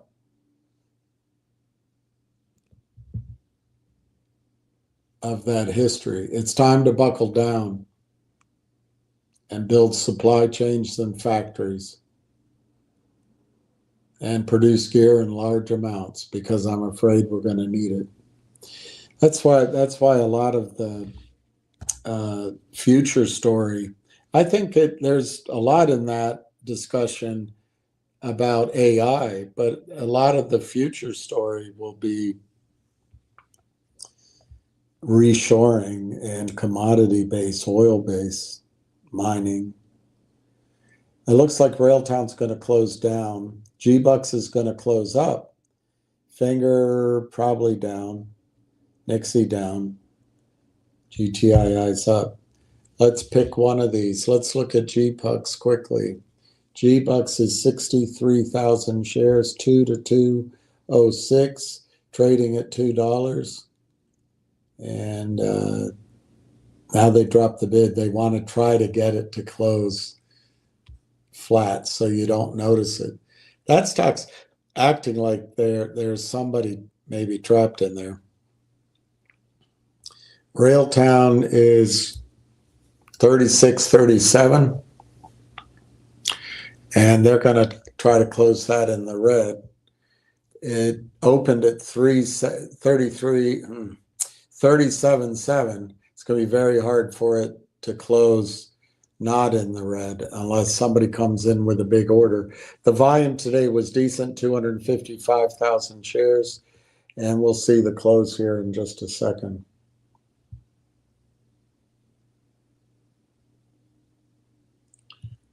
What do I do for work now? You're just curious? Well, I'll let you stay curious. 36.94. 36.94.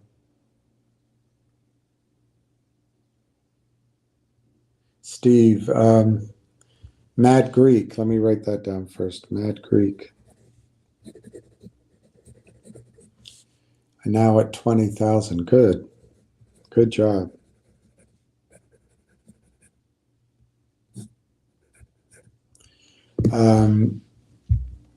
I have 160K of ZJYL. Would you sell it all and get rail? You know my answer, but let's look at ZJYL.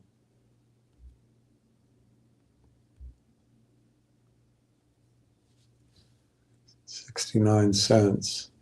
52-week range, 55 cents to 438. Let's look at a chart.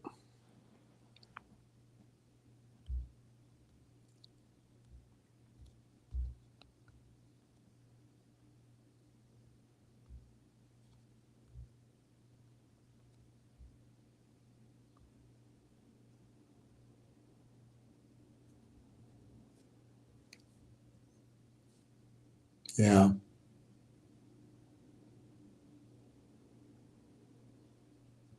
They may, they being, you know, the whales, may go back in there and try to make something happen. The best thing I can say about this is I see somewhat maybe wedge pattern, but it's not really there.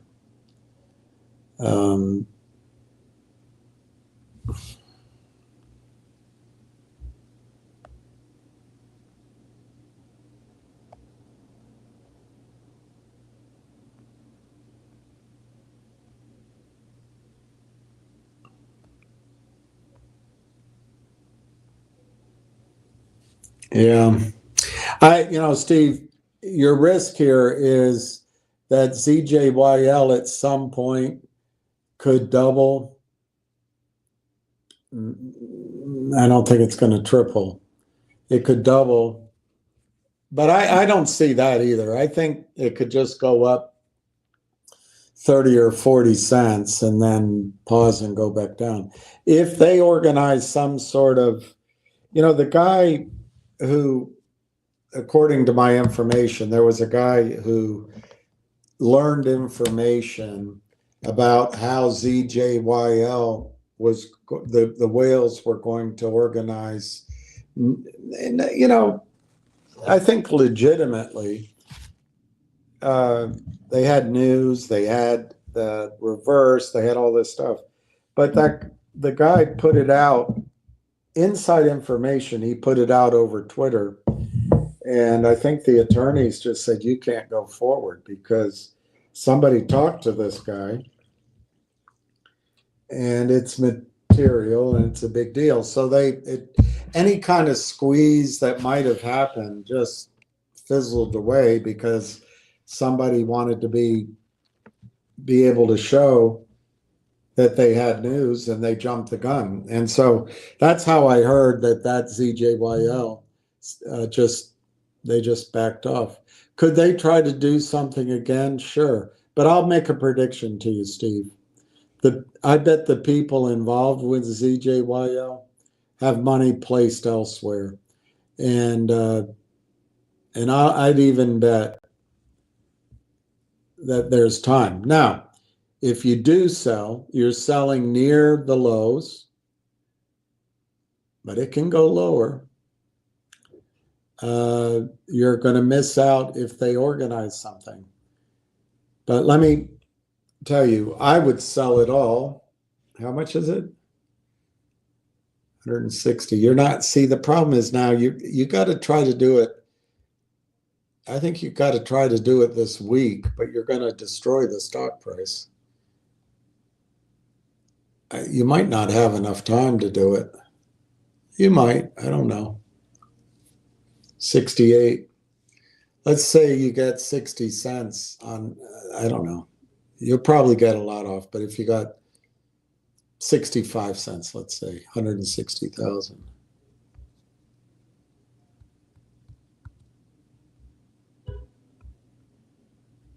That's $104,000 divided by Railtown. I wish you'd been doing it this week. Good Lord, you could, yes, I would do that. Yes, all day long. All day long, I would do that.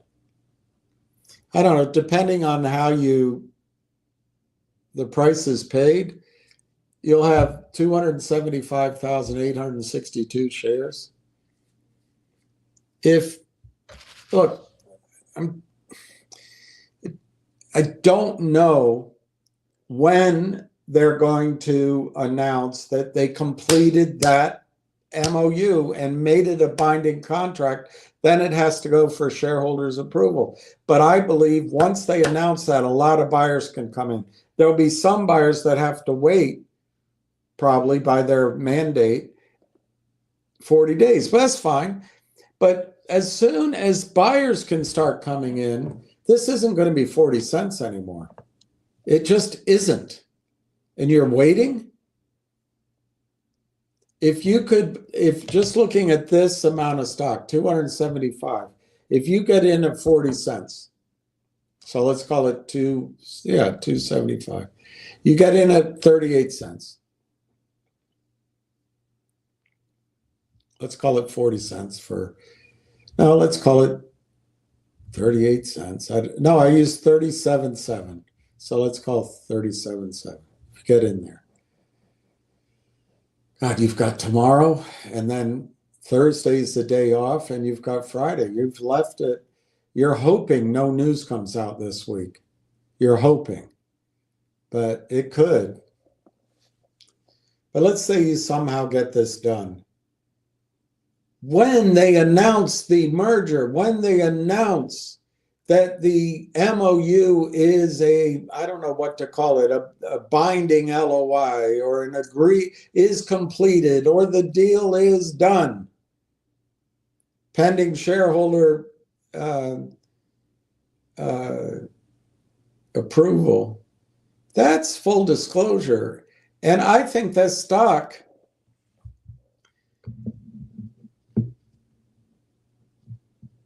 when all the buying starts, I think the stock should go to $4, $5, $8, $10. But let's just stair step it. I think it goes through 40 cents. it might pause at 62 cents. But 75 cents now has a little bit of friction at it. So let's say that news comes out. In the morning, they'll try to short it down because they're always in there. But maybe it goes to 42 cents. And then it has a lot of activity as people talk, phone calls, buying. Gets to 62 cents. You start panicking. You're saying, God, I should have done it. I knew I should have done it. You sell and you start buying and it goes to $1. And then it gets to $1.20. Then it pulls back maybe because everyone's exhausted. And then I think the next stop is $2. $2 is the marginable amount in many places. Let's assume, the company's doing deals. It's announcing things. Maybe they doing deals by acquiring companies and doing licensing. Maybe they have to raise some money. Let's assume they do a little, just like they just did. Maybe they do it at $1.50, $2, $2.50. But I don't think that slows down the advance. And when that MOU comes out and the magnitude gets to be discussed by research analysts and they update the projections and it's the beginning of AI, I think you could see 10x.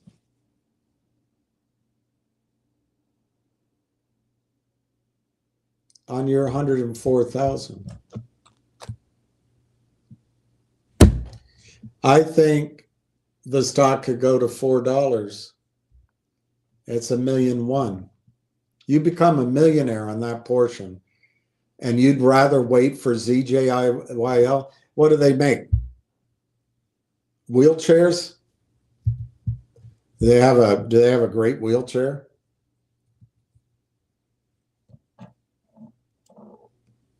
Look, ZJYL could do, what's this company these guys just told me about, RGC?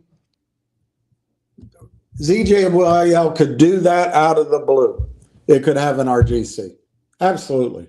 It's Chinese. It's probably got the same players. Whoever did RGC is now going to look at something else. And ZJYL has that forward split. And maybe its time has come. Or maybe you wait for another 6 months. I don't know. I bet they try to do something this year. But Railtown is going to 10x. And use a broad brush. Let's say 5x to 20x within the next, I think, this summertime. If they don't get that deal done in June, they'll get it done in July. They're not going to drive. They have to get their ass moving. All the guys doing it want to move. They're hard charging. They're successful. They have their money at risk. They're not going to delay it out. So I call for June, but frankly, it could be July. As soon as that MOU turns into a binding contract or a definitive contract, whatever word you want to use, I think the stock goes 10x. Does it go straight up the next day? Sure. Could it go 20x? Sure. Or does it just go 3x? It could just go 2 or 3x at first and then take a while to get to where I think it's going to go. It could take 2 or 3 weeks. It could take until the shareholder vote. Who knows? But I'll tell you what, you won't be able to convert your ZJYL into 275,000 shares of Railtown very much longer. I personally would be surprised. You might not be able to do it tomorrow. They might, with your luck, my luck, Thursday they make an announcement in Canada. The stock is up, and on Friday, you can only buy 150,000 shares. I'd still do it. I would still do it. Yes, ZJYL could have an RGC moment. There's no question about that. No question. But when? When? I don't know. You don't know. Railtown is, I'm picking, I'll just do the numbers again. Let's just start with some numbers. They announced 2 revenue deals with no revenue. So we have no idea how much revenue they're going to do. But they announced them with a great excitement. Great excitement. The ESG one and then the one today. I'm going to say, do you think they could generate $500,000 per month? That's what my assumption is going to be. So they each do $6 million a year exiting this year in revenues.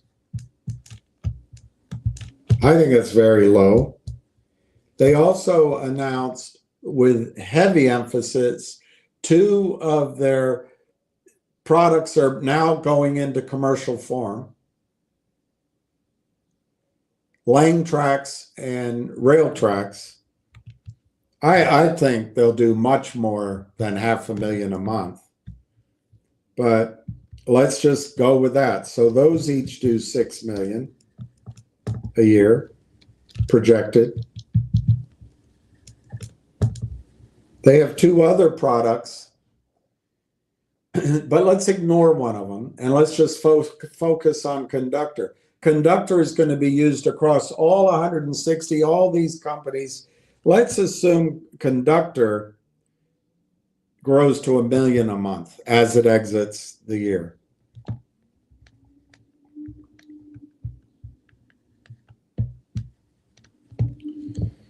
And then they announced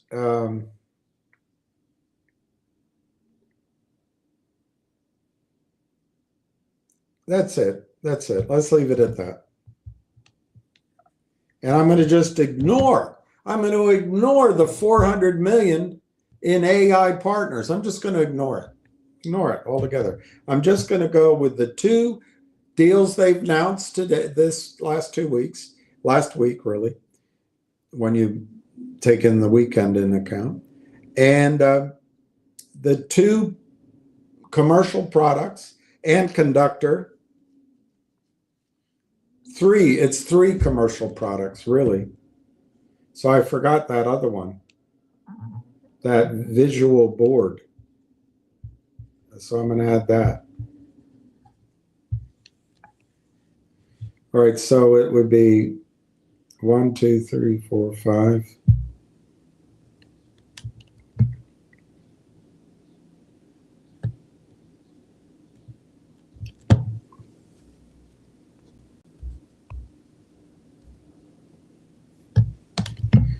Okay.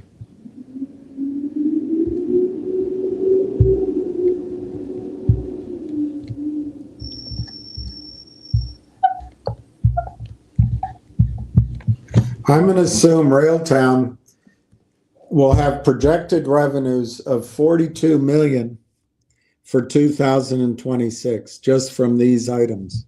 I'm not giving any credit to AI partners.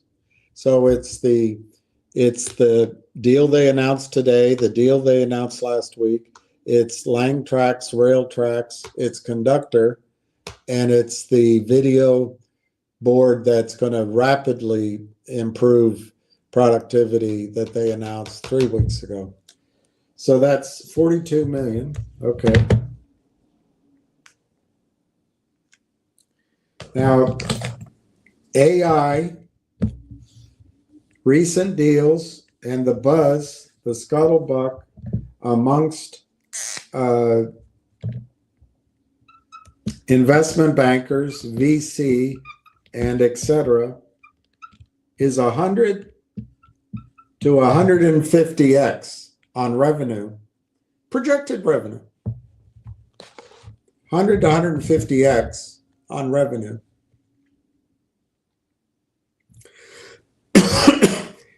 As a valuation. Let's not use 150. Let's not use 100. Let's just use 25.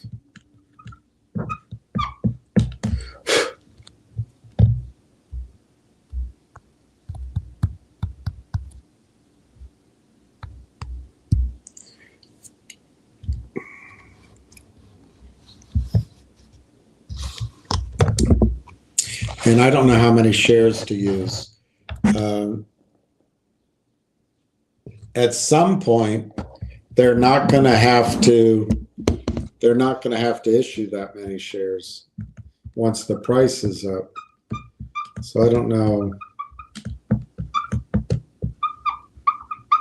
They now have 140 million. Let's say they go to, let's say they add 14 plus 14, they add 20%. So they add 28, call it 30, 170. I'll divide by 175.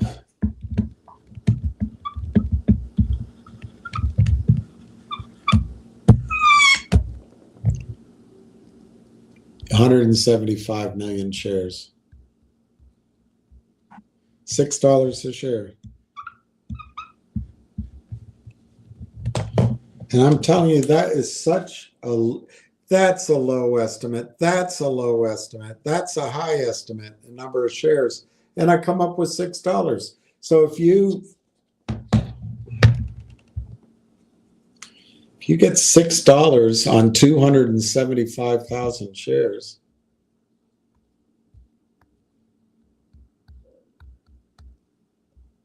it's $1.6 million. You're waiting?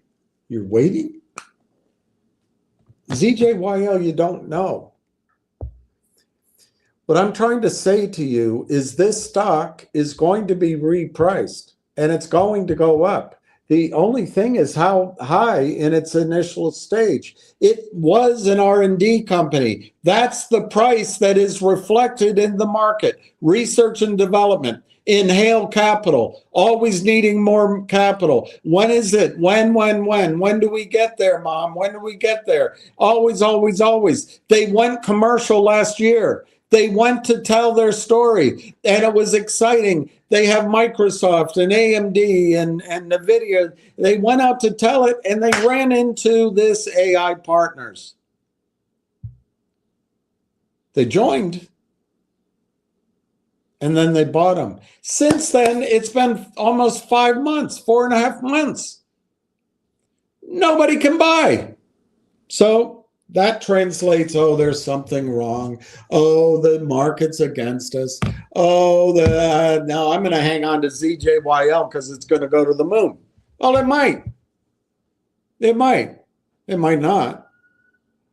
This is going to 10x. That's my call. According to me, it's going to 10x once the news comes out. Is it overnight? I don't know. Is it within 2 weeks? Probably. But you won't be able to buy it 40 cents. And ZJYL could be 50 cents by then. Or it could be $1.50. But you won't buy the same number. I don't know what to tell you. I'm surprised you haven't already done it. In 31 days, you can come back and reload on ZJYL if you want. I know you already own a lot of Railtown. So that would argue that maybe you have enough. I don't think you can have enough Railtown. I think Railtown is a stock to move all in. For the first bit. I think once you're in it and you start learning about it, you might stay in it and it becomes your only holding, core holding. You learn to play golf, you learn to paint nudes, you learn to sing opera while you wait. Railtown is a real stock. ZJYL is going to be manipulated. If it squeezes, it's because a bunch of offshore people manipulate it just like they did to RGC or whatever the hell it is. And yeah, you could get it. And then you have a story to tell your kids. But you don't know if you're going to get it. What the hell is wrong with telling a story to your kids?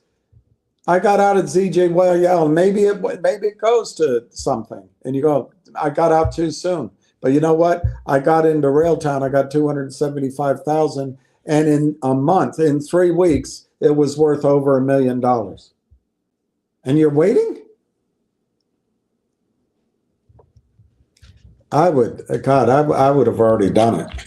I'm surprised you still have time. I really am. But, you know, you can never can be completely right in your predictions. But Steve, I can't give you I can't give you financial advice. You have to make your own decision. You already own a lot of Railtown.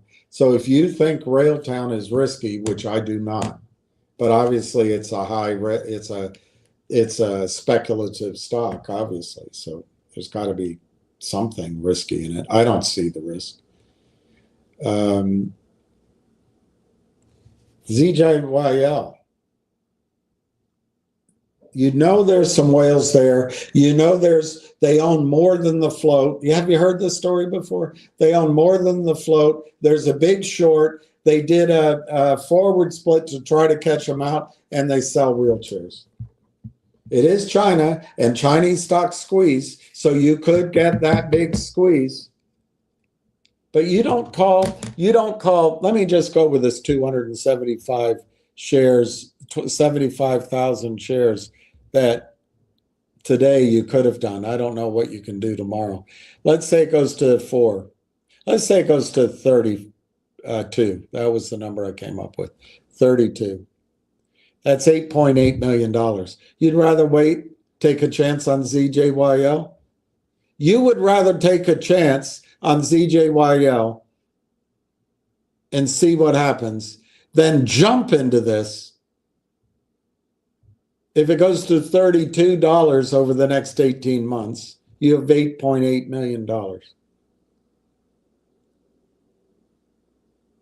I don't get it. I don't get it. ZJYL is a gamble. It could work. It could go to 100. It could go to 200 in a squeeze if they squeeze. I don't know. You have to get those guys together. Do you talk to them? I don't talk to them. They just did RGC, so maybe now they'll go to ZJYL. That's your risk if you get out. That's the risk. Will they go to ZJYL or do they go to GDC? Or do they go to a whole different company? I don't know. I don't know.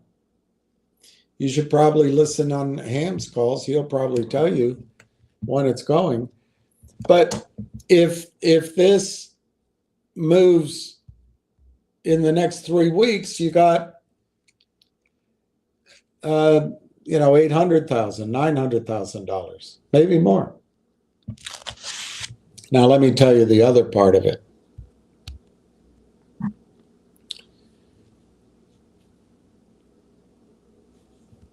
Which we don't know now. And I'm not projecting this, but you'll be in the stock as it becomes clearer, and then you may know. There's no reason to believe that the stock couldn't go up another 10x from that level. It'd probably take a while, but just Google Constellation Software. That's how they're going to do it. Only it's going to be AI. Instead of tired, low-margin software companies, it's going to be high-margin, rapidly growing AI companies in the middle of the biggest bull market in any asset you've ever seen. So if that goes 10x again, let's say over the next 2 years, Steve, now you may sell out. Your wife might divorce you. You might go buy the next GME because you like the action. But if you can wait, let's say 3 years or less maybe, and it goes to $320 or it gets bought out for $320, you got $88 million and you're waiting, you're debating. The worst case, if you switch from ZJYL to Railtown, is that ZJYL explodes upward. So 160 shares go to 100, you have $16 million. Is that right?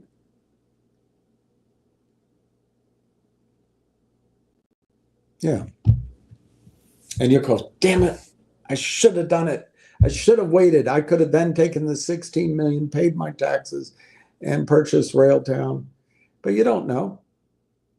Railtown could be, Railtown could be the same price. I don't know. But yeah, that would be the worst case scenario. But it's just guesswork. On the other hand, the more likely ZJYL goes sideways, this goes up 10x maybe. That's my number. You could sell some and go reestablish your ZJYL if it's still low, even if it's $1 or $2. You can reestablish it and still keep a large position of Railtown. But you might find as you learn about Railtown, it's not just this me and it's not just 30 people listening. You might find that everybody in the world's talking about it, and you don't have to think anymore. I don't know, Steve. I don't know. I don't know what you're thinking. But you already have a lot, and I congratulate you on that. But Steve, you have a chance, if you grab the bull by the horns, to be wealthy. And I don't think there's very much risk in the first 10x. I don't think there's very much risk in the second 10x. To go to the third 10x, I don't think there's risk in it, but I just think, what's the magnitude of the next move? It might not be 10x. It might only be 2 or 3x, but still, I'm telling you, Steve, you're going to forget all about ZJYL. I wish I could do it. I wish I could own that many shares. Oh, man, I'm jealous, actually. Hey, Red Pepperoni.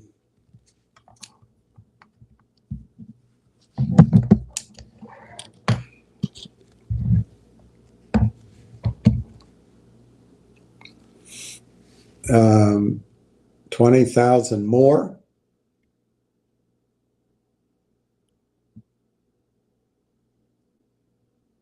I bought Mad Greek is, I didn't write it down. Oh, there it is.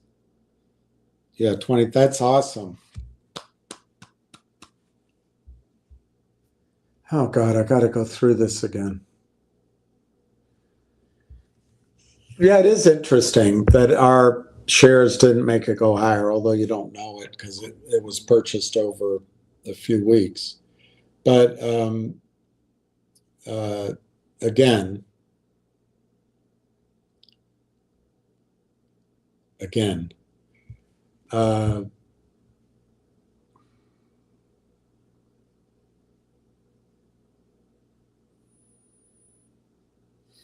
how much do I have to explain this? I don't have time to explain it very long. But Wall Street is set up so that when you buy stock, you're buying it in an electronic universe.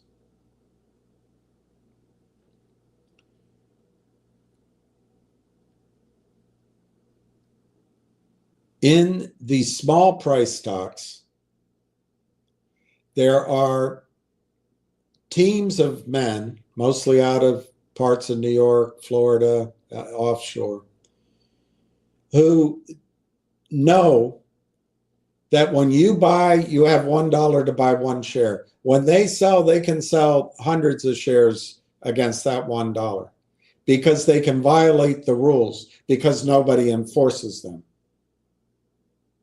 Now, they will come in and they will sell 1,000 shares to pick up $10 if it's free. They'll sell 10,000 shares to pick up $500. They'll sell 100,000 shares to pick up $2,000.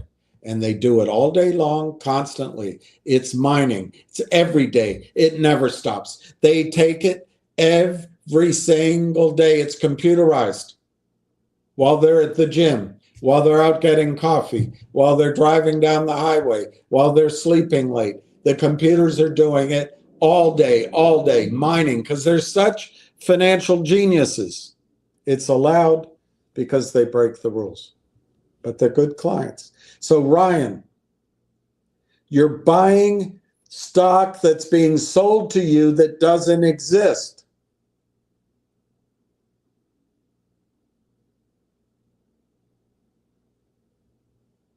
You're buying securities entitlements.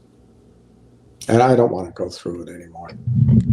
At some point, the value, and that's what's exciting with Railtown, the value is going to be apparent to bankers, fund managers, whales, and they're going to pay up. Now, it might go slower than I think, but I think it'll be almost instantaneous that you get 10x.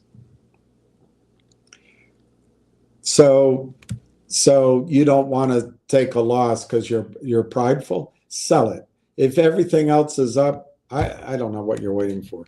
But hey, you already own enough, so it'll just be a story.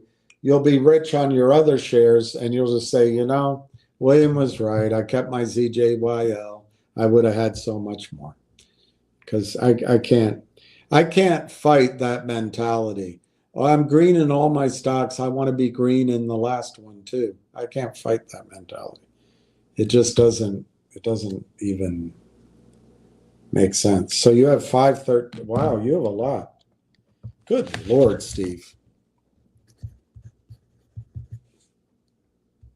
Let me tell you something, Steve, and then I'm going to sign off. You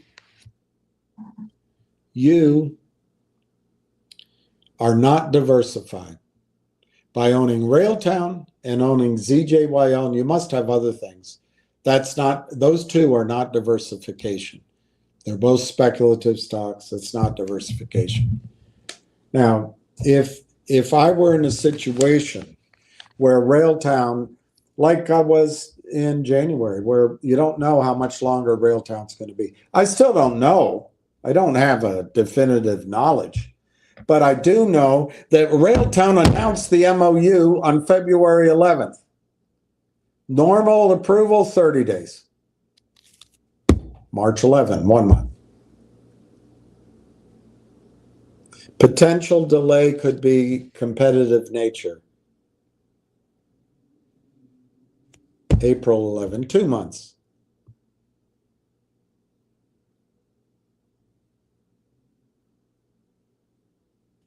May 11, 3 months. June 11, 4 months. How much longer is it going to take, Steve? They're doing deals. They're announcing shit. The stock's strong. How much longer is it going to take? 4 more months? 4 more days?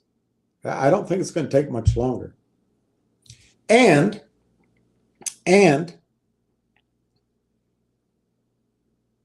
once they announce it, all those buyers can come in. And you're sitting on your ass? And you're holding ZJYL? You heard it was going to squeeze? It could. Your mama could squeeze. I don't think my mama could, but. So let's just take this number. You already have a lot, which I commend you. But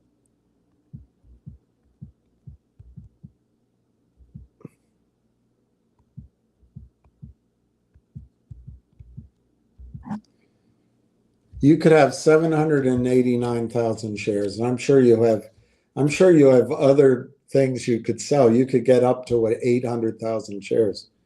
Do you know you're going to be the wealthiest guy on this whole platform? And the thing is, I don't see downside risk in Railtown. Obviously, generically, speculative stocks have risk. There is risk in ZJYL, but maybe it goes up. I don't know. You got to decide that for yourself. But if you had 789,000 shares and it went to $4, you're worth $3 million. And I think that can happen before July 4th, and you're sitting on your hands? Worst case, I'm wrong, and it takes to August 1st.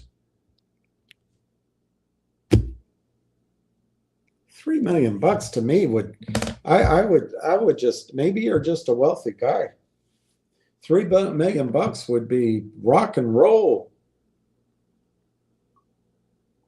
It would be rock and roll coochie coo.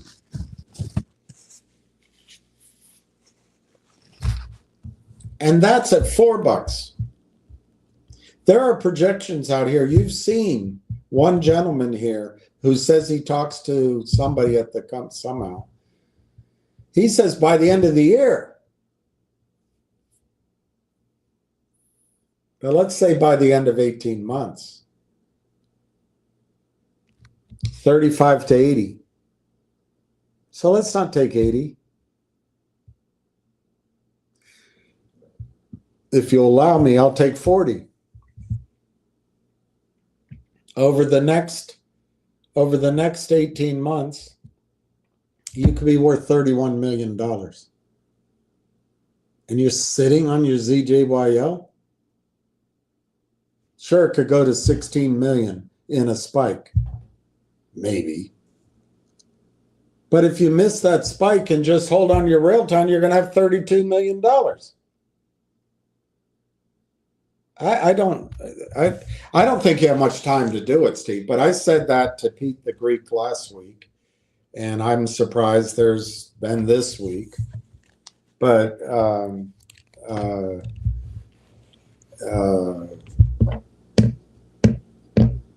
tomorrow's Wednesday. They made a news announcement today, so you wouldn't expect anything necessarily right away, but I would say finalizing that agreement doesn't work on anybody's timeline. When it's done, it's done. The lawyers will say you have to announce it. It's been over 4 months. Does that mean it's never coming? That's the illogic of the human brain. Oh, it's taken 4 months. It's never going to happen. Oh God, I'm going to stick with ZJY. That doesn't make sense. That's human emotion getting into your trading. You got to think. The premise is the merger with Railtown AI brings in the Ober's group, and it brings in the guy backing up Constellation Software, and it brings in 160 companies. The best of the best are going to be rolled up, and probably 400 million or more in revenue. It jumpstarts the whole story. AI's on the early stage of its move. According to James Altucher, we're not even at 10% of the move ahead.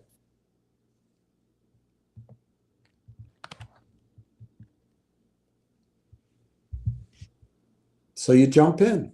But you'd rather hold on to ZJYL because it's your only losing stock. I don't get the logic. I really don't get the logic. But I don't, I've made trading mistakes in my life. I don't expect to see another Railtown in my lifetime. I might. You never know. I saw Bitcoin. I didn't act. And I did act on some other trades in my life that in the end of the day, I think the shorts took hold of it. Railtown, the shorts aren't going to take it down. They can't. They can't. I mean, some point when the multiples are high in the sky, you'll know to take a profit, but not down here. So when they announce that the merger is complete, is it going to be this week or next, or is it going to be 4 more months? I can't really tell you. I'm telling you that my instincts are that it's going to be done before the first half of the year. Because these guys are hard charging. They want to be first. They want to be rich. And they want, let's make it up, NVIDIA to buy them out at $1,000 a share. I'm making it all up. And you're going to hold on to ZJYL. It's not money management to me. Of course, all of this is shit down here anyway. It's hard to manage money with shitty stocks. So you've already got a lot. You don't need more. But why hold on to an albatross when you could buy a falcon? Albatross.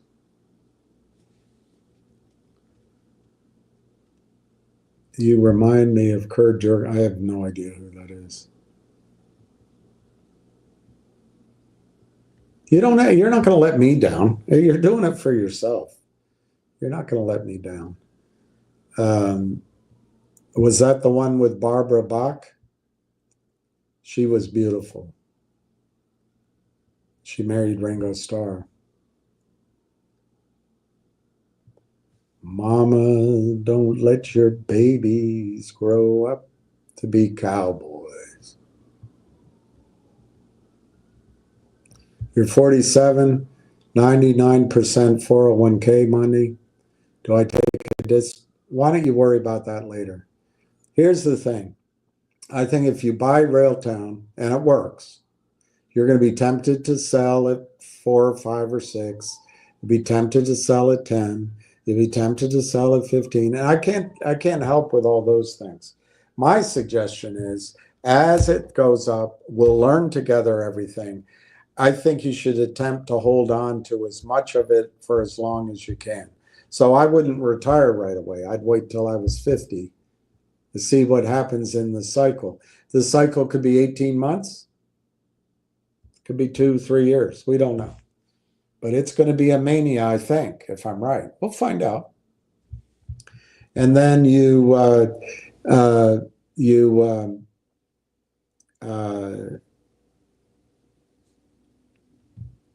what you have to do, I think, at that point, probably seek not advice. I know the financial side, but I would look into trusts. I don't know much about them.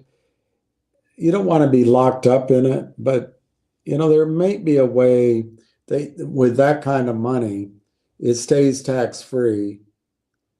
But by moving it to a trust, if you get a girl pregnant or if you marry and she can't take it, something like that. That's illegal, but you'll have money then to be able to afford that. I don't know how to advise on that, but this could be generational wealth for you. It's certainly, you can do whatever you want with it. But as it goes to 4, 10, 15, if you can start feeling like you own it and start just not doing much and letting the statements come every month, you'll start feeling like a millionaire.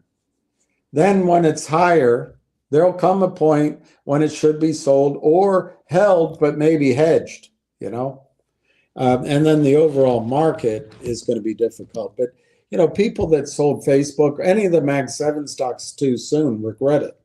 So it might be a stock that you just wait, you never sell, again, making it up, maybe Microsoft comes and buy it for stock. Anyway, then I think you look at, you make a decision then. There will be things I can show, but others can too, where you just convert it to income.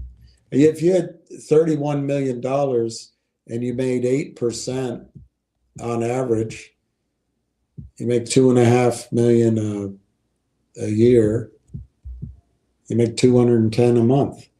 But it's in a 401k. I don't know. I don't want to think about it right now because I don't have any time. I gotta do something by 5. But it's obvious. I think I would continue working and try to that becomes my friend, and I'm not going to abuse it.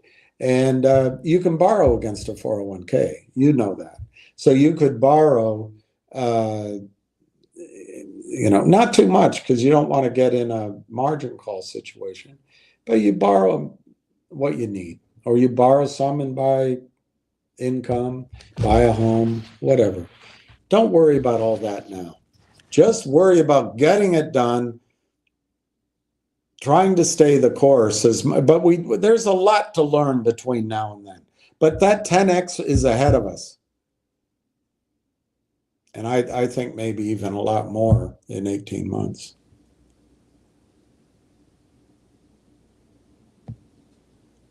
Tony Gennaro was defeated by Jake LaMotta.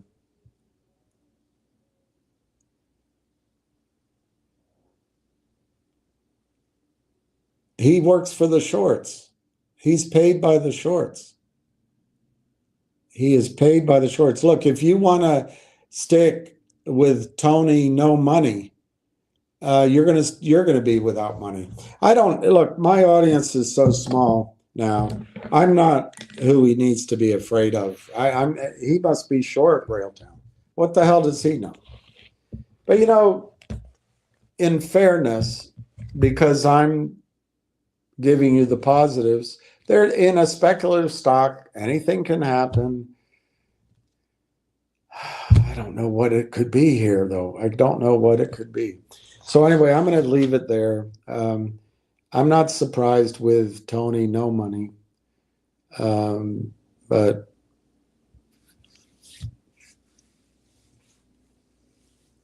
if you choose to listen to him, it's fair enough. I mean, everybody's got to make their own analysis. I don't see any dilution at all. It's a bad invitation.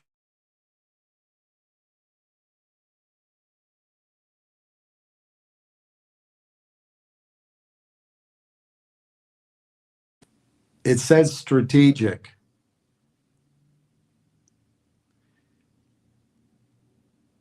So he's just wrong.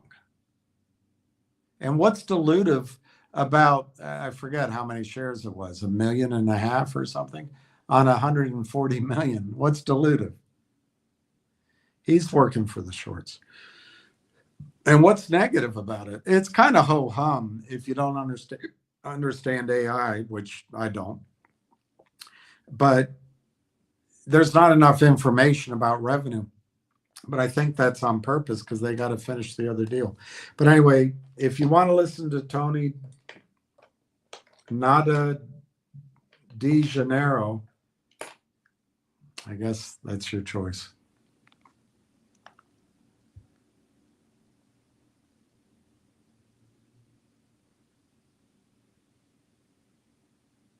It's a penny stock promoted by certain social media accounts. There's no question I'm going pretty heavy because I think you have to act. I'm surprised it's still under 40 cents. So, but yeah, there is always in any small stock risk. So if he's proven to be right for some reason, it's by chance. He doesn't know what he's talking about. He doesn't know what he's talking about. But I'm not going to waste time on him. I got to go do something before 5 o'clock. Cheers to everyone. Please pray for peace. Please pray that Melania can tell her husband, don't go to war. Anyway, see you tomorrow.